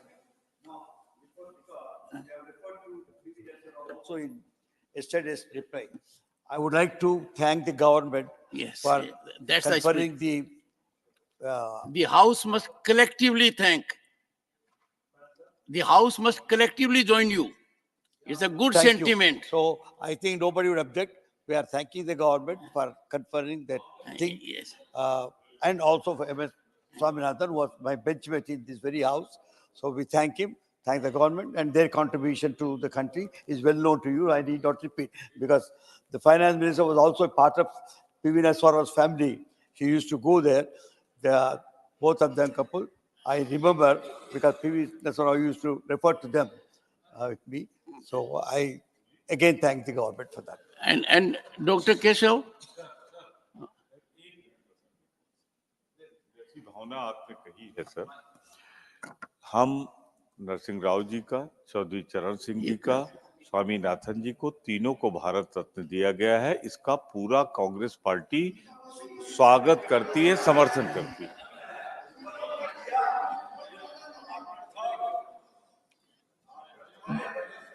Dr. Keshav, let me indicate to you, when Narasimha Rao ji was Honorable Prime Minister, I got call one day.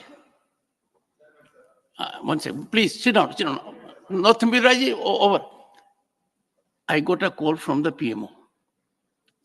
I used to make an effort to meet him frequently. but he used to fructify every 3-4 months. Then he said, you are a senior advocate.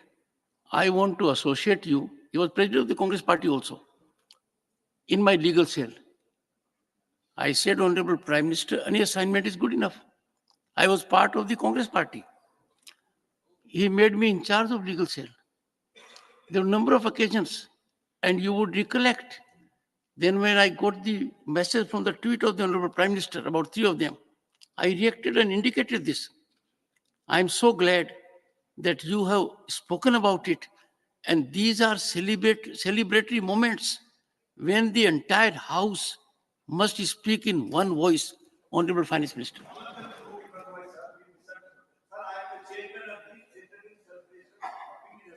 That is why I wanted to go on record. Honorable Prime Minister. Chairman, sir, thank you very much.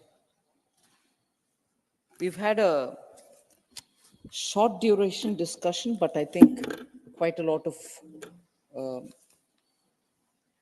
members, many of them have given us their valuable inputs on what they think of the white paper and its contents.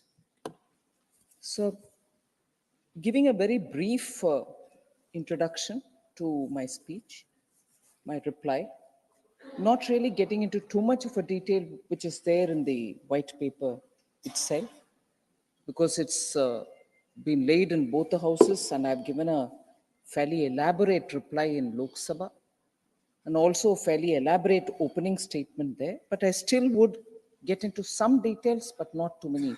I understand the delay or the time that we need to conserve because you have one more discussion to take place. So the economy in 2014, which we inherited, there is a need for me to just explain that for a moment.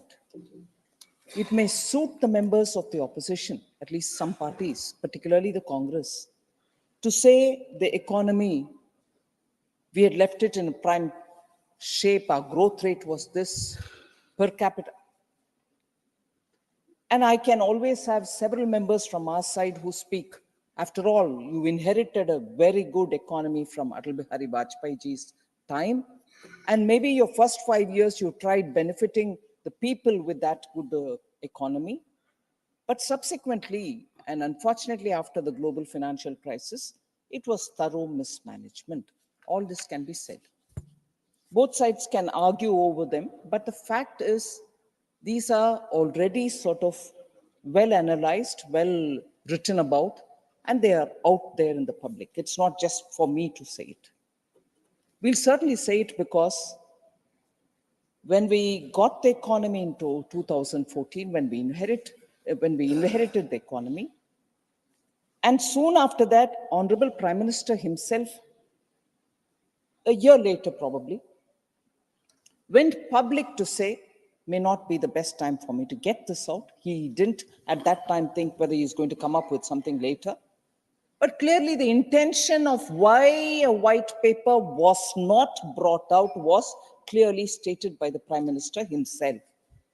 It would have certainly damaged the confidence the Indian citizens had in our own country, in its institutions, in the strength of its economy, in the strength of the institutions which have to serve the economy and so on. So he didn't want to shatter the confidence of the people.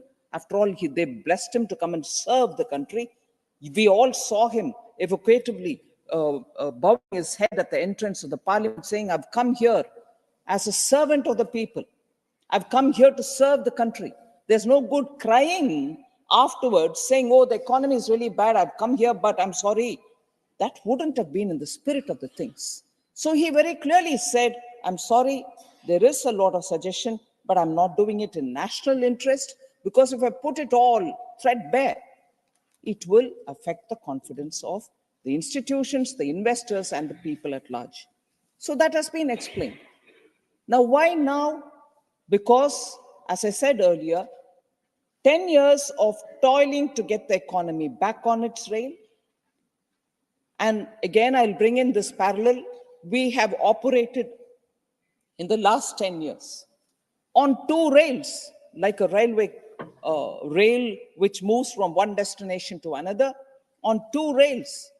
One, to correct the economy, remove the malpractices which had happened earlier, remove all those instruments which can be used as a weapon for rent seeking. So clear all those archaic laws and rules which have been there, make ease of doing business primary concern, and so on, equally looking at futuristic reforms which were so important. And I'm sure, for all the respect that all of us have voiced, and I was glad to hear across party lines, we had had such a wonderful farewell given to Dr. Manmohan Singh. I'll join in it. But equally, it is important, whether it is post 1991 or after 2004, the 10 years, the promised reforms of the 1991 itself was not complete at that time. Subsequently, when there was an opportunity again between 2004 and 2014, no reforms. It's one thing to continuously tell us, what have you done? What have you done? The two-track approach, which is required for the train to go forward. One, which is going to remove the malpractices impact on the economy. And two, not only carry forward those pending reforms which have been waiting from 91, but also even further to take the economy forward. So that is the track which we laid for ourselves. And there we go. We have reached a stage where the economy can now say, we've reached fifth position, we'll reach the third in the coming years. And that is where I want to compare it. There is a proverb in Tamil, and I'm sure every one of our languages, which is very rich, our languages are so rich in metaphor, rich in idiom, rich in the local context, and so on. In Tamil, there is a proverb, Mullu meda potta thuni madri, meaning there is a bunch of thorny bushes, and in that a sari or a cloth falls. How would you extricate that cloth from it? You'll have to remove it from every thorn which is pricking on the cloth. And then to remove the cloth without any damage, how much of a delicate, literally toil will it be? So that the cloth comes out clean, the cloth comes out without getting torn, and then put it on an even keel. The economy was like that piece of cloth on a thorny bush. That thorn, the bush was full of all those malpractices which have torn into the economy. That is exactly how the economy was, and there is no exaggeration. This is very evocative, an example that, or a word, idiom that I'm using, but actually that was it, and that's what has gotten captured. Otherwise, why me? Mullu peda putta thuni. What was the idiom, or what was the phrase which the whole world was using for us? Fragile five. That's not what I'm calling it. World called you like that at 2014. World called all of us. You're in an economy which is fragile. And if you're fragile, what is the level of fragility? From the bottom, you're within the first five. If that is the halat of the economy that Prime Minister Modi and this government inherited, did we sit watching, say, wondering how to sort it out? Straight away, we got into action. That was why the first cabinet decision in 2014 was one, to form an SIT to remove the black money. And second was an expenditure reform committee, which was formed under Bimal Jalanji, just so that all the profligate expenditure of the earlier government could be rationalized, more systematic and answerable methods of doing governance will be put in place. Those were the first two decisions of this government, clearly stating the intent with which we are getting on the job of cleaning the economy and giving it new lease of life. And as a result, today I'm happy to say that we've reached where we have reached. And at this stage, as an elected government, we have every duty to inform the public of this country to these two august houses, Lok Sabha and the Rajya Sabha, where people's representatives are seated, so that they know the true picture. What was it then? comparable time, what is it now? And what effort it took for us to restore it. Mullu meda potta thuni. I repeat it, that mind picture about our economy and the way in which it had to be delicately removed from those thorny bushes. Do legislation, do correction in the rules. Also make sure that you're giving enough incentives where it has to go in the right place. Savings by using technology. Not one thing, sir, and not at one level, sir. Across the board, at various levels, the economy had to be restored.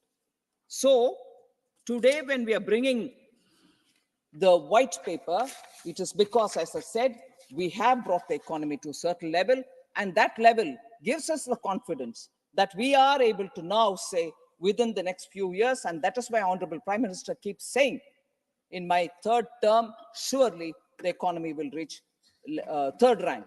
And this is not without reason. And above all, again, once again, why now?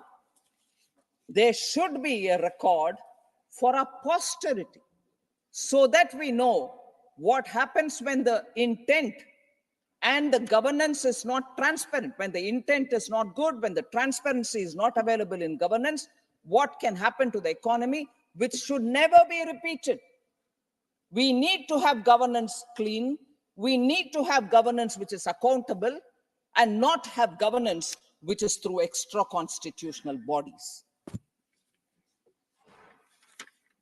So, as I said, in the Lok Sabha, I had spent some time explaining through various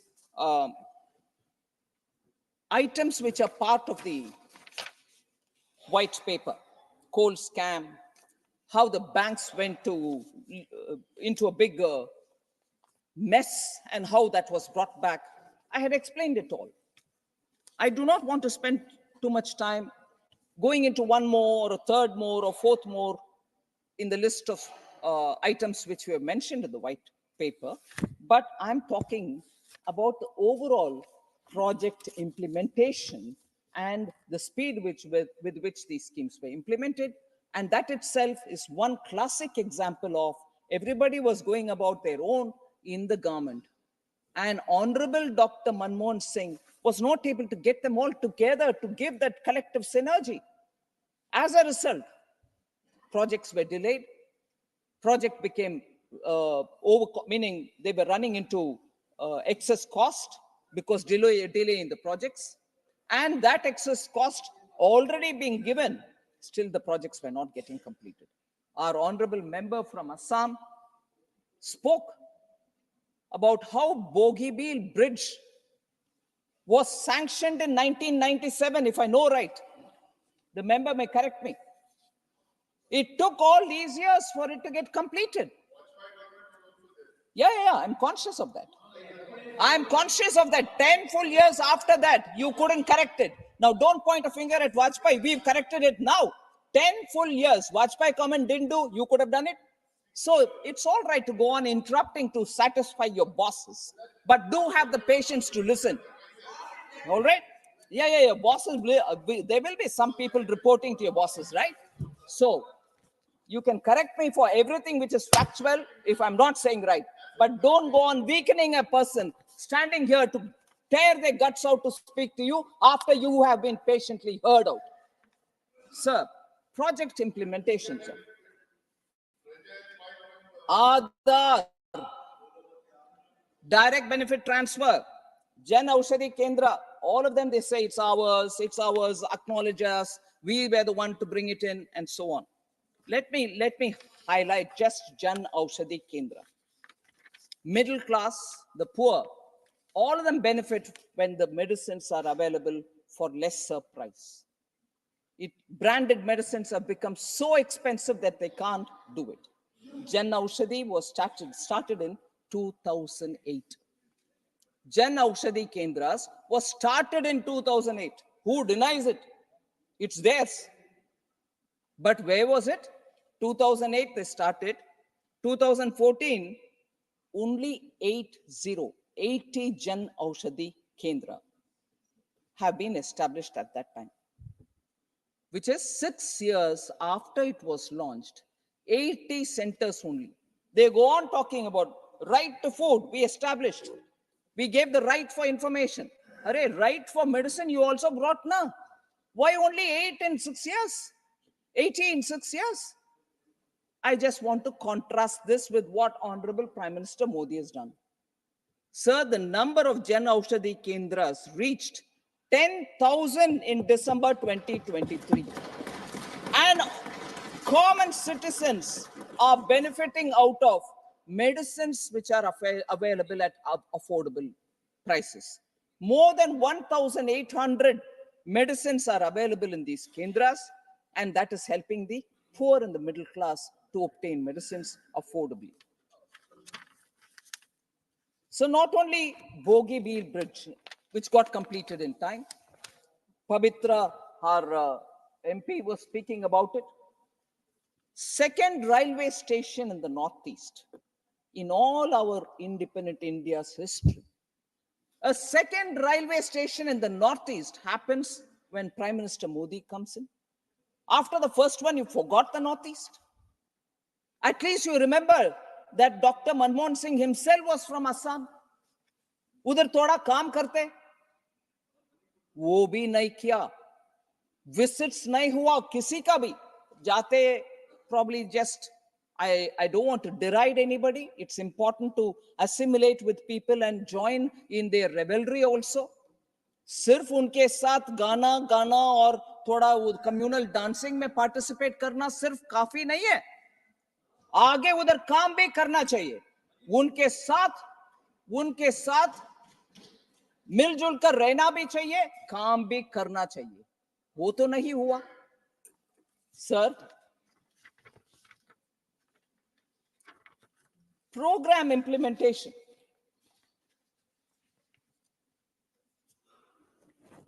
I'd like to state it here. PM Modi personally monitors programs and their progress through the Pragati video conference that he holds with the district level officers also, saying how much progress is happening. If it's not happening, then a minister goes there, also follows it up. 43rd edition of Pragati, 300 up to the 43rd, 348 pending projects have, and their total cost is 17.36 lakh crores, have been reviewed. Progress is happening quickly. They're all coming to a conclusion. This kind of an effort never happened earlier.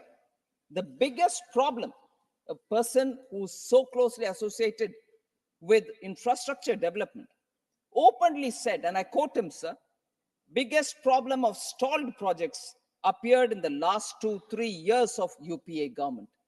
This is a statement which reveals as to when it started showing up, the inefficiency, lack of decision making.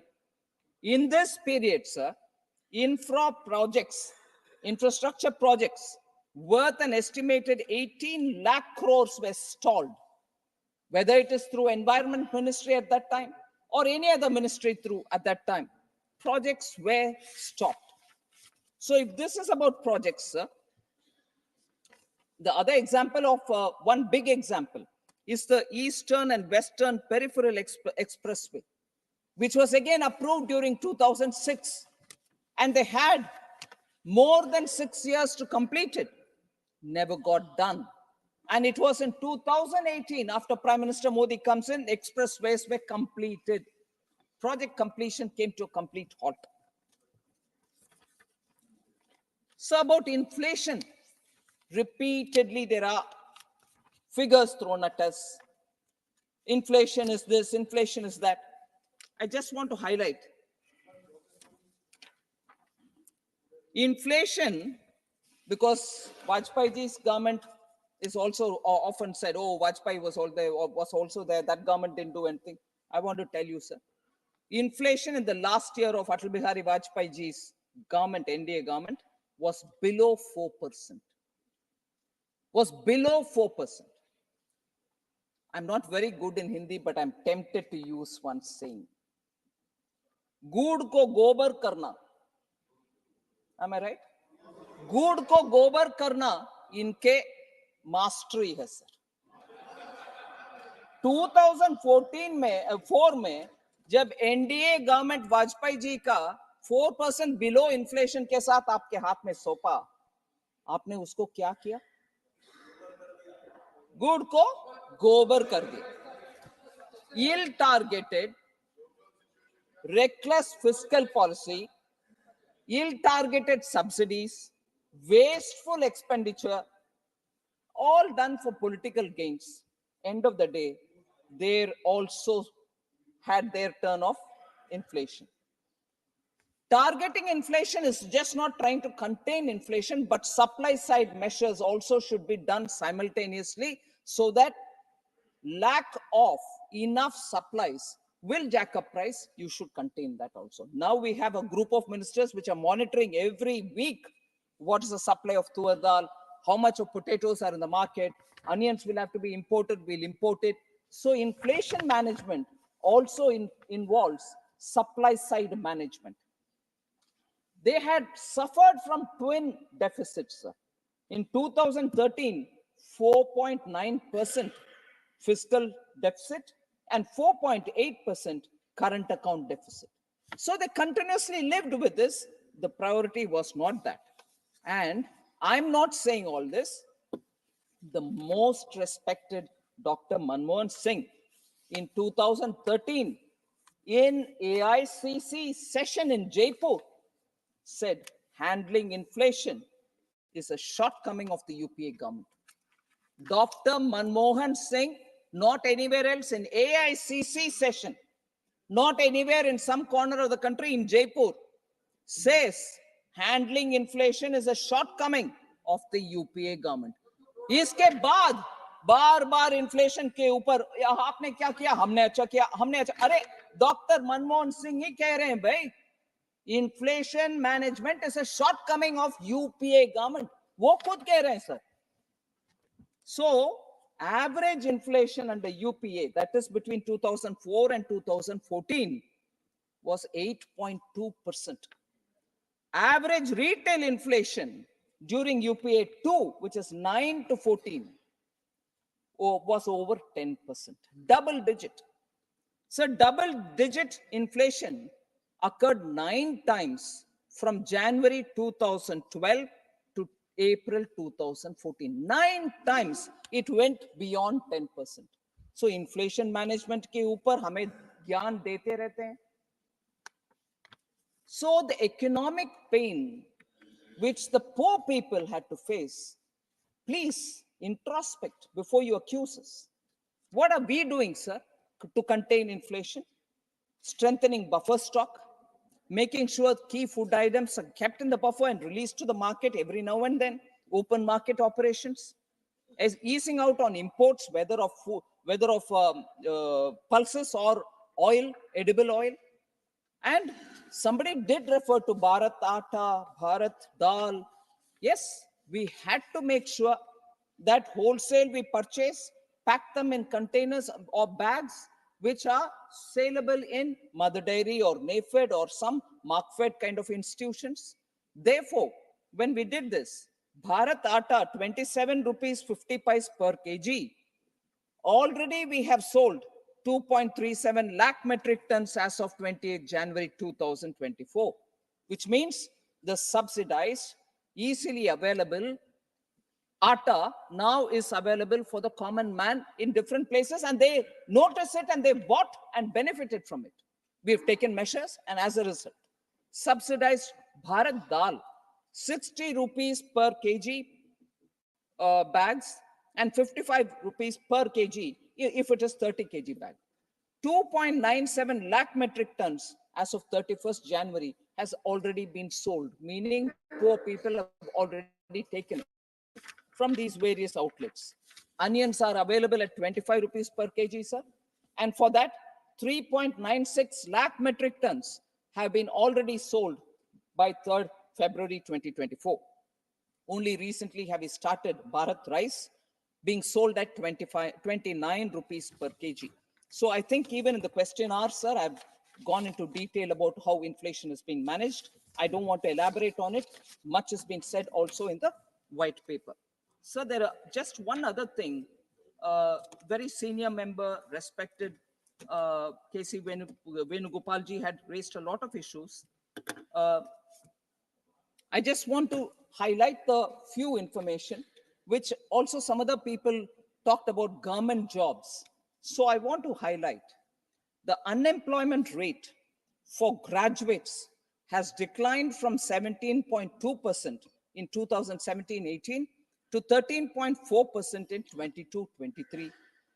Unemployment rates for overall for everybody declining from 5.8% in 2018 to 2019. Now it's come down to 3.2%, 22-23. So it's coming down. The PLI scheme also witnessed over 1.07 lakh crore of investment, leading to production of 8.7 lakh crores. Employment generation through that is about 7 lakh for individuals, 7 lakh individuals. Sir, the yearly net payroll additions to the EPFO, till some time ago, the minister was here, the net payroll additions to the EPFO more than tripled from 61 lakhs to 139 lakhs in 2022-23, sir. So government jobs in particular, someone did raise that question. As many as 8,82,191 central government vacancies have been filled up. I think it was Tiruchi Shivaji, he's not here now, have been filled up in the last 9 years as compared to just 6 lakhs which was filled up during 2004 to 13. Regional recruitment boards gave government jobs of 4,30,592 youths between 2014 and 2023.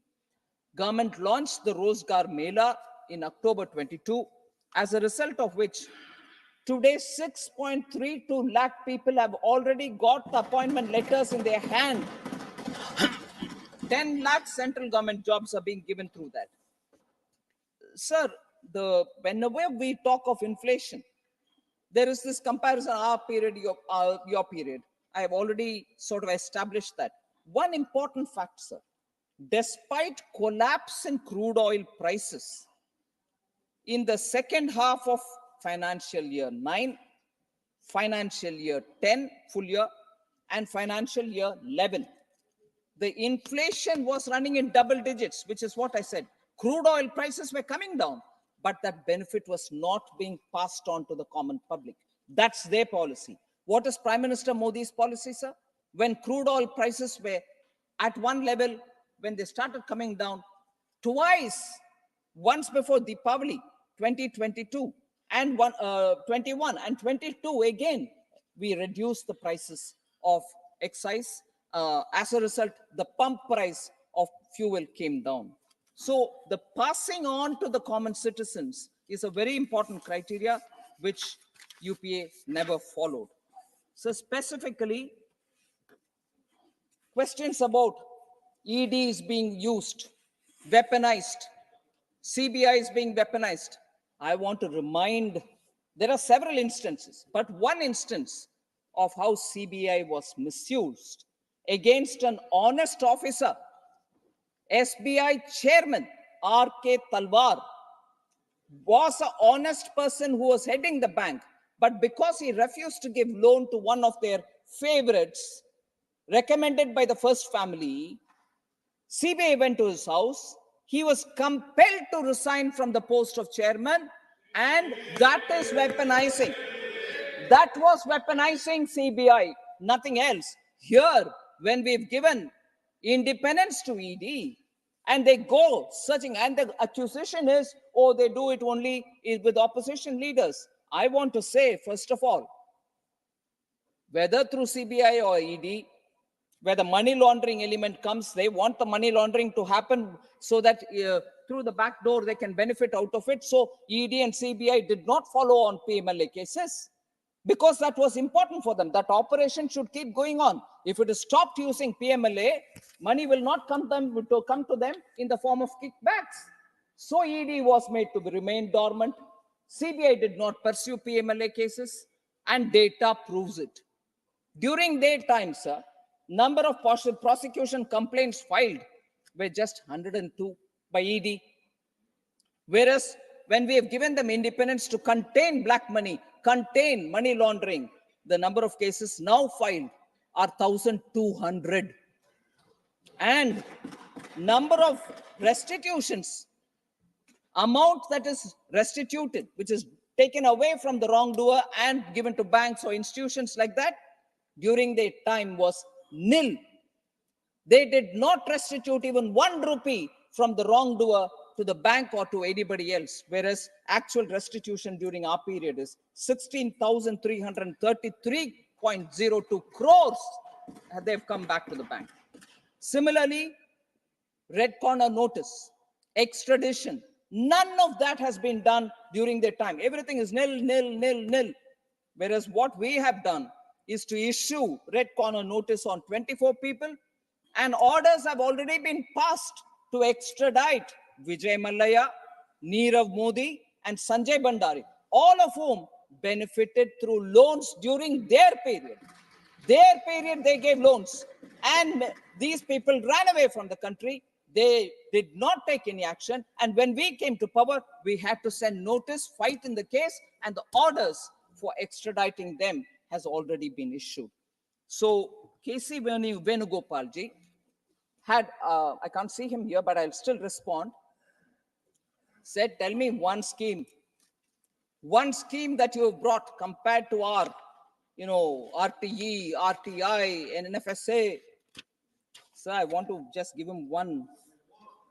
More also. I want to highlight the fact, sir. I was immensely grateful to our member from Uttar Pradesh.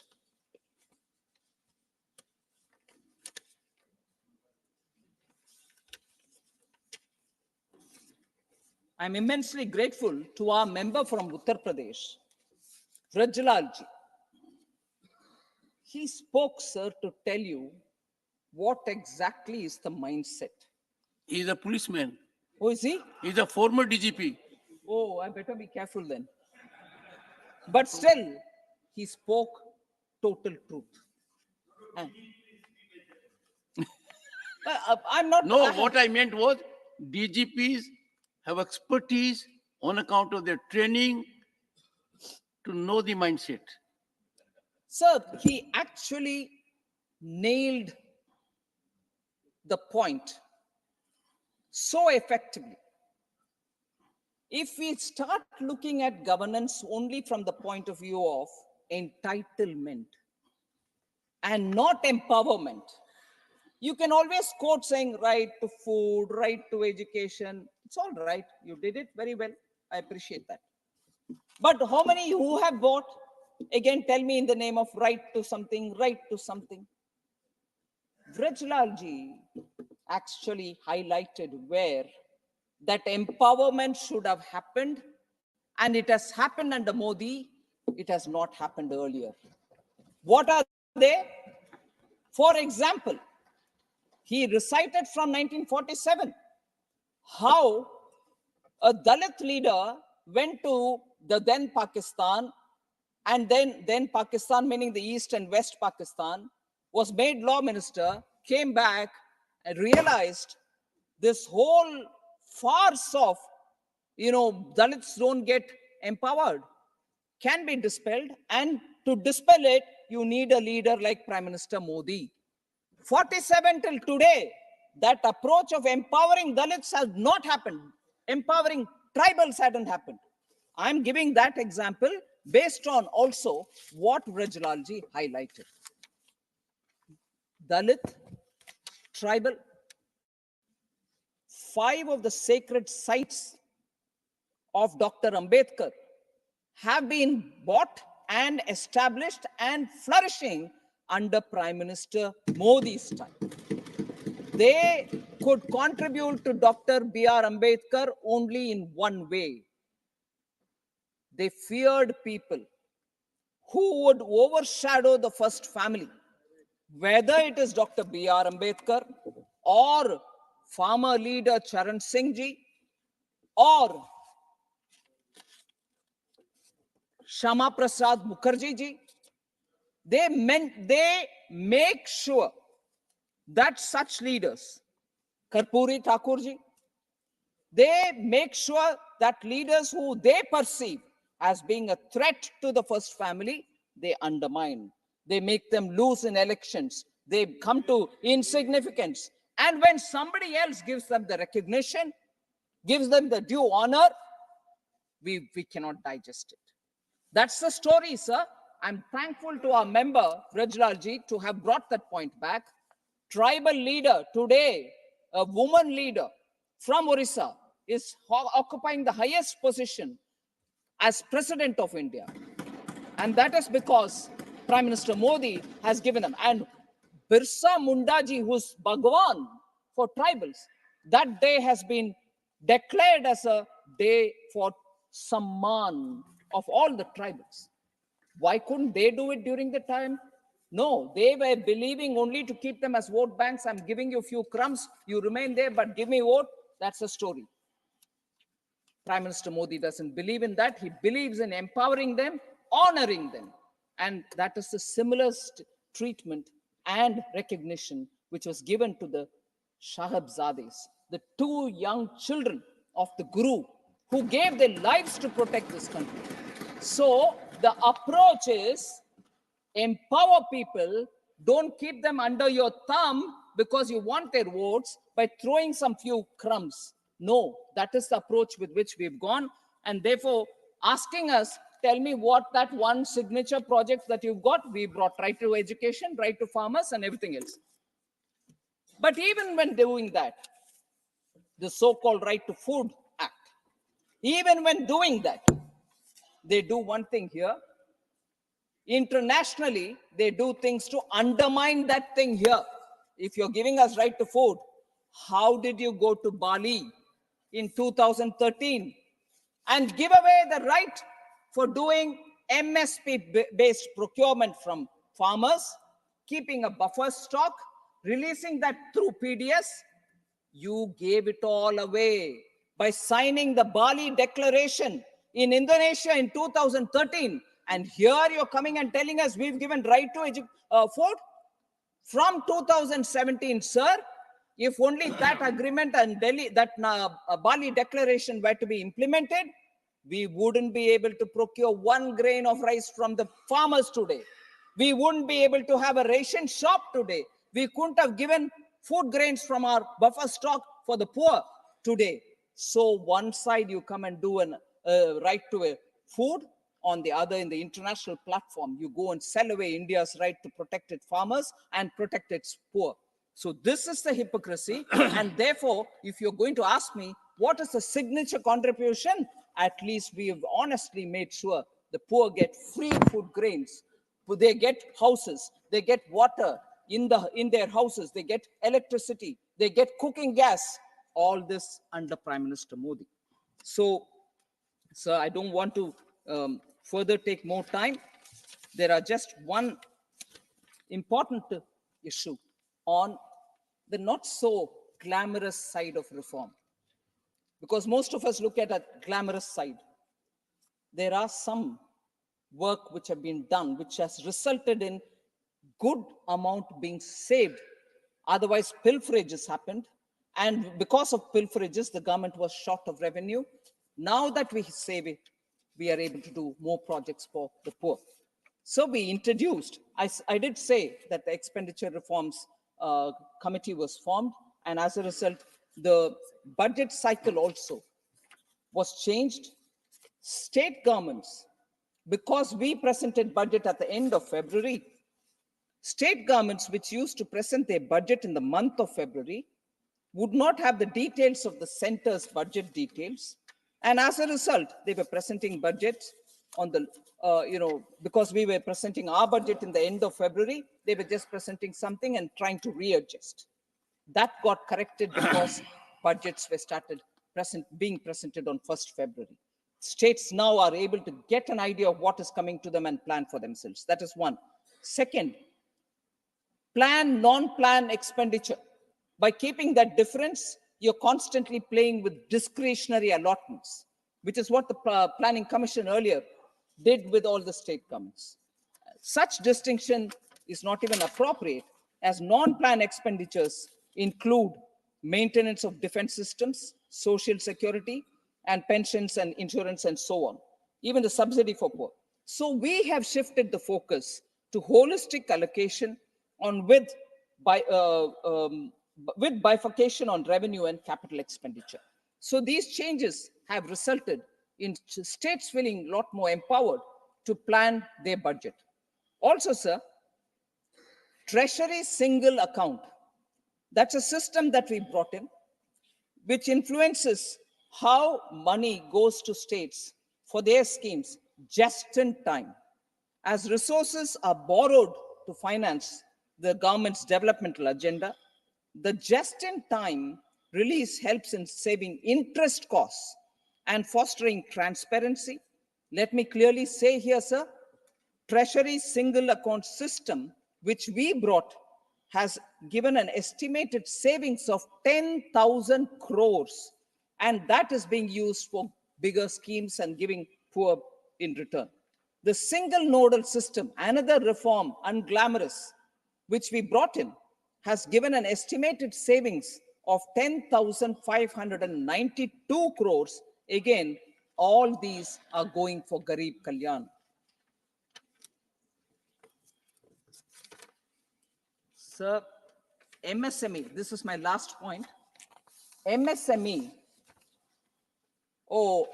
after demonetization, all MSMEs have got wiped out. K.C. Venugopal ji was feeling very concerned. All of us feel concerned about MSME. And he said because of that, that went away. All MSMEs are struggling, many died. But I want to say here, sir, as on 4th December 2023, as per the Udyam registration portal, the total number of MSMEs registered in the country are 3.16 crores, including informal micro enterprises, which are in the Assist platform. Again, early January, as per the Udyam registration portal, the total number of women-owned MSMEs was 1.17 crores. So MSMEs are getting registered even newly. Export of MSMEs in all India exports during the year 22-23 was 44%. Do you think it will happen in 22-23 if post demonetization all MSMEs got wiped away? 40%, 44% of all India exports are happening through the MSMEs. So they should do some more homework rather than come with general observations, which are getting disproved each time data is thrown at them. Sir, the efforts that we take are during the COVID itself. 5 lakh crore emergency credit line guarantee scheme for businesses were extended, which were used by a lot of MSMEs. And I'm telling you with great sense of pride that even as we come to the end of that period, many of them have honored their own loans returns and servicing the interest. This guarantee is not going to be used by most of those loans which were given. 50,000 crore equity infusion through MSME Self-Reliant India Fund has happened. We've done that for MSMEs. No global tenders in this country for procurement can happen up to 200 crores. They have to be reserved for MSMEs. No global tenders.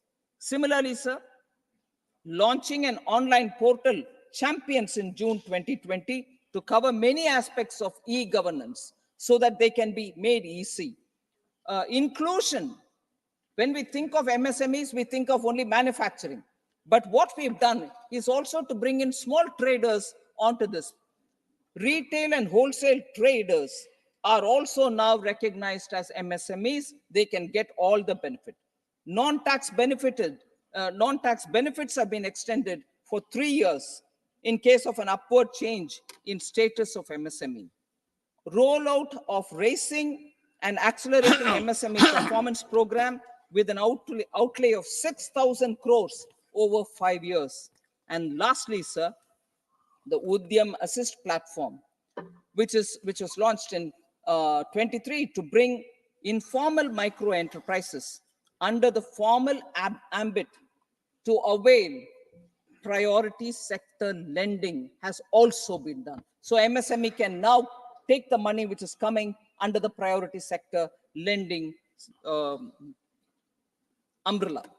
So lastly, I was a bit appalled. Madam, this is second lastly. Did I say one lastly? I'm sorry. Second lastly. I'm sorry, sir. I'll correct myself. Sir, who made Charan Singh PM? Was an observation by K.C. Venugopalji. People make PMs. I hope the Congress party is not living in that thing. They make PM, they throw PM, they bring in PM, they reject PM. No, people have rejected the Congress. But if you're well aware of that politics of that time, sir. Indira Congress decided to extend support to Chaudhry Charan Singh, who took oath as Prime Minister on 28 July 1979. Within 24 days, he resigns. Why? Because Indira Gandhi's Congress withdrew support from him. Charan Singh said he resigned because he was not ready to be blackmailed into withdrawing cases against Indira Gandhi cases which were put on her post-emergency. Indira Gandhi ji wanted Charan Singh to withdraw certain cases against her relating to the excesses committed during emergency, and he refused. Charan Singh ji said while resigning, and I quote, "The country would not have forgiven us if we had, for the sake of remaining in office, agreed to withdraw prosecutions against persons responsible for atrocities during emergency." Unquote. That's the honor with which that person left from there. The Chaudhry Charan Singh ji had to leave because he didn't think he should yield to that blackmail. So it was the Congress party which brought down Chaudhry Charan Singh ji in 1979. Good that K.C. Venugopal ji brought that up. It's all right for them to now say, it's all right, you go away to his grandson. But the fact remains, they had no respect for Chaudhry Charan Singh ji. This is the way they blackmailed him. An honorable man that he was, he said, no, I'm not falling into this. And he went away. Similarly, today, I'm grateful that our government has honored P.V. Narasimha Rao ji. Many things can be said. 91 reform, if he wasn't the prime minister at that time, even an economist, Dr. Manmohan Singh, couldn't have performed what he did as a government. Congress party did not even have the gratefulness to recognize him even after his death. The pictures, the video of the party's office, headquarters office, gate closing, even as his corpse was going, will bring tears to anybody's eyes. A person sacrifices and serves the party, but because of prejudice, you ignored him even after his death. That is the gratefulness this party has shown. And I don't need to say that it is the party which gave, under their own prime ministers, the prime ministers gave themselves Bharat Ratna. Nehru ji, Indira ji, all gave themselves the Bharat Ratna. They didn't bother about others. And they certainly didn't bother about Dr. B.R. Ambedkar, who they constantly kept defeating in political fields. They didn't give the Bharat Ratna to him. And therefore, sir, this party should not shed crocodile tears, or should not, for the record's sake, say, oh, no, we welcome Bharat Ratna being given for P.V. Narasimha Rao, for Chaudhry Charan Singh ji, and so on. They've proven when they were alive how torturous their lives were, how they tortured them. All that is very clear, and it'll go on the records of the parliament as to how, when they were alive, they tortured them, insulted them, and now when a different party, when Prime Minister Modi gives them Bharat Ratna, they are not even able to gulp the fact. Thank you very much.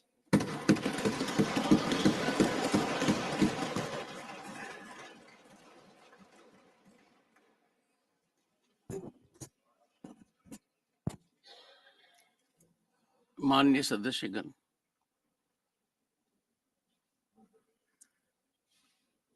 आज का दिन मेरे लिए अत्यंत पीड़ा का रहा है। मैं आपसे और मन से संरक्षण चाहता हूं। मर्यादित आचरण में रहना ऐसे पल आते हैं, मुश्किल हो जाता है। पूर्ण सद्भाव के साथ सदन की प्रतिष्ठा को ध्यान में रखते हुए दुखी और आहत मन से मैं आपके समक्ष चिंतन का एक विषय रखता हूं। यह सदन पूरे देश का प्रतीक है। इस सदन में जो भी आचरण होता है उसका चिंतन होता है, अध्ययन होता है, लोगों के मन में प्रसन्नता होती है, लोगों का मन दुखी भी होता है। ईमानदारी के प्रतीक, उत्कृष्ट आचरण के धनी, किसान और गरीब के हितकारी भारत के पूर्व प्रधानमंत्री चौधरी चरण सिंह को भारत का सर्वोच्च नागरिक सम्मान भारत रत्न देना स्वाभाविक रूप से सभी के लिए एक उत्सव का विषय होना चाहिए था। बाकी 4 महानुभावों को दिया, अत्यंत उत्सव का विषय होना चाहिए था। न समय को हम देख सकते, न ये कह सकते क्यों दिया। मैं ये भी आपके सामने कहना चाहता हूं कि आज दिन भर में बहुत से लोगों ने मुझे सूचित भी किया है। इस सदन की गरिमा का आहत होना और मेरे इस आसन पर विराजमान होना मेरे लिए दुखदायी रहा। आज मैं मानकर चलता हूं कि इस सदन का हर सदस्य भारत के इस महान सपूत को जो भारत रत्न दिया गया उस पर गर्व महसूस करता है। उनके पोते को उनके लिखित अनुरोध पर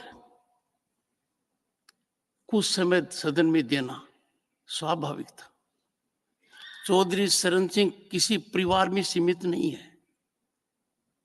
चौधरी चरण सिंह अपने उस परिवार के भी सीमित नहीं, वो पूरे देश में थे।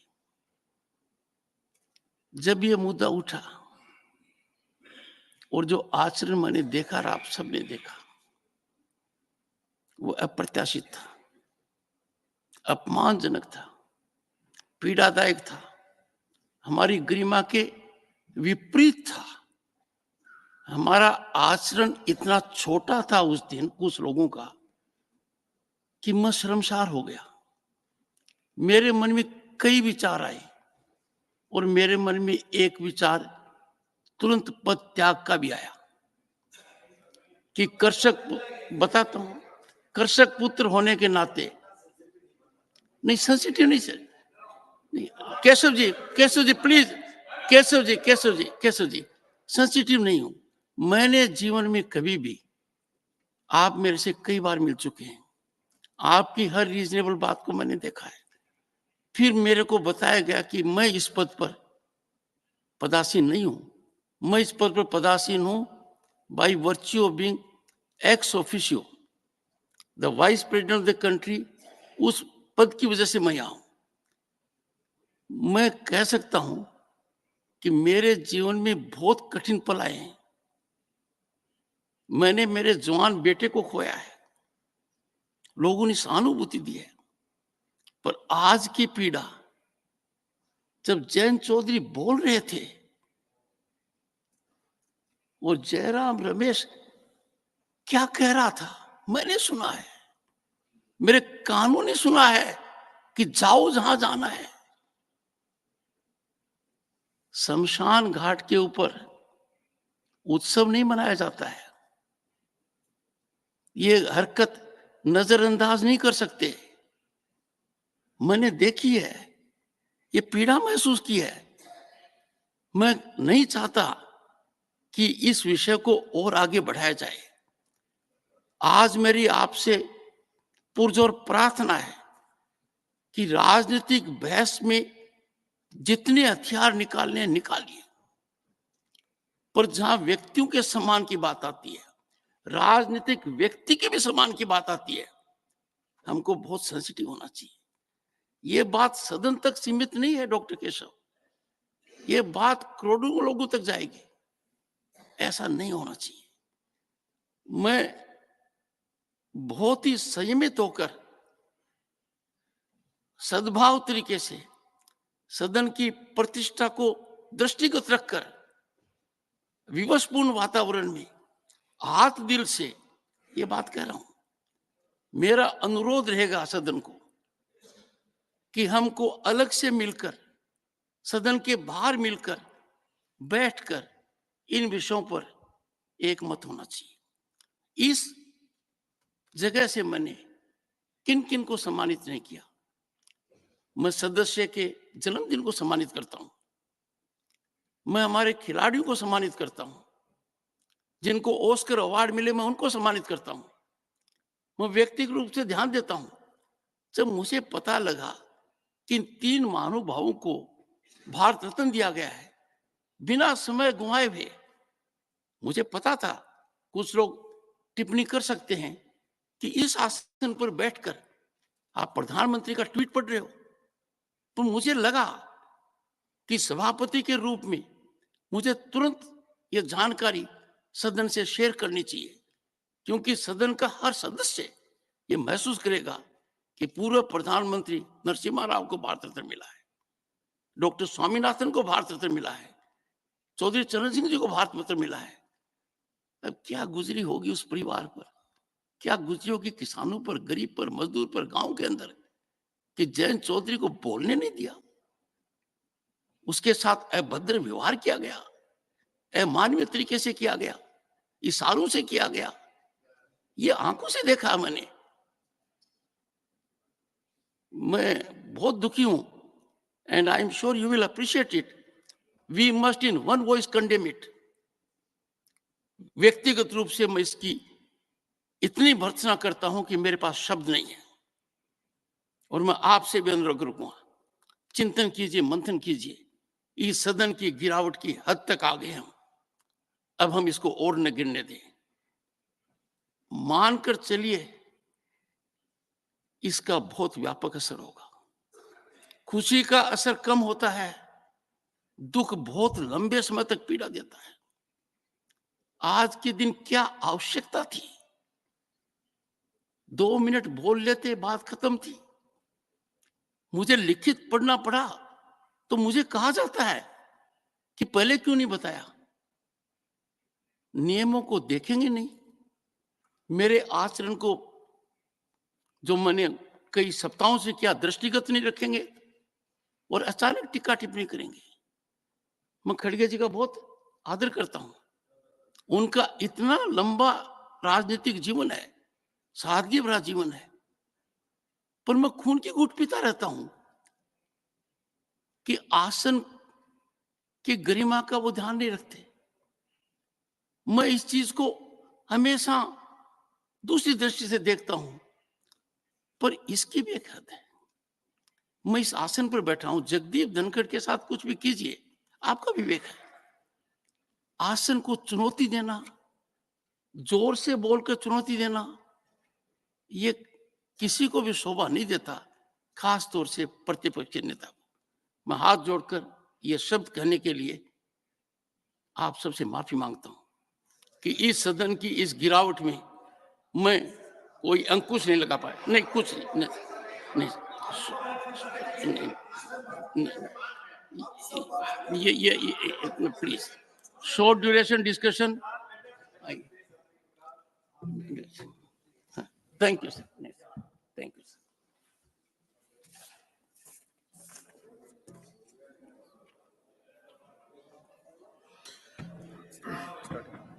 Short duration discussion. Notices have been received from the following members to raise a discussion.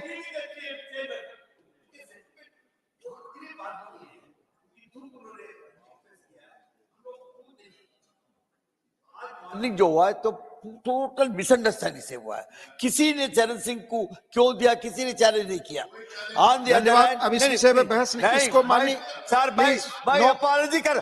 माननीय चेयरमैन ने अपनी वेदना प्रकट की है, पूरा सदन उनके साथ है, हमें इस पर बात करनी चाहिए। नहीं, बिल्कुल नहीं। फिर पुनः वही आचरण। No, Now, Honorable Chairman has called for short duration discussion. Nothing is going on record, Mr. Keshav, Dr. Keshav. Notices have been received from the following members to raise a discussion on Sri Ram Mandir की ऐतिहासिक निर्माण और प्राण प्रतिष्ठा, historic construction of Shri Ram temple and प्राण प्रतिष्ठा, श्री राम मंदिर के ऐतिहासिक निर्माण और प्राण प्रतिष्ठा, doctor Sudhanshu Trivedi, doctor K Laxman, Shri Rakesh Sinha. Doctor Sudhanshu Trivedi, doctor Sudhanshu Trivedi. माननीय सभापति महोदय, आज जब हम लोग इस कालखंड में खड़े हुए हैं तो मुझे लगता है कि जब मैं किशोरावस्था में था और श्री राम जन्मभूमि का आंदोलन प्रारंभ हुआ था, उस महान यज्ञ में जिसमें करोड़ों लोगों ने कई पीढ़ियों तक अपनी आहुति दी, उसकी पूर्णाहुति देखते हुए देखना अपने आप में एक बहुत सुखद अनुभव होता है। और यह काल इसलिए भी अधिक महत्वपूर्ण है कि यह भारत के अमृत काल का ही कालखंड नहीं है, बल्कि श्री राम मंदिर के माध्यम से शताब्दियों से सोई हुई भारत की चेतना के पुनः उठकर अग्रसर होने और विश्व को नया संदेश देने का एक संधिकाल भी है। और इसलिए मैं ये कह सकता हूं कि मेरे मन में एक भाव आया कि ये ऐसा काल था जिसमें बहुत कुछ असंभव लगने वाली चीज भी साकार रूप धारण हुई है। तो मेरे मन में यह भाव आया कि मानो अक्षर सभी पलट गए भारत के भाल के, साकार हुआ स्वप्न हर बला को टाल के, नए क्षितिज उभर रहे हैं अमृत काल के और दिव्य दर्शन हो रहे हैं श्री राम लाल के। मान्यवर, भगवान राम उस भारत की स्व की अनुभूति है जो भारत के स्वतंत्रता के बाद निश्चित रूप से प्रकट होनी चाहिए थी, जो अनादिकाल से भारत में उत्तर से दक्षिण तक, उत्तर में यदि गुरु गोविंद सिंह जी ने गुरुमुखी में रामावतार लिखा तो दक्षिण में तमिल में कंबन ऋषि ने वही रामावतारम नाम से ही लिखा, तो बंगला में कृतिवास ने यदि लिखा तो हिंदी में तुलसीदास ने लिखा, तो उत्तर दक्षिण पूरब पश्चिम से सब तरफ भारत के प्राण को अनुप्राणित करने वाला यह तत्व था। इसीलिए महात्मा गांधी ने भी जिस समय स्वतंत्रता आंदोलन की शुरुआत की तो अपना राजनीतिक दर्शन रखा था राम राज्य, और प्रतिदिन का भजन रखा था रघुपति राघव राजा राम, अंतिम शब्द रखा था हे राम। परंतु हे राम, मैं ये कहना चाहूंगा उन राम को भी प्राण प्रतिष्ठित करने में इतना संघर्ष करना पड़ा जो भारत के समाज से लेके आध्यात्म और मन तक विद्यमान थे, जिसे हम लोग उस आंदोलन के समय कहते थे कि ये तन प्रभु राम का, मन प्रभु राम का, तो हर क्षण बोलिए जय श्री राम की, आस प्रभु राम की, श्वास प्रभु राम की, तो प्रति क्षण बोलिए जय श्री राम की।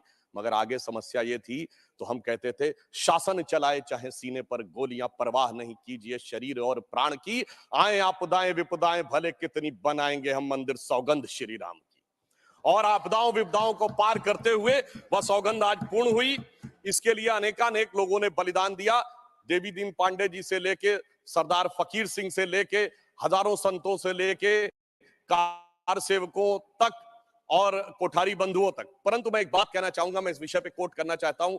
2003 के नोबेल पुरस्कार विजेता वीएस नायपॉल ने एक किताब लिखी थी भारत के बारे में, इंडिया ए वुंडेड सिविलाइजेशन। उन्होंने कहा भारत एक विचित्र देश है जहां पर कि अपनी संस्कृति को आघात करने वाले विषय को पढ़ाया जाता है और आघात करने का प्रयास किया जाता है, इसीलिए उन्होंने वुंडेड सिविलाइजेशन वर्ड कहा। मैं इसलिए कह रहा हूं कि जो इतिहास में प्रत्यक्ष प्रमाण थे उनको भी झुटलाने का प्रयास हुआ। श्री राम जन्मभूमि केस के सिर्फ 2 उदाहरण बताना चाहता हूं। जब मुकदमा चला तो ये पूछा गया कि भाई पिछले उदाहरण दीजिए कोई शताब्दियों के, तो विपरीत पक्ष के पास कोई उदाहरण नहीं थे। हमने फॉरेन ट्रेवलर्स के उदाहरण कोट किए। विलियम फिंच नाम का ब्रिटिश ट्रेवलर आया 1610-20 के आसपास, उसने कहीं पर मस्जिद का उल्लेख नहीं किया, सिर्फ मंदिर का उल्लेख किया। फ्रेंच ट्रेवलर आया जोसेफ टिफेंथलर 1720 के आसपास, तो वो कहता वहां पर चबूतरा है जिसमें कि और एक पक्ष में वो मस्जिद की बात करता है और बताता है कि रामनवमी पे लाखों की भीड़ लगती है। परंतु उसके बावजूद एक मजेदार बात बताना चाहता हूं, जब से ब्रिटिश डॉक्यूमेंट आया तो जो पहली एफआईआर ऑफिशियली दर्ज हुई है नवंबर 1858 में, फैजाबाद के थानेदार को रिपोर्ट दी गई है कि 25 निहंग सिखों ने आकर कब्जा कर लिया है, यज्ञ हवन किया है और मस्जिद जन्म स्थान के सब तरफ राम राम लिख दिया। और जानते हो उस पे सभापति महोदय सिग्नेचर क्या है? मुतव्वली मस्जिद जन्म स्थान। अब बताइए, जन्म स्थान पहली एफआईआर में खुद मुतव्वली लिख रहा है और उसके बाद इस विषय को इतना बढ़ाया गया। और स्वतंत्रता के बाद मैं एक बात कहना चाहता हूं, 22-23 दिसंबर 1949 की रात को जब श्री राम लला प्रकट हुए उसके बाद ये ध्यान देने योग्य बात है। ये समुदायों के बीच के संघर्ष का विषय नहीं था, ये भारत के स्वाभिमान का विषय था। 12 साल टाइटल सूट की मियाद होती है, 12 साल तक मुस्लिम पक्ष सुन्नी सेंट्रल वक्फ बोर्ड उसमें पैरोकार ही नहीं था। 1961 में, दिसंबर 1961 में जब 12 साल पूरे होने में 4 दिन रह गए थे, तब सेंट्रल सुन्नी वक्फ बोर्ड उसमें पैरोकार बना। क्यों? कुछ सेकुलरिस्टों ने समझाया, कुछ लेफ्टिस्टों ने समझाया, और इसका उल्लेख के मोहम्मद साहब ने अपनी किताब में किया है कि मुस्लिम समाज में एक बहुत बड़ा तबका ये मानता था कि हमें इस विषय में पढ़ने की जरूरत नहीं है, परंतु राजनीति के चलते हुए भारत के स्वाभिमान का विषय ये इसका प्रतीक बना। परंतु उसके बाद कोर्ट का निर्णय आया, संपूर्ण मर्यादाओं को पूर्ण करते हुए आज ये दिन आया। तो मैं कई बार हम लोग से कहा जाता है कोर्ट का निर्णय आया तो इसमें आपने क्या किया, तो मैं बताना चाहता हूं, हम जब सत्ता में आए 1991 में कल्याण सिंह जी की सरकार ने आकर 67 एकड़ भूमि का अधिग्रहण किया। उसके बाद याद करिए खुदाई पर रोक लगा दी गई थी।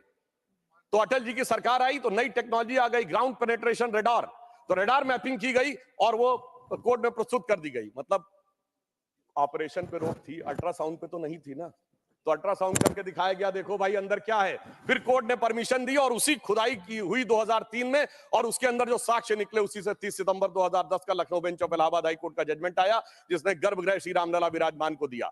अब जब मोदी जी की सरकार आई तो क्या अंतर था? विषय सुप्रीम कोर्ट में आ चुका था।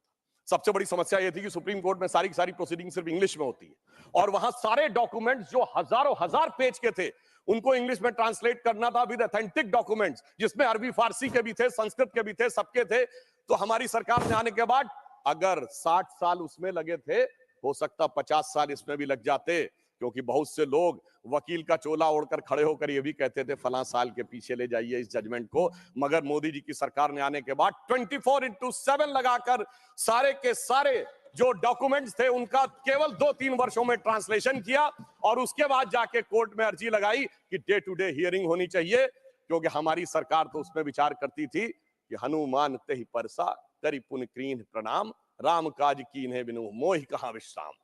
और फिर आपने देखा कि वो जब जजमेंट आया, और ये भी एक सुखद संयोग देखिए कि मान्यवर, हमसे टीवी डिबेट में अक्सर बहुत पूछा जाता था कि आ गए भाजपा वाले, कहते हैं रामलला हम आएंगे, मंदिर वहीं बनाएंगे, तारीख नहीं बताएंगे। महोदय, राम का मंदिर कोई इमारत नहीं थी, ये भारत की भव्यता का आगाज था, और वो तारीख कोई तारीख नहीं थी, वो काल की गति थी।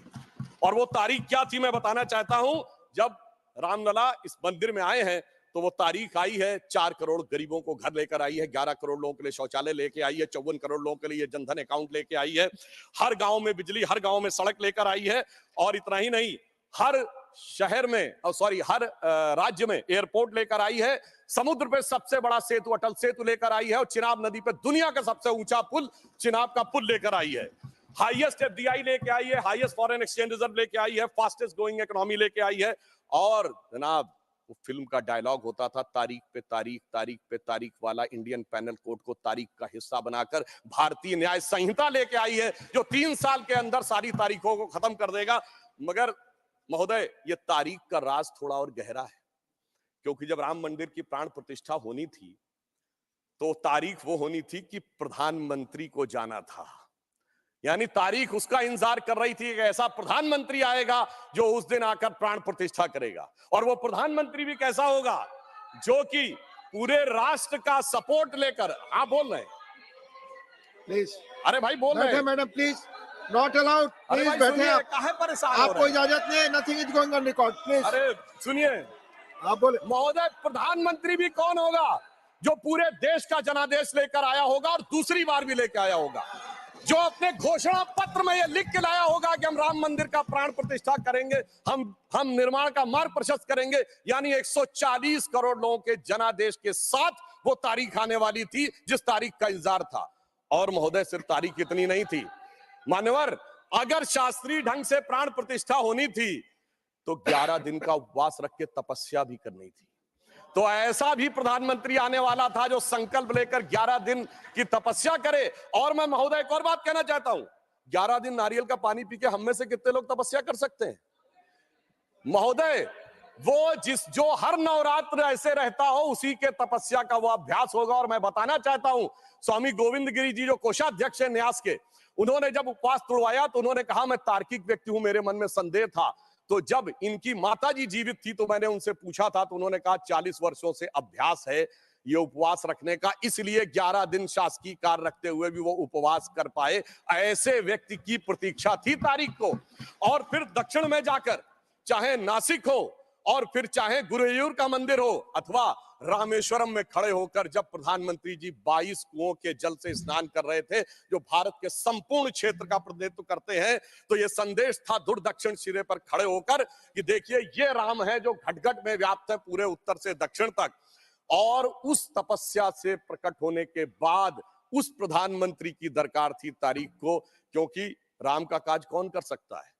गोस्वामी जी लिख गए हनुमान चालीसा में, सब पर राम तपस्वी राजा, जिनके काज सकल तुम साजा। अगर राम तपस्वी राजा थे तो तपस्वी प्रधानमंत्री भी होना चाहिए था वो करने के लिए। और इस तारीख का इंतजार था, तारीख का ये राज समझने के लिए।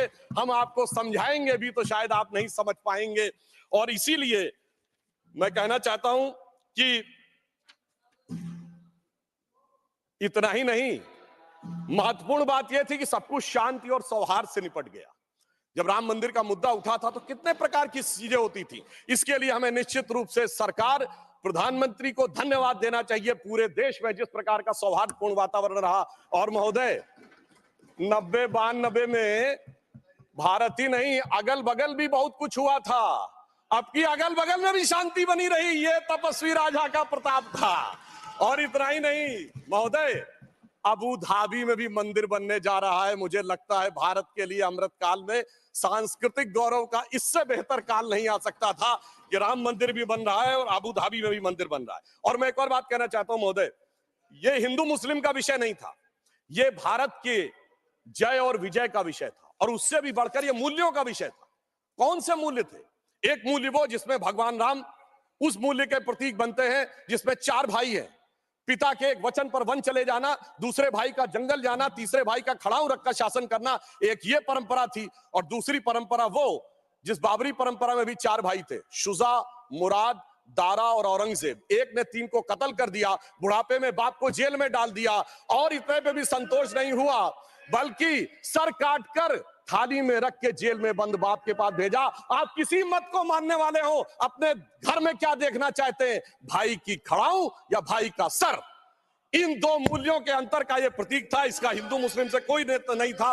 और मैं अपने विरोधियों को बताना चाहता हूं, मान्यवर, उर्दू में भी एक रामायण लिखी गई, चकबस्त रामायण, और उसमें इसी मूल्य को अप्रिशिएट किया गया है कि जब भगवान राम राजा दशरथ से अनुमति लेकर जाते हैं तो उर्दू के प्रसिद्ध शायर चकबस्त ने, और वो लखनऊ के रहने वाले थे, उन्होंने लिखा है, रुखसत हुए वो बाप से लेकर खुदा का नाम, रुखसत हुए वो बाप से लेकर खुदा का नाम, और राहे वफा की मंजिलें अव्वल हुई तमाम।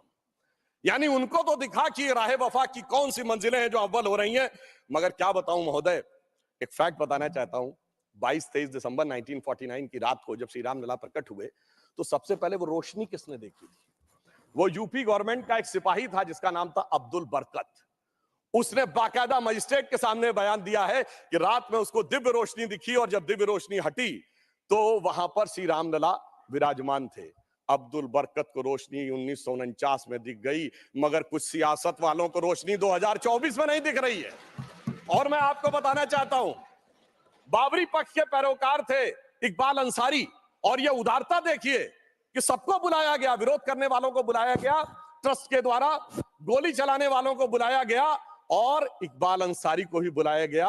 और इकबाल अंसारी प्राण प्रतिष्ठा में आ गए। उनका इकबाल तो बुलंद हो गया, मगर इन लोगों का इकबाल जमींदोज हो गया। और मैं ये भी बताना चाहता हूं, उसका एक कारण है, ऑन द लाइटर नोट, इसको कोई पर्सनल ना ले महोदय। ये कहा जाता है कि हमारे यहां राम का तत्व या ईश्वर का तत्व कौन नहीं समझ पाता है? जो कामी, क्रोधी, लोभी, खलकामी हो। और राजनीति में वो नहीं समझ पाता जो सेकुलर और वामी हो। अब मैं ये बताना चाहता हूं महोदय कि जो लोग कहते हैं भगवान राम ने अपने जीवन में ये मंदिर किस चीज का प्रतीक है, कई लोग एक आध कोई शब्द लेकर बगैर पढ़े हुए, बगैर उस भाषा को जाने हुए अपनी बात कहने लगते हैं। तो मैं बताना चाहता हूं, भगवान राम ने कौन मेरा भक्त है इसका बाकायदा उदाहरण दिया। उन्होंने लिखा है, जात पात कुल धर्म बड़ाई, धन बल परिजन गुण चतुराई। इन 10 चीजों से मैं नहीं मिलता। मैं कैसे मिलता हूं? भक्ति से मिलता हूं।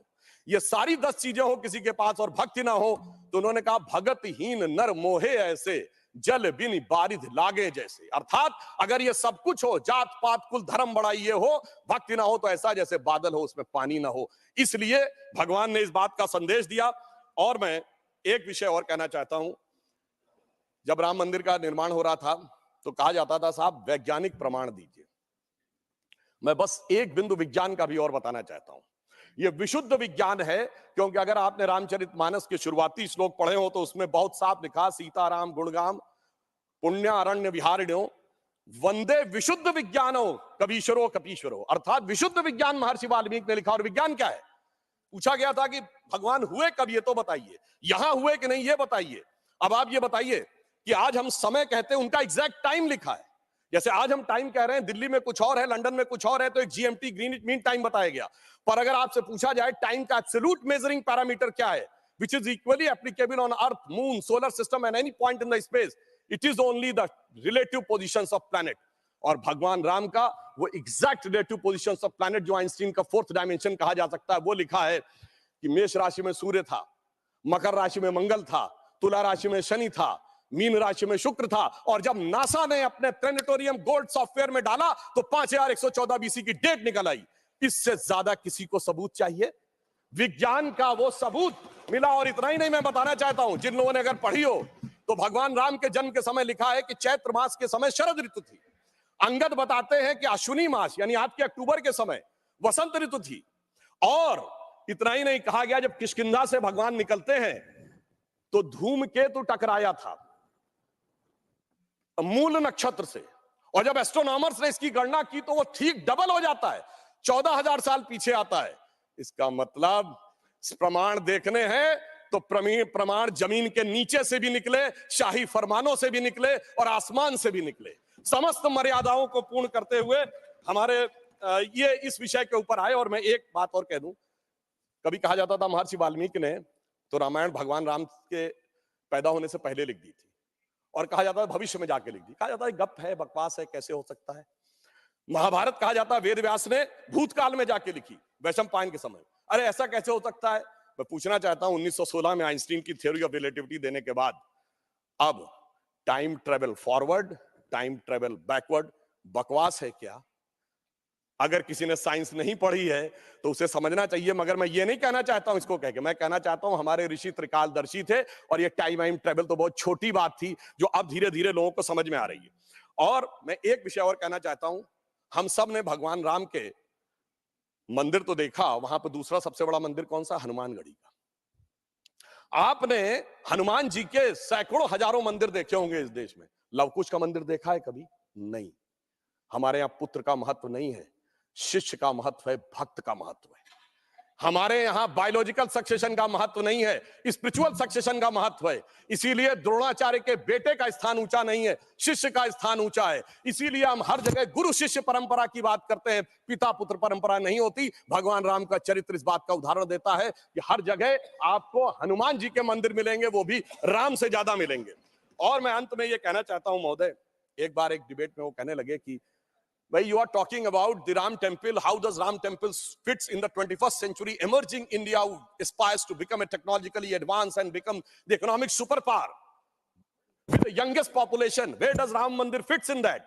मैंने कहा सुनिए महोदय, हम 21वीं सदी में भारत को सिर्फ economic, intellectual, military super power नहीं बनाना चाहते, हम वर्ल्ड लीडर बनाना चाहते हैं। और जब वर्ल्ड लीडर बनाना चाहते हैं तो it should symbolise the certain set of values which will inspire the world.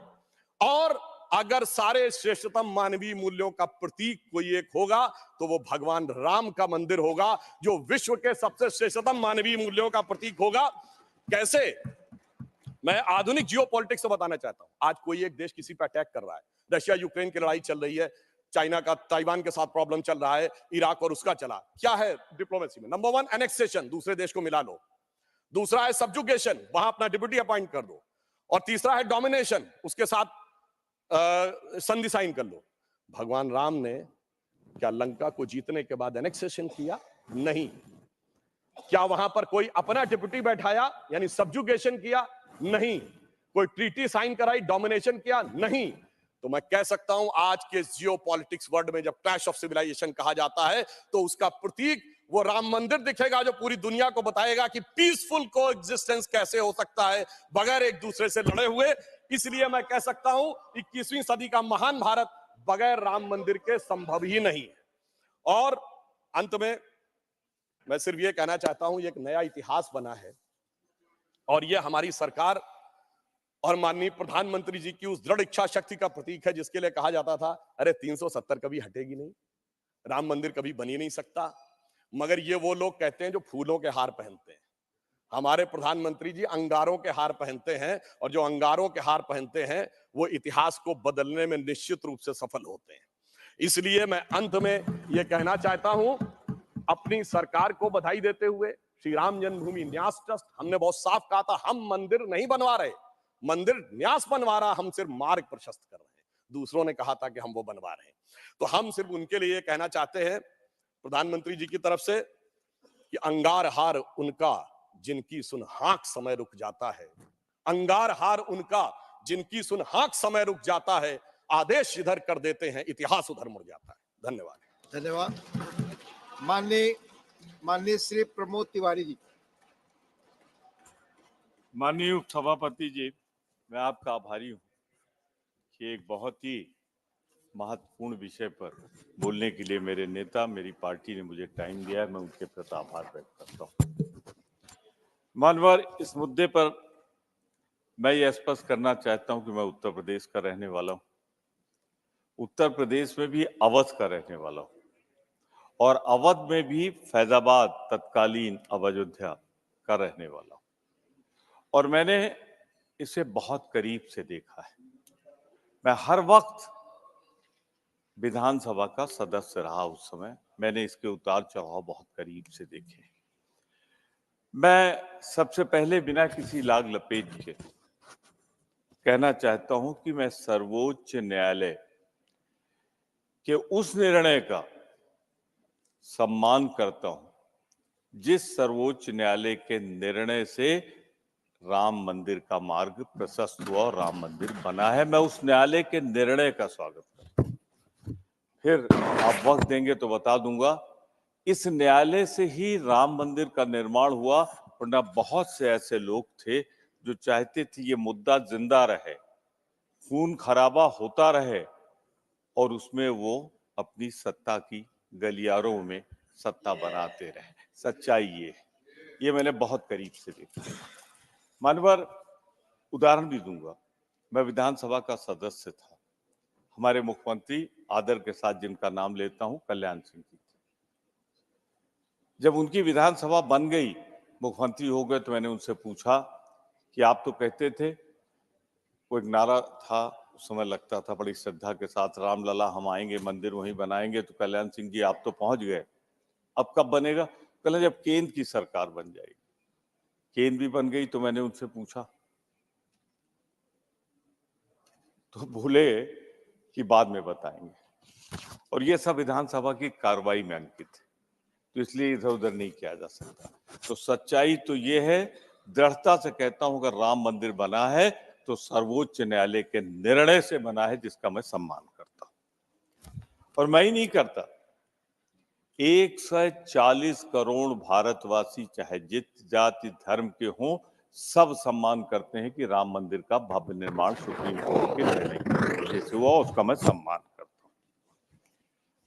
पर मैं भगवान राम का पुजारी हूं, शुरू में कह दूं, हिंदू हूं, बताना पड़ता है, हिंदू जहां लिखा जाता है कॉलम लिखता हूं, सनातन भी हूं, सम्मान से कहता हूं और गर्व से कहता हूं। प्लीज बोले, प्रमोद जी बोले। अनवर ये कह रहे हैं ब्राह्मण भी हूं तो हूं और गर्व करता हूं मानवर, पर मैं उन लोगों में हूं जो भगवान राम के प्रति, जैसा हमारे नेता विरोधी कर रहे हैं, आस्था रखता हूं, उनकी पूजा करता हूं, उनकी आराधना करता हूं, उनके बताए सिद्धांत पर चलता हूं जो मर्यादा पुरुषोत्तम ने रखे हैं। मैं माननीय उपसभापति जी, मैं भगवान राम का व्यापारी नहीं हूं। जो लोग भगवान राम का व्यापार करते हैं, राजनीतिकरण करते हैं, मैं वो नहीं हूं। मैं भगवान राम मेरे लिए आस्था का विषय है, मैं आस्था उनके ऊपर प्रदर्शित करना चाहता हूं।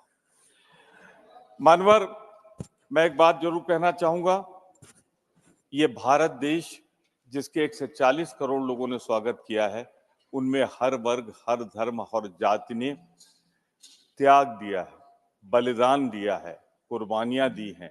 इनमें वो लोग बहुत नहीं जिन्होंने अंग्रेजों की चापलूसी और मुखबिरी की हो, आज वो भगवान राम को मानते हैं। मानवर, मैं तो बहुत विनम्रता से कह रहा हूं, और आपसे ज्यादा मुझको कौन समझता है।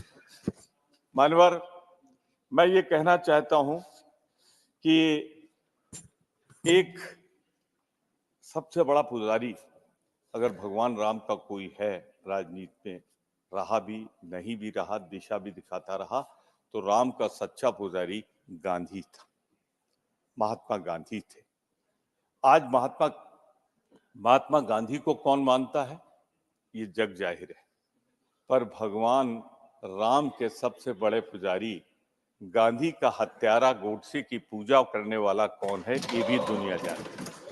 आज उन सिद्धांतों पे लोग चल रहे हैं, पर एक मेरी चिंता है, मुझे उससे निवारण लेना है, इसलिए मैं कह रहा हूं। मान्यवर, राजनीति से अगर नहीं जोड़ना था तो मैं जितना पढ़ा लिखा हूं, समझदार हूं, मंदिर का प्राण प्रतिष्ठा तब होती है जब मंदिर पूर्ण हो जाता है, पूर्णता को प्राप्त कर लेता है, मंदिर बन जाता है। उसके कई व्यवहारिक कारण हैं कि एक मंजिल बना दो, दूसरे मंजिल पे जाएंगे, फिर मजदूर बनाएंगे, उनके चरण होंगे वहां पे जहां भगवान स्थापित होंगे। मुझे सिर्फ दुख है कि मंदिर के अपूर्ण स्थिति में स्वागत किया गया, अपूर्ण, इनकम्प्लीट। ये ट्रस्ट भी कह रहा है। तो मानवर, इसकी जल्दी क्या थी?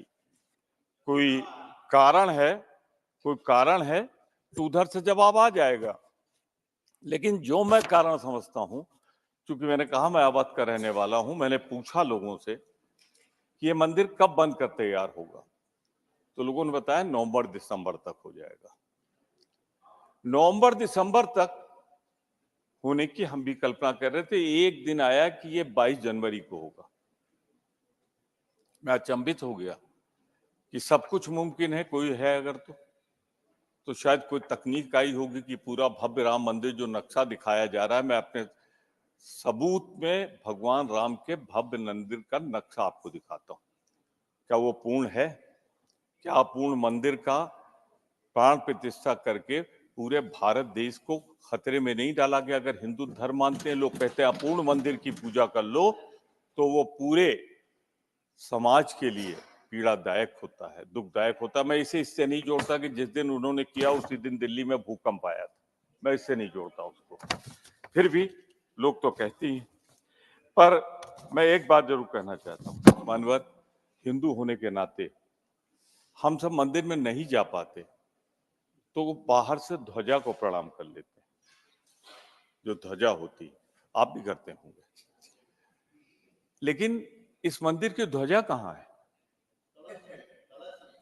मान्यवर, ध्वजा इसलिए नहीं है कि कलश होता तो ध्वजा होती। बिना कलश के निर्माण कर लिया। तो मैंने कुछ पूछा, गांव वालों से, ज्यादा पढ़े लिखे नहीं थे, भैया ये काहे अपूर्ण मंदिर का उद्घाटन हुआ? ये अवध की बात कर रहा हूं। तो मुझे जवाब ये दिया गया, स्लिप पढ़िएगा नहीं, मैं जानता हूं क्या है। मानवर, मैंने जब पूछा तो उन लोगों ने बताया कि भैया तुमको इतना भी नहीं मालूम कि अगर नवंबर में बनता तो चुनाव तो फरवरी, मार्च, अप्रैल में होने जा रहा है। इसलिए भगवान राम की मर्यादा रहे न रहे, चुनाव की नाव पार हो जाए, इसलिए 22 जनवरी को इसका उद्घाटन किया गया, प्राण प्रतिष्ठा की गई। अब मानवर, मैं आगे भी आपसे कहना चाहता हूं, मैंने कहा आपसे अयोध्या का रहने वाला हूं, प्रदेश सरकार में पर्यटन मंत्री रहा हूं। पर्यटन मंत्री के रूप में मैंने राम कथा पार्क का, राम की पैड़ी का निर्माण सरकार की नीति के साथ किया था। जैसे हमने तमाम हिंदू, मुस्लिम, सिख, ईसाई धर्मों के लिए किया था, वैसे वहां भी पर्यटन मंत्री के रूप में किया था। मानवर, मैंने सैकड़ों बार जाके मंदिर के दर्शन किए, जहां मूर्ति रखी थी दर्शन किए थे। वारे भगवान राम के पुजारियों, सपने इतने दिखाए और मंदिर बनवाया ले जाकर सैकड़ों मीटर दूर, राम जन्मभूमि पे नहीं बनवाया आपने। ये मैं आपके माध्यम से सदन की कार्रवाई में लाना चाहता हूं। और एक टीम बना दीजिए, चली जाए सदस्यों की और मौका देख कर आ जाए। राम मंदिर जहां बना है वो जन्मस्थान नहीं, जन्मस्थान से दूर बना है। ऑल पार्टी रहे, चलिए मानवर ये भी हो गया। अब तो मैं आपसे ये कहना चाहता हूं कि बड़ी चर्चा हो रही कि जैसे पहली बार हवाई जहाज वहां गया, निसंदेह अंतरराष्ट्रीय राष्ट्रीय उसका विकास हुआ। मैं नागरिक उड्डयन मंत्री के रूप में पहला हवाई जहाज मैंने अपना उतारा था अयोध्या में, जिसका विस्तारीकरण, पर हमारा ये था कि सभी जगह होना चाहिए, इसीलिए देवा शरीफ में, लखनऊ का किया, कई जगह किया मानवर। मैं एक बात और आपसे कहना चाहता हूं बहुत ही विनम्रता के साथ, इसमें बार बार जो भगवान राम की मर्यादा भंग की जा रही है, कहीं कार्रवाई क्यों हो रही? आज के बाद कोई कार्रवाई नहीं होगी, उसके बाद चुनाव होगा। सब कुछ तो आप समझदार हैं, समझ रहे हैं, पर बोल नहीं रहे हैं, इसलिए कि आपको बोलना नहीं चाहिए। मैं बोल सकता हूँ इसलिए बोल रहा हूँ। आखिरी एजेंडा क्या है आज का, चुनाव के पहले का? राम मंदिर। तो राजनीतिकरण जो लोग कर रहे हैं, भगवान मर्यादा, रामपुर से एक ही विनती करता हूं, जिन्होंने पूजा की, हमारा टाइम है, मेरी पार्टी है, मेरा टाइम है। तो आपके पार्टी है, ठीक है, मैं एक्सटेंड करूं। मानवर, सिर्फ इतना कहना चाहता हूं, हे भगवान मर्यादा पुरुषोत्तम, उन गोडसे के पुजारियों को माफ कर देना जिन्होंने गांधी की हत्या की है। नहीं, अभी बोलूंगा मैं, अभी बोलूंगा उनकी तरफ। आपका समय पूर्ण हो गया, आपकी नहीं, पार्टी मेरा के समय दूसरे तो अब वक्ता का शुरू समय होगा जाएगा। 24 के बाद। मानवर, एक बात मैं और कहना चाहता हूं आपसे विनम्रता पूर्वक। राम मंदिर पे ऐसा भ्रम पैदा किया कि न जाए लोग। राम मंदिर 22 जनवरी को भी बहुत से लोग गए, मैं तो कई बार गया हूं, जाता भी रहूंगा, किसी को रोका भी नहीं गया, लेकिन एक भ्रम फैला दिया गया। पर एक चीज कहना चाह रहा था, फिर वही हिंदू होने के नाते और ब्राह्मण होने के नाते वो भी अवध के कह रहा हूं, उसकी पूजा करनी थी, प्राण प्रतिष्ठा करनी थी, तो पुरोहित लोग करते, पुजारी करते।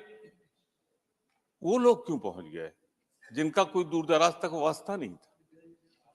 और एक बात और कहूं, कोई अपने ऊपर न ले, किसी का नाम भी नहीं ले रहा हूं, विधि विधान से जितना ब्राह्मण होने के नाते मैं जानता हूं, जब शिलान्यास हुआ था इसलिए दीक्षित जी ने किया था कि उनकी पत्नी उनके साथ थी और किसी की पत्नी नहीं थी वहां।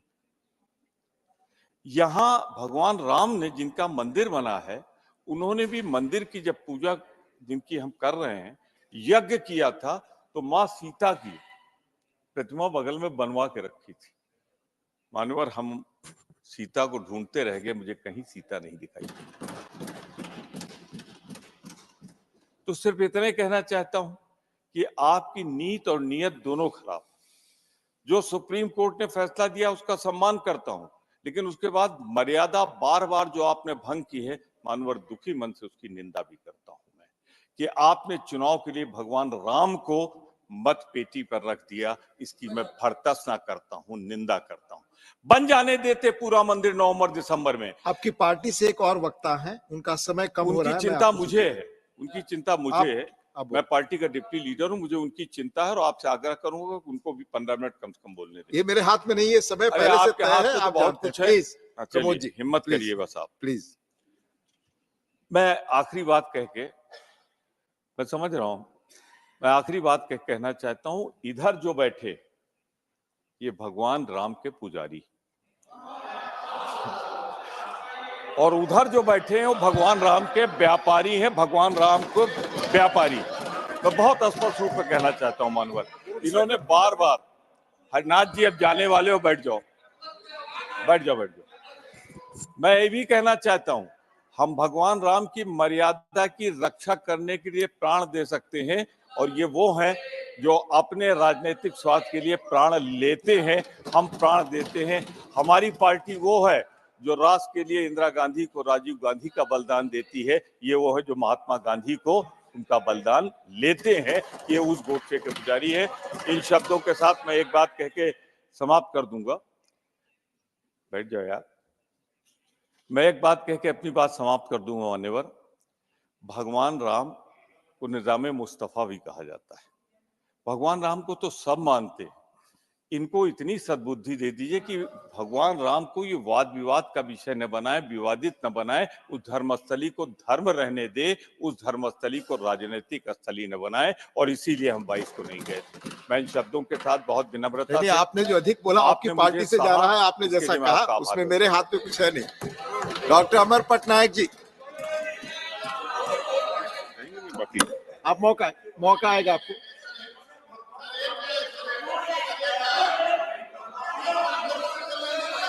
Please doctor Amar Patnaik ji.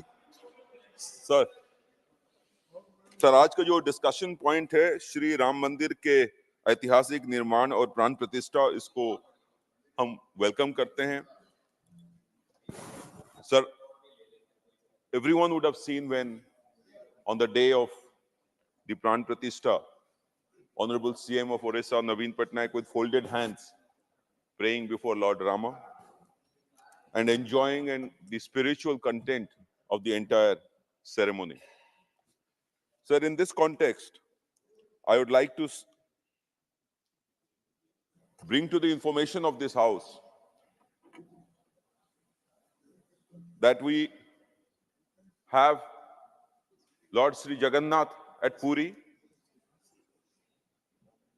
He is the deity of all the entire country, definitely of Orissa.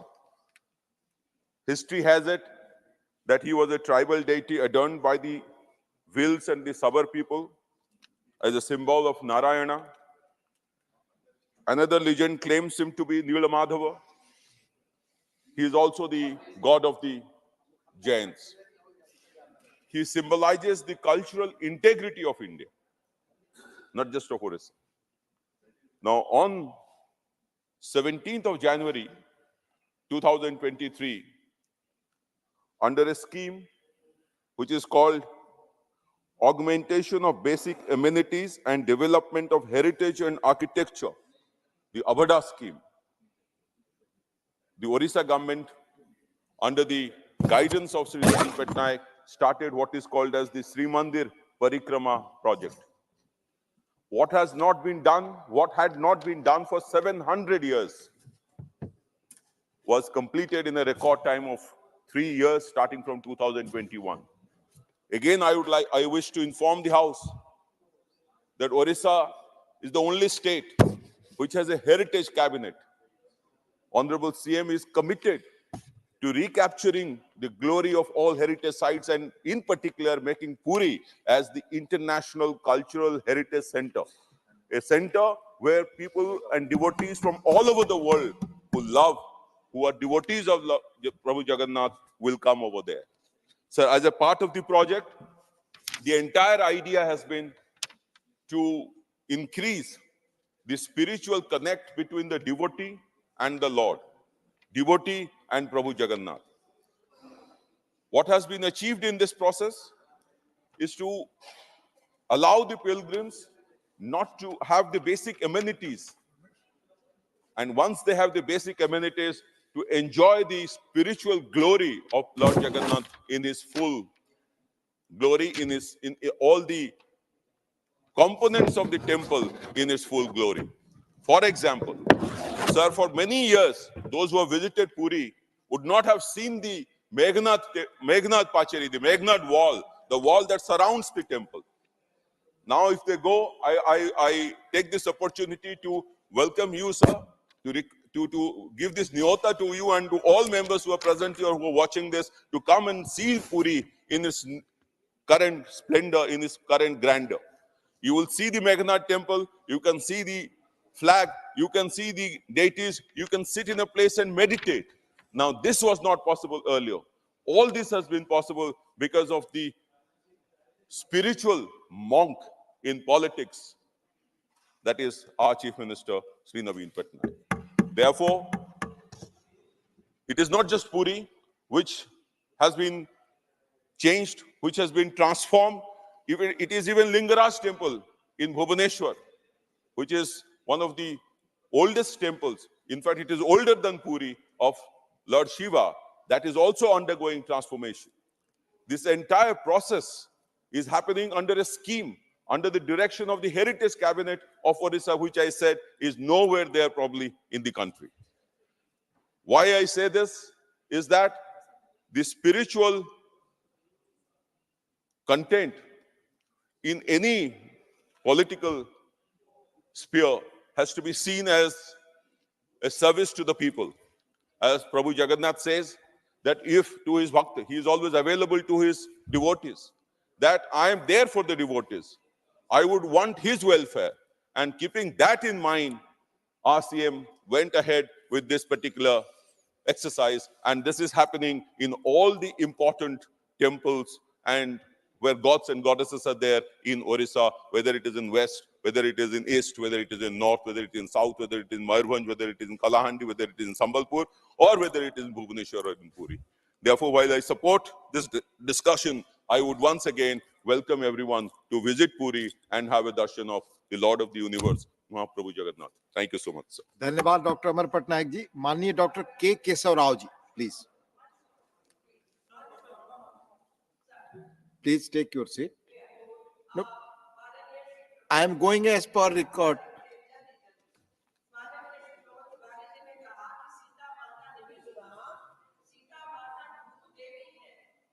के ऊपर ये राम मंदिर बना है, इसलिए सीता माता वहां बिल्कुल थी, दिखी नहीं वो अलग बात है, उनको हम सबको दिखी।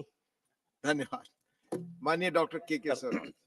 Please let's time misunderstood, let me make it very clear, क्योंकि लक्ष्मण साहब मेरे भाई हैं, उन्होंने ये लाया है, उनको बता रहा हूँ।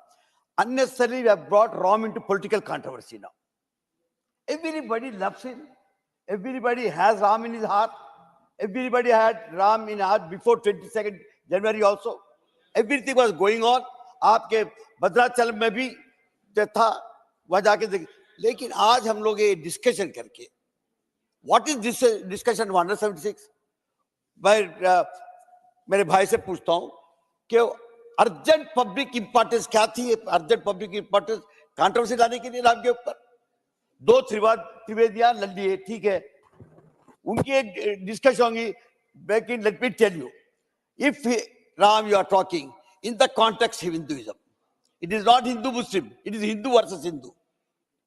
Late me tell you, as the other day I said, I am not allowed into your houses, none of you have allowed me to touch your food. No, you don't allow me to touch your water. But yet, I am myself a great devotee. I go. हमारे हर गांव में एक छोटा मंदिर होता है। हमारे गांव में हमारा एक मंदिर होता है, वो विलेज मंदिर होता है, विलेज गॉड होता है। ऐसा नहीं कि नहीं है, लक्ष्मण साहब को मालूम है। तो हम लोग वो भी बात नहीं है हमारी इतनी। आज अगरचा आप अयोध्या की बात करते हैं, अगरचा अयोध्या को आप ये कहते हैं कि बहुत बड़ी आर्किटेक्चर है, आके देखिए, ठीक है, आर्किटेक्चर बहुत अच्छी होगी। मेरा विलेज में जो टेम्पल है वो उतना बड़ा नहीं है, टूटा हुआ टेम्पल है, पत्थर है, उसको हनुमान मानते हैं सब लोग। कोई ऐसा गांव नहीं है वहां के हनुमान का पत्थर नहीं होगा। लेकिन ये चीजें हम लोग, इसीलिए प्लीज अंडरस्टैंड, हिंदुइज्म अगर रिलीजन को आप हिंदुइज्म भी करते हैं, it is a universal character है हमारा। एवरीबॉडी एकम सत विप्र बहुधा जाति, मर्जी को ऐसा आदमी बोल ले दीजिए, एक गॉड तो एक है मानते हैं, लेकिन उसको डिफरेंट कीजिए। हिंदू मुस्लिम की बात ही क्या है और क्यों ये लड़ाई हो रही है? हम लोग, मैं बताता हूं मेरे प्रैक्टिकल एक्सपीरियंस से, पर्सनल प्रैक्टिकल एक्सपीरियंस से, I am not allowed to touch this books. आज की बात नहीं कर रहा हूं मैं, जब बचपन की बात थी, हमारे घर के बाजू बहुत बड़े पंडित थे, वो उसको स्क्रिप्चर कहते थे वो लोग। तो ये इस दौर से हम लोग जी रहे। अगर आप टोटली राइट्स की बात कर रहे हैं, आपकी संस्कार की बात कर रहे हैं, तो Shankaracharya should have been there. That is what Agama Shastra said. My registrar of Usma University came and told me, साहब अगर without Shankaracharya it cannot be, प्राण प्रतिष्ठान नहीं हो सकता। प्रतिष्ठान हो सकता है, प्राण प्रतिष्ठान होने के लिए शंकराचार्य हो। मैं बोला वो तो मैं नहीं जानता, लेकिन नहीं है। लेकिन what Prime Minister has done it, I am totally agree. I am approving. I have a great regard. वो आदमी 11 दिन उपवास थे, कोई बोल खोर रह सकते बोल के किसी ने पूछा। हम लोग जाते हैं केरला को, अजप्पा को, एक महीने 40 days हम खाना ही नहीं खाते, नहीं सोते हैं, चप्पल नहीं पहनते हैं, काले कपड़े पहनते हैं, एक लाइट होती है। तो ये चीज होती है। इसलिए सबसे फिर केरला को आता हूं, हमारे पास बलि का पूजा होता है, whom you call as Asura emperor. आपके लिए वो असुरा है, वो केरला के लिए, मेरा नहीं होता, केरला के लिए बहुत बड़ा एम्परर है।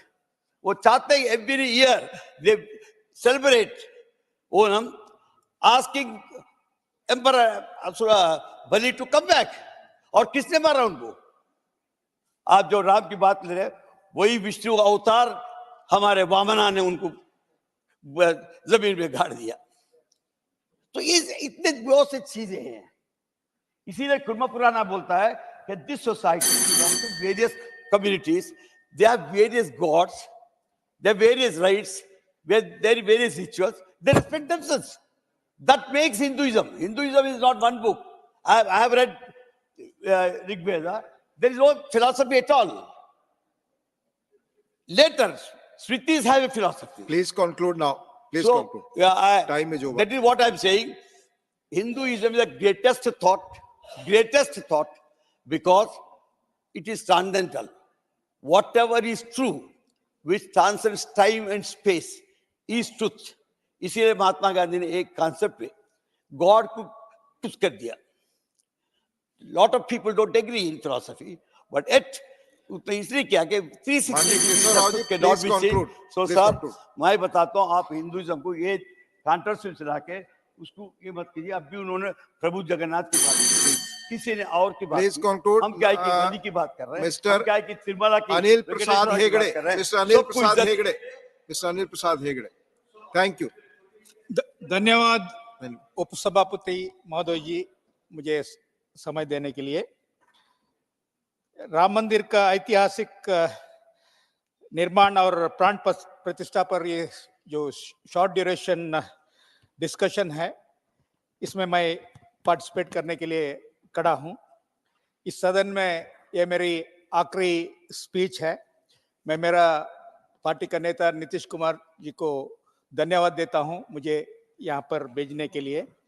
आदरणीय प्रधानमंत्री जी को बधाई देता हूं, ये जो भव्य राम मंदिर जो बनाने के लिए नीतीश कुमार का नेतृत्व का मेरा दल हमेशा राम मंदिर विवाद को दोनों धर्म का आपसी सहमति या न्यायालय के फैसले से सुलझाने का पक्ष में रहा है।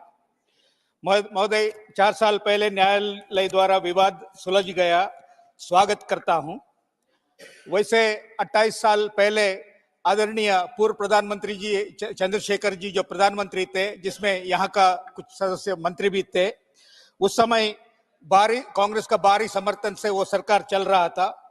तो उस समय चंद्रशेखर जी राम जन्मभूमि न्यास और ऑल इंडिया बाबरी मस्जिद एक्शन कमेटी को कॉन्फिडेंस में लेकर, वैसे बीजेपी का नेता आदरणीय भैरव सिंह शेखावत जी का भी बहुत योगदान रहा।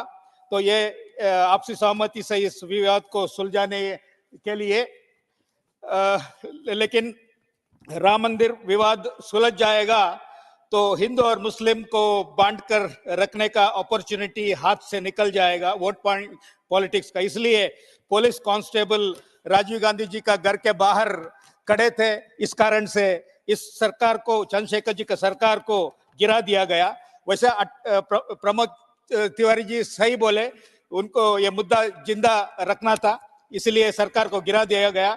28 साल पहले राम मंदिर बन सकता था, लेकिन इसी कारण से उनका चंद्रशेखर जी का सरकार गिरा देने के कारण इतना देरी हुई। और वैसे मेरा पार्टी का 4 प्रधानमंत्री को ये कांग्रेस पार्टी ने प्रधानमंत्री से हटा दिए। चरण सिंह जी को हटा दिए, चंद्रशेखर जी को हटा दीजिए, देवेगौड़ा और गुजराल जी को भी हटा दिए, इसीलिए कि ये चारों लोग परिवार से बाहर थे।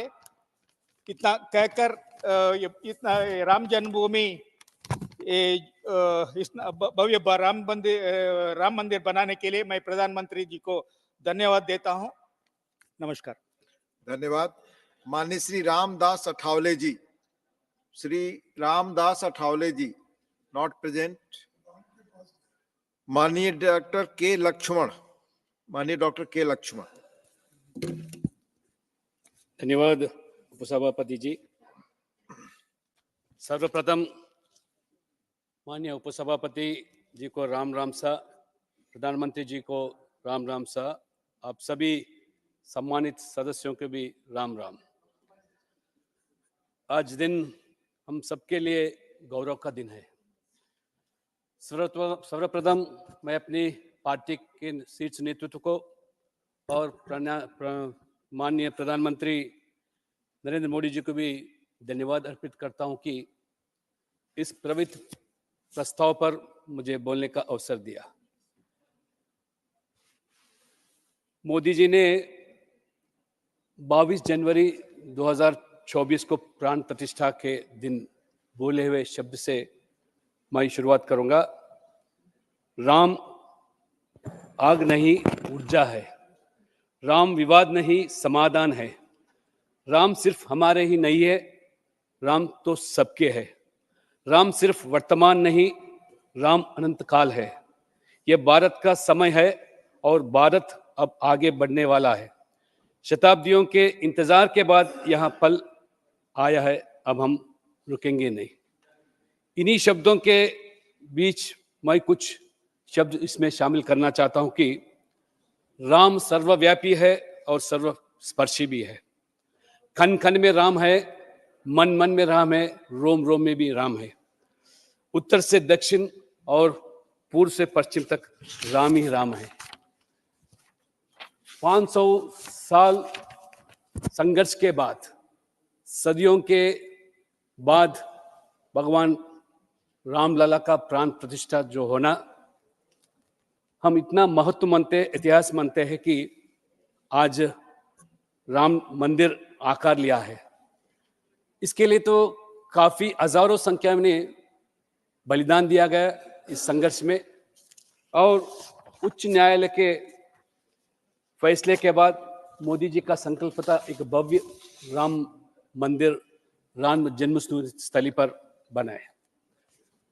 ये प्राण प्रतिष्ठा के समय में पंडितों ने जो प्रधानमंत्री 3 दिवस का जो सुझाव दिया गया था अनुष्ठान के लिए, मगर प्रधानमंत्री नरेंद्र मोदी जी ने 3 दिन के बदल 11 दिन निष्ठा से उपवास रखते हुए, सिर्फ नारियल पानी पीते हुए, जमीन पर सोते हुए 140 करोड़ प्रतिनिधि के रूप में प्रधानमंत्री के नाते पूजा में वो भाग लिए।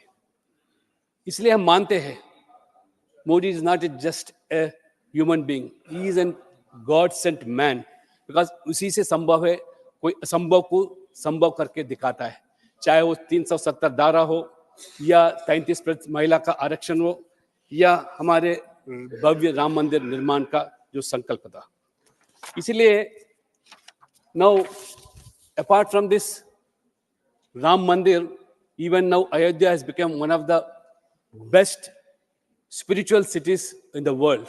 इससे पता चलता है कि आज अयोध्या के अंदर या पर्यटक शाखा के माध्यम से आंकड़े जो दिया गया, ये प्राण प्रतिष्ठा के पूर्व हर साल 2 लाख भक्तों वहाँ राम मंदिर पहुंचते थे।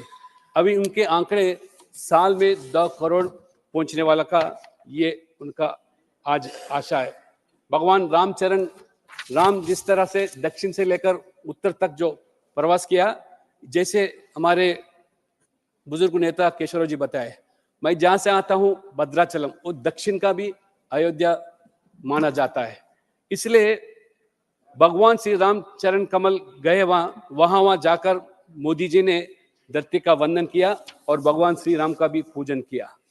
राम ने 3 महान समुद्र के संगम पर रामेश्वर लिंग जो स्थापित किया, वही भी मोदी जी ने किया था।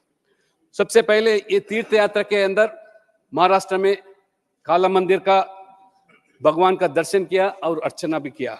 उसके बाद आंध्र प्रदेश में वीरभद्र मंदिर, जो वीरभद्र स्वामी का जो लेपाक्षी जो माना जाता है, वहां पे भी मोदी जी ने पूजा पाठ किया। उसके बाद केरला में गुरुवायूर मंदिर गया, त्रिपुरार और रामस्वामी मंदिर का दर्शन भी किया था। इसके बाद तमिलनाडु में रंगनाथ स्वामी का जो वैकुंठ एकादशी के नाते हम जो पवित्र मानते हैं, उस मंदिर में भी तिरुचिरापल्ली, और इस मंदिर में भगवान विष्णु का लेटा हुआ रूप में हम देखते हैं, जिन्हें श्री रंगनाथ स्वामी के नाम पर जानता है। मोदी जी ने उस रंगनाथ स्वामी जी का दर्शन किया। जब राम की प्रतिष्ठा होती है तो उसका प्रभाव वर्षों, शताब्दियों तक नहीं, हजारों वर्षों के लिए होता है। इसलिए आज हम इस पवित्र जो कार्यक्रम हुआ था, इसके लिए हम इसका माध्यम से आज चर्चा में रूप ले रहे।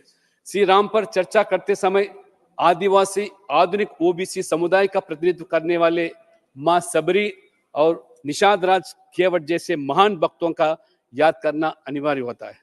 राम राज्य की कल्पना में पिछड़े वर्गों और अनुसूचित जाति जनजातियों का सशक्तिकरण अनिवार्य हो जाता है। वर्तमान सरकार मोदी जी के नेतृत्व में यह सुनिश्चित करने का दिशा में पूरी लगान के काम किया गया। हर समुदाय सशक्तिकरण का भावना के साथ किया। इन सब काम से आज मोदी जी ने यही चरितार्थ होते कहा कि सबका साथ, सबका विकास, सबका विश्वास, सबका प्रयास। माननीय प्रधानमंत्री मोदी जी ने रामराज सुशासन 4 स्तंभों पर खड़ा होता है। यह 4 स्तंभ जहाँ सम्मान से बिना डर के हर कोई सर ऊंचा कर चल सके, जहां हर नागरिक के साथ समान व्यवहार हो, जहां कमजोर की सुरक्षा हो और जहां धर्म यानी कर्तव्य तरह हो। जनता ही राज है, सरकार ही जनता की सेवा में। इस तरह राम राज्य और सुशासन स्थापित करने के लिए कटिबद्ध होकर काम कर रही है आज मोदी जी सरकार। आज प्रधानमंत्री मोदी जी ने देश की राजनीति की भी आज संस्कृति भी बदल दी है। Now it's a time for politics of performance under good governance and a transparent accountable governance. इसलिए with respect of caste, creed, religion, region, language, we are all Indian. इसी माध्यम से आज प्रधानमंत्री ने सुशासन के लिए जाति पाति, राजनीतिक दल, धर्म व अन्य सब चीजों के ऊपर उठाकर ज्ञान की बात करती है। ज्ञान माने GYAN। G मीन्स गरीब, Y मीन्स युवा, A मीन्स अन्नदाता और N मीन्स नारी है। तो राम राज जरूर हम लोग ला पाएंगे। भगवान राम को आशीर्वाद और सशक्त और यशस्वी प्रधानमंत्री जी के नेतृत्व में तो संभव हो पाएगा। इसलिए हमारे पूर्वजनों ने, हमारे दादा परदादा राम के बिना नहीं जी पाते थे। इसीलिए राम के ओर जितना भक्ति प्रदर्शित करते थे कि हमारे हर गांव में राम का मंदिर है, हर गांव में हनुमान का मंदिर है। इसीलिए उस पीढ़ी ने उन बच्चों के, हर बच्चों के लिए राम से नाम जोड़ाया गया था। हमारे एक महान दलित नेता बाबू जगजीवन राम में राम है, काशीराम में राम है, रामविलास पासवान में राम है। इसी तरह पूर्व राष्ट्रपति रामनाथ में नाम है, राम मोहन और लोहिया जो समाजवादी नेता उसमें भी राम है, सीताराम केसरी में भी राम है, सीताराम येचुरी जो वामपंथी उसमें भी नाम है। इसलिए बगैर राम का कोई इस देश में कोई नाम नहीं है। इसलिए अंत में इतना ही मैं कहता हूं, अपने शब्दों को विराम देना चाहता हूं। राम भारत की आस्था है, भारत के आधार है, भारत का विचार है, विधान है, चेतना है, चिंतन है, प्रतिष्ठा है, धन्यवाद, प्रताप है, राम ने की नीति भी है, नित्यान्न भी, निरंतर भी है, राम व्यापक है, विश्व है। इसलिए देश भर एक ही नारा गूंज रहा है, जो राम को लाए है वो हम पूरे उसको द्वारा लाएंगे। Thank you. धन्यवाद। Shri Randeep Singh Surjewala, you have got 5 minutes. Sir, I think my time मेरा has माइक been ऑन है सर, extended. Kindly ये वाला check. माइक, दूसरा वाला। 10 minutes. Yes. शुक्रिया सभापति जी। भगवान श्री राम के मंदिर की यहाँ बात हुई, पर भगवान राम के मंदिर में शीश झुकाने से पहले, सिया राम की आराधना से पहले राम को आत्मसात करने की भी आवश्यकता है। कौन है तुलसीदास के राम? कौन है कबीर और रहीम के राम? कैसे हैं गांधी के राम? क्या है जन जन के राम?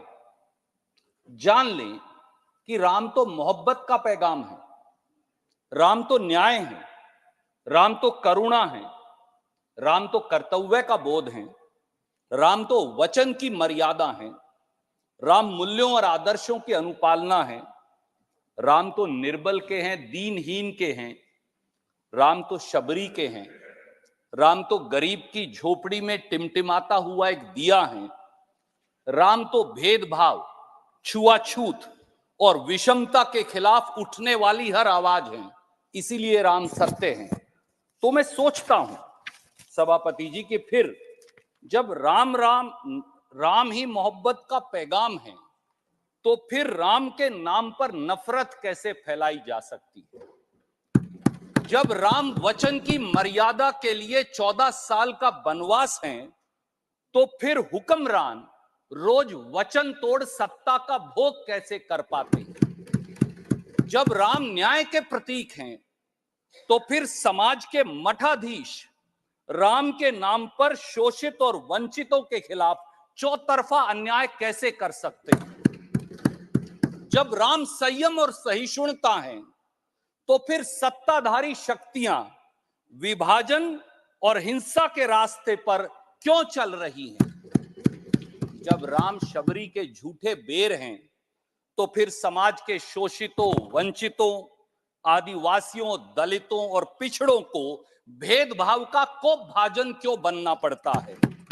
जब राम नैतिकता की नीति और आदर्शों की उत्तमता है, तो फिर शासन की नीतियां जनमत के बहुमत को त्याग कर कुछ पूंजीपतियों की गोदी में कैसे बैठ गई हैं? शायद इसीलिए तुलसीदास जी ने कहा है, मेरे साथी है नहीं, अब वो कोट कर रहे थे तो इसलिए, जासु राज प्रिय प्रजा दुखारी, सो निरपवसी नरक अधिकारी। अर्थात जिसके राज्य में प्यारी प्रजा दुखी रहती है, वह राजा अवश्य ही नरक का अधिकारी होता है। सभापति जी, जब राम न्याय, करुणा, संयम, सहिष्णुता, सदाचार, आदर्श और कर्तव्य के प्रतीक हैं, तो राम के नाम पर कभी भी नफरत, नकारात्मकता, निराशा, विवाद, वैमनस्य, विद्वेष और हिंसा नहीं फैलाई जा सकती। यही राम नाम का सार भी है। भगवान राम को हम सब, पूरा देश, पूरी दुनिया मर्यादा पुरुषोत्तम के नाम से जानते हैं। मर्यादा पुरुषोत्तम क्यों सभापति जी? यानी शासक द्वारा मर्यादाओं का अनुसरण और शासक की साधारण से साधारण नागरिक के प्रति जवाबदेही इसका सार है। कोई भी, कैसे भी, कभी भी शासक और सरकार से सवाल पूछ सकता है, जवाबदेही मांग सके, न्याय की आवाज उठा सके, शासक के आचरण पर सवाल खड़ा कर सके। यही तो राम राज्य है। तुलसीदास जी के रामचरितमानस के उत्तरकांड में भगवान राम इसी लोकतंत्र की व्याख्या करते हैं, जब वो जनमत से संवाद करते हैं, और मैं वो 4 लाइन यहां पढ़कर बताना चाहूंगा। सुनहु सकल पुरजन मम बानी, कहूं न कछु ममता उर आनी, नहीं अनीति नहीं कुछ प्रभुताई, सुनहु करहु जो तुम ही सोहाई, सोई सेवक प्रियतम मम सोई, मम अनुशासन माने जोई, जो अनीति कुछ भाषो भाई, तो मोही बरजहु भय बिसराई। अर्थात राम कहते हैं, मैं राजा तो हूं, पर बेलाग कहता हूं, हे अयोध्या जन, आप अपने विवेक से सुनने और करने को स्वतंत्र हैं। अगर मैं भी अनीति करूं, राम ये कहते हैं, अगर मैं भी अनीति करूं तो आप मुझे रोक देना। क्या राम की इस मर्यादा की कसौटी पर आज के शासक और हुक्मरान खरा उतरते हैं? क्या आज सवाल पूछने पर आवाज दबा नहीं दी जाती? क्या सत्ता से सवाल पूछना अब जेल जाने का रास्ता नहीं बन गया? अभी एक्सटेंडेड टाइम पे है। क्या शासक के आचरण और नीतियों पर सवाल अब ईडी, सीबीआई, इनकम टैक्स का कोप भाजन बनने पर मजबूर नहीं कर देते? क्या शासक के अंदर एक साधारण व्यक्ति के सवाल पूछने की हिम्मत बची है? शायद इसीलिए तुलसीदास जी ने रामचरितमानस में राम राज्य की अवधारणा को लेकर कहा, दैहिक देविक भौतिक तापा, राम राज नहीं काहुई व्यापा, सब नर करही परस्पर प्रीति, चलही सबधर्म सर्वधर्म निरश्रुति नीति। अर्थात राम राज्य में किसी को तकलीफ नहीं होगी, न बेरोजगारी थी, न महंगाई थी, न संस्थाओं का दुरुपयोग किया जाता था, इतना ही नहीं, सभी धर्मों के लोग परस्पर सद्भाव से रहते थे। क्या वर्तमान सत्ता और उसके शासक इस सद्भाव और सदाचार पर खरे उतरते हैं? मैं ये उनके विवेक पर छोड़ता हूं।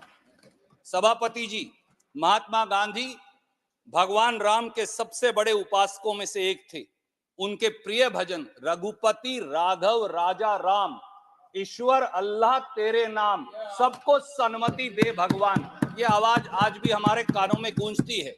1929 में उन्होंने पत्रिका यंग इंडिया में लिखा था, एंड आई कोट, राम राज्य का प्राचीन आदर्श निसंदेह सच्चे लोकतंत्र में से एक है, जिसमें सबसे कमजोर नागरिक बिना किसी कानूनी कार्यवाही के त्वरित न्याय के लिए प्रति आश्वस्त हो सकता है।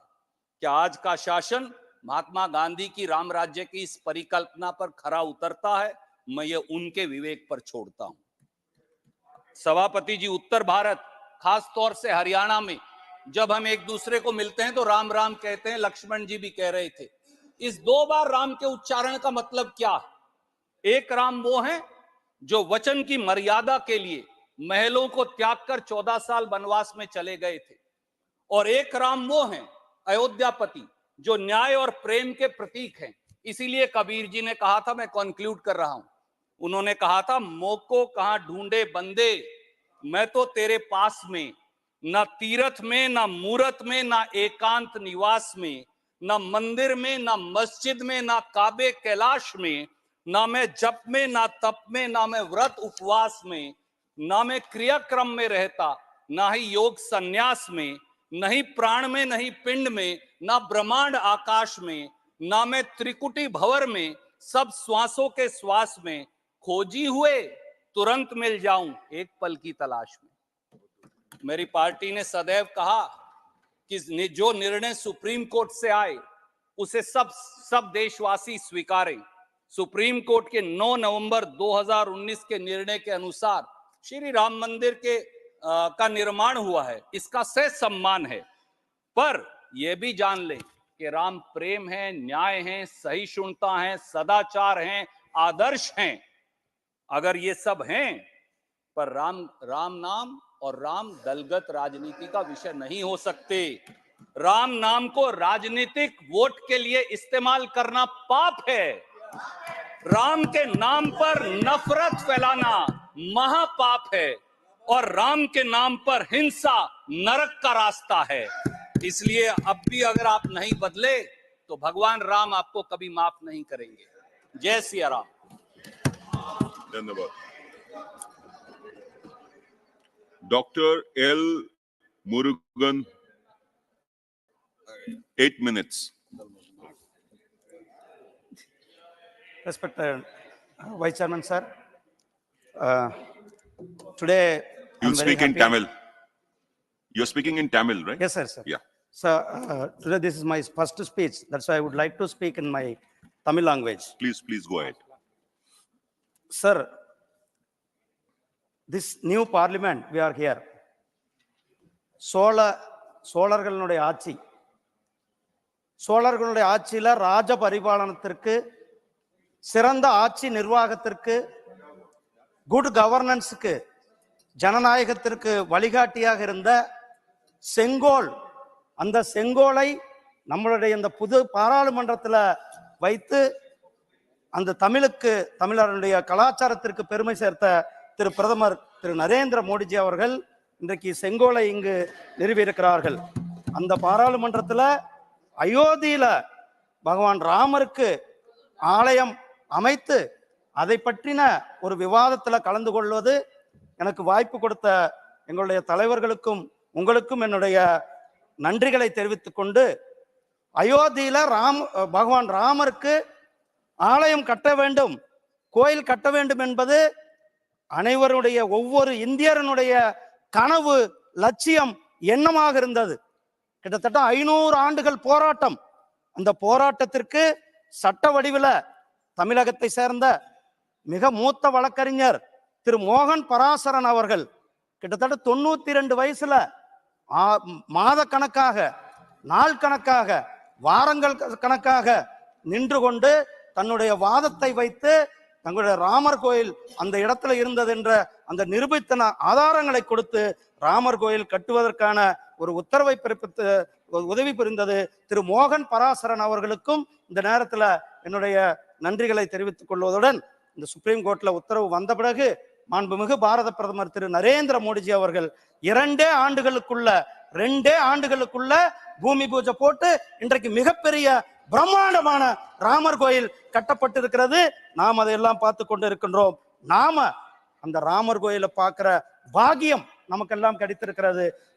இந்த நேரத்துல இங்க இருக்கிற அதாவது 500 நம்மளுடைய பெரியோர்கள் பல பேர் தியாகம் பண்ணியிருக்கிறார்கள். அவர்கள் உயிர் தியாகம் பண்ணார்கள். அவர்களுடைய தியாகத்தை எல்லாம் நாம் இன்றைக்கு போற்றும் விதமாக நாம் இன்றைக்கு நேரடியாக ராமர் கோயில் கட்டும் பணியை, ராமர் கோயில் பிரான் பிரதிஷ்டை செய்த நம்மளுடைய கண்களால் பார்க்கிற அந்த பாக்கியத்தையும் அந்த சௌகரியத்தையும் நாம் பெற்றிருக்கின்றோம்.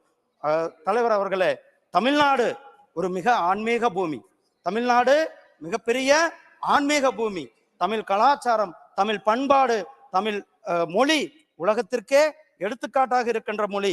அதனாலதான் நம்மளுடைய பிரதமர் திரு நரேந்திர மோடிஜி அவர்கள் ஏக் பாரத் சிரேஷ்ட பாரத், ஒரே பாரதம் உன்னத பாரத்தின் கீழே தமிழ்நாட்டுக்கும் காசிக்கும் உள்ள தொடர்பு, தமிழ்நாட்டிற்கும் அயோத்திக்கும் உள்ள அந்த நீண்ட நாள் தொடர்பு, பல ஆயிரம் வருடத்திற்கான அந்த தொடர்பை புதுப்பிக்கும் விதமாக, அந்த தொடர்பை வலிமைப்படுத்தும் விதமாக, அந்த தொடர்பை உறுதிப்படுத்தும் விதமாக காசிக்கும் தமிழ்நாட்டிற்கும் உள்ள உறவை, காசிக்கும் தென்காசிக்கும் உள்ள உறவை, காசிக்கும் சிவகாசிக்கும் உள்ள உறவை புதுப்பிக்கும் விதமாக காசியில நம்முடைய பிரதமர் அவர்கள் காசி தமிழ் சங்கமத்தை நடத்தினார்கள். ஒரு முறை அல்ல, 2 முறை காசி தமிழ் சங்கமத்தை நடத்தினார்கள். இங்க புருஷோத்தம் ரூபாலஜி அவர்கள் இங்க உட்கார்ந்து இருக்கிறார்கள். அதே 400-500 ஆண்டுகளுக்கு முன்னால் அதே சௌராஷ்டிராவிலிருந்து தமிழ்நாட்டிற்கு புலம்பெயர்ந்த தமிழ்நாட்டில் வாழுகின்ற மக்களை மீண்டும் அதே இடத்துக்கு கொண்டு போக வேண்டும் என்று சௌராஷ்டிரா தமிழ் சங்கமம் நடத்தி அந்த மக்களை அந்த மூலம் அவர்களை அந்த இடத்துக்கு கொண்டு போய் காசி சௌராஷ்டிரா தமிழ் சங்கத்தை நடத்திய பெருமை நம்முடைய பிரதமர் திரு நரேந்திர மோடிஜி அவர்களுக்கு சாரும். ராமாயணம் இன்றைக்கு அயோத்தியை பத்தி பேசி கொண்டிருக்கின்றோம். அந்த நேரத்துல தமிழ்நாடு, அதாவது குறிப்பாக ராமன் நாடு என்று சொல்லக்கூடிய ராமேஸ்வரம், அதே போல ராமநாதபுரம், தனுஷ்கோடி, திருப்புல்லானி எல்லாம் ராமாயணத்துல மிகவும் இடம்பெற்றிருக்கிறது. அதனாலதான் தமிழ் இலக்கியங்கள்ல குறிஞ்சி திணையில சொல்லியிருப்பாங்க, வாரணவாசி பதத்திலும் சொல்லியிருப்பார்கள், காசி நகரை போற்றி புகழ்கிறது 8 தொகை, கலித்தொகையிலையும் காசி நகரை பற்றி குறிப்புகள் இடம்பெற்றுள்ளன. வாதவூர் வாரணாசி என புகழ்கிறது தேவாரம். காசியும் அயோத்தியும் தமிழ்நாட்டுடன் தொடர்பு கொண்டிருக்கின்ற அதே ஒரு மிகப்பெரிய ஒரு பொக்கிஷமாக இருக்கிறது. தலைவர் அவர்களே, நாம நம்மளுடைய அயோத்தியில ராமர் கோயில் கட்ட வேண்டும். ராமர் கோயில் கட்டி பிறகு அங்கு தேதி குறிக்கப்பட்டது, கும்பாபிஷேகத்திற்காக பிரான் பிரதிஷ்டைக்காக தேதி குறிக்கப்பட்டது. அந்த தேதி குறிப்பிட்ட உடனே ராமரனுடைய பக்தனாக, இந்த தேசத்தினுடைய பக்தனாக நம்மளுடைய பிரதமர் திரு நரேந்திர மோடிஜி அவர்கள் 11 நாட்கள், 11 நாள் 2 நாட்கள் அல்ல, 11 நாட்கள் கடுமையான விரதம் இருந்து, 11 நாட்கள் கடுமையாக விருந்து அந்த நிகழ்ச்சியை ஒவ்வொரு பகுதியிலுமே நாசிக்ல தொடங்கி ஆந்திரா போய் கேரளா போய் தமிழ்நாட்டுல ஸ்ரீரங்கத்துக்கு வந்தார். ஸ்ரீரங்கத்தினுடைய சிறப்பு என்ன? ஸ்ரீரங்கத்துல பகவான் ராமருடைய குலதெய்வமானது திருச்சிராப்பள்ளியில் இருக்கிற ஸ்ரீரங்கத்தில் இருக்கிறது என்ற ஐதீகம். மக்கள் அதை போற்றுகின்றனர். அங்கு வந்து அந்த இடத்துல தரிசனம் செய்துவிட்டு அங்கு கம்பர் இயற்றிய கம்பராமாயணம் முதல் முறையாக அந்த பாடப்பட்ட தலம் ஸ்ரீரங்கம். அந்த ஸ்ரீரங்கத்துல ஒரு நாள் முழுவதும் இருந்து கம்பராமாயணம் கேட்டுவிட்டு அங்க தரிசனம் செய்துவிட்டு ராமன் நாட்டிற்கு சென்றார்கள். 3 நாட்கள் தமிழ்நாட்டில் இருந்து அவர் தன்னுடைய விரதத்தை 3 நாட்கள் தமிழ்நாட்டில் இருந்தார்கள்.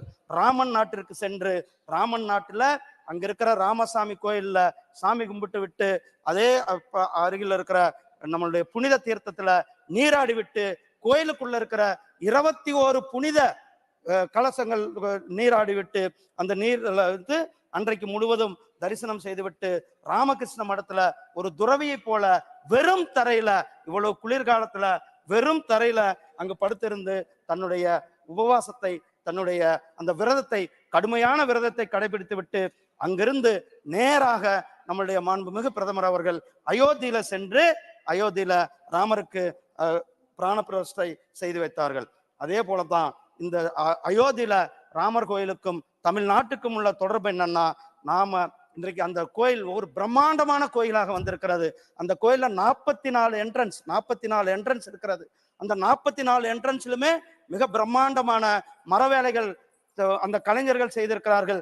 தமிழ்நாட்டை சேர்ந்த, குறிப்பாக கன்னியாகுமரி மாவட்டத்தை சேர்ந்த வெள்ளிச்சந்தை சேர்ந்த மரசிற்பு கலைஞர் ரமேஷ் தலைமையிலான 50 கலைஞர்கள் அந்த 44 பிரம்மாண்ட கதவுகளை செய்து கொடுத்து இன்றைக்கு ராமர் கோயில்ல வைக்கப்பட்டிருக்கிறது. தலைவர் அவர்களே, என்னுடைய சொந்த மாவட்டம் நாமக்கல் மாவட்டத்திலிருந்து வர்றேன். நாமக்கல் மாவட்டம் கூட ராமாயணத்து கூட தொடர்பு உள்ளது, ராமர் கூட தொடர்பு உள்ளது. அதனாலதான் அந்த ஊர்ல இருந்து அந்த கோயிலுக்கான 12 மணிகள், அதாவது பெல் என்று சொல்ல கோயில்ல இருக்கின்ற இந்த 12 மணிகளும் 36 கைப்பிடி மணிகளும் மொத்தம் 48 மணிகள் 40 நாமக்கல்ல இருந்து செய்யப்பட்டு ராமர் கோயில் இடத்துல நாம் ஒப்படைக்கப்பட்டிருக்கிறது. இது தமிழ்நாட்டின் மேல, தமிழ் மண்ணின் மேல, தமிழ் மொழியின் மேல எந்த அளவுக்கு நம்முடைய பிரதமர் அவர்கள் மரியாதை வைத்திருக்கிறார் என்பதை இதுதான் காட்டுகிறது. அதனாலதான் நம்முடைய பிரதமர் அவர்கள் எங்கு போனாலும் கூட உலகம் முழுவதும் போனாலும் ஐநா சபையில யாதும் ஊரே யாவரும் கேளீர் என்று கலியன் பூங்குன்றனார் வரிகள்ல அங்கு உறக்க சொன்னார்கள். 30க்கும் மேற்பட்ட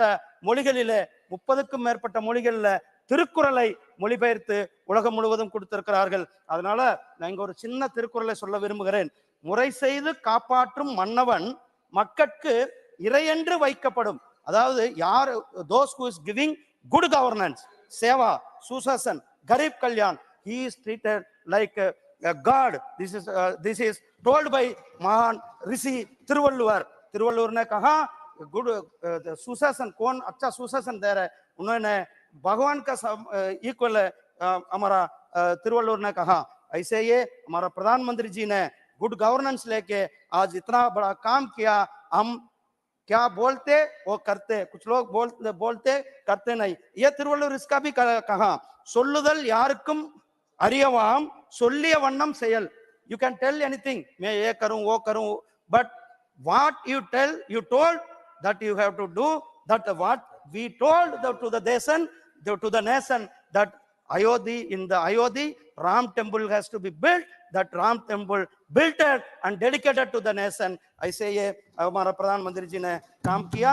इस काम का मैं प्रधानमंत्री जी को कोटि जन लोग के साथ धन्यवाद देना चाहता हूँ। जय हिंद, जय श्री राम, जय श्री राम, जय श्री राम। धन्यवाद। श्री समीर ओरां, 5 minutes।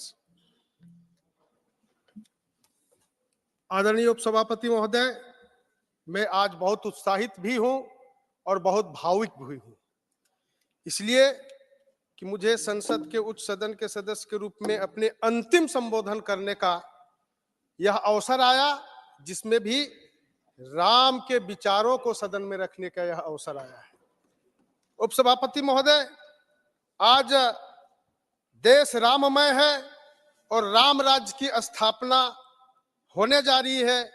पूरे देश में हर व्यक्ति के ऊपर जो है रोम रोम में रमा है। आज माननीय प्रधानमंत्री जी के नेतृत्व में श्री राम के आदर्शों पर चलते हुए जन कल्याण हेतु समर्पित भाव से यह कार्य चल रहा है। वर्षों से त्याग तपस्या और अनेकों राम सेवकों के बलिदान के पश्चात राम मंदिर का निर्माण हो सका है। माननीय प्रधानमंत्री जी जब राम मंदिर की प्राण प्रतिष्ठा कर रहे थे, तब वह भारत के प्रत्येक नागरिक का प्रतिनिधित्व कर रहे थे। उपसभापति महोदय, यह स्वयं में एक ऐतिहासिक क्षण था। जब टीवी में प्राण प्रतिष्ठा को देख रहे थे तो अपने आप सब लोग जो है भावुक हो गए थे और एक श्रद्धा का आंसू बह रहा था। निश्चित रूप से महोदय, एक समय ऐसा था जब श्री राम को लोग काल्पनिक बता रहे थे और अयोध्या में उनके जन्म को काल्पनिक बताया जा रहा था। मैं झारखंड से आता हूं उपसभापति महोदय। हमारे झारखंड में सिमडेगा के अंदर राम रेखा धाम है। बताया जाता है कि राम जब वनवास में गए थे उस समय वहां जो राम रेखा में जो गुफा है वहां पर विश्राम किए थे। प्राण प्रतिष्ठा के दिन वहां भी हजारों हजार श्रद्धालु भगवान राम लला की स्थापना हो रही थी, उस समय वहां पूजा कर रहे थे। और वही आंजन धाम, जहां पर कहा जाता है कि भगवान हनुमान जी वहां जन्म लिए हैं, वहां पहाड़ के ऊपर गुफा है। और यह भी बताया जाता है कि वही नेत्रहाट के लगा हुआ पहाड़ में है। बाल काल में जब हनुमान जी देखे कि वहां सूर्योदय देखा जाता है, जमीन से निकलता हुआ लाली सूर्य, तो उन्होंने फल समझ करके लिया था, ऐसा भी वहां बताते हैं। वहां भी पूरे, चाहे समाज के सभी वर्ग के लोग, आदिवासी वर्ग के लोग वहां पर पूरे श्रद्धा के साथ वहां रामलला की स्थापना के दिन में श्रद्धा भाव के साथ वहां पूजा पाठ कर रहे थे महोदय। परंतु यह जो है मंदिर निर्माण के पश्चात प्राण प्रतिष्ठा के कार्यक्रम के समय जिस प्रकार से पूरा देश उत्सव के एक नए रंग में रंग गया था, जिस प्रकार लोगों ने अपने आराध्य स्वागत हेतु अपने घरों में दीप प्रज्वलित कर दिवाली मनाई जा रही थी, उस दिन राम को काल्पनिक मानने वाले लोग श्री राम की अदृश्य शक्ति का एहसास जरूर किया होगा। सभापति महोदय, राम मंदिर आंदोलन में हमारे विचार परिवार के अनेकों लोगों ने बलिदान दिया है। आज मैं भारत माता के उन सभी वीर सपूतों को शीश झुकाकर नमन एवं श्रद्धांजलि करता हूं। सभापति महोदय, राम मंदिर निर्माण के पश्चात आज देश का आदिवासी श्री राम के दर्शन को पूरा उत्साहित है। आज आदिवासी समाज प्रभु श्री राम के एक विशेष लगाव है। सुबह उठते ही राम राम एक दूसरे का अभिवादन करते हैं। और मैं बताना चाहता हूं कि ये माता सबरी एक बनवासी थी, भगवान राम स्वयं उनके कुटिया में गए और माता ने इतना उत्साहित होकर के उनको अच्छा बेर, मीठा बेर खिलाना है, इसलिए चक चक करके खिला रही थी। वैसे ही प्रेम और भाव का लगाव है। और हमारे बनवासी लोगों ने कई वर्षों तक भगवान राम के साथ वनवास के समय रहे हैं, इसीलिए आदिवासी समाज आज भगवान राम के आदर्शों के साथ चलता है और इतना प्रेम के साथ रहता है, इतना व्यवहारिक रहता है, अपनों को इतना मतलब अपनत्व तो समझता है। जैसे हनुमान चालीसा में कहा गया है, सूक्ष्म रूप धरि सियहि दिखावा, विकट रूप धरि लंका जरावा। इसका अर्थ है कि अपने लोगों के साथ पूरा प्रेम से रहो, पूरा व्यवहारिक रूप से रहो। ऐसा जिस समय सीता माता से हनुमान जी मिलने के लिए अशोक वाटिका गए थे, तो सूक्ष्म होकर के प्रेम भाव से, आस्था और विश्वास के साथ वहां गए थे। और वही हनुमान जब दुश्मन के लंका में गए तो लंका को भी जला दिए। तो इस भाव से जनजाति समाज भी अपने भगवान राम के साथ अपना वास्ता और नाता और विश्वास लेकर के चलता है। भगवान श्री राम को इसी लगाव के कारण देश के आदिवासी समाज ने राम मंदिर आंदोलन में महत्वपूर्ण भूमिका निभाई। और मैं बताना चाहता हूं कि जिस समय जो है राम जन्मभूमि मुक्ति आंदोलन के समय अयोध्या के लिए जन जागृति चल रहा था, उस समय आदिवासी गांव मध्य प्रदेश में एक जो है अलीराजपुर है, वहां इस कार्यक्रम का समापन हुआ, जिस समय आदिवासी समाज के लोग हजारों हजार वहां पर जो है एकत्र होकर के अपनी इस राम जन्मभूमि के लिए लोग काम किए थे। महोदय, मैं बताना चाहता हूं कि हमारे झारखंड से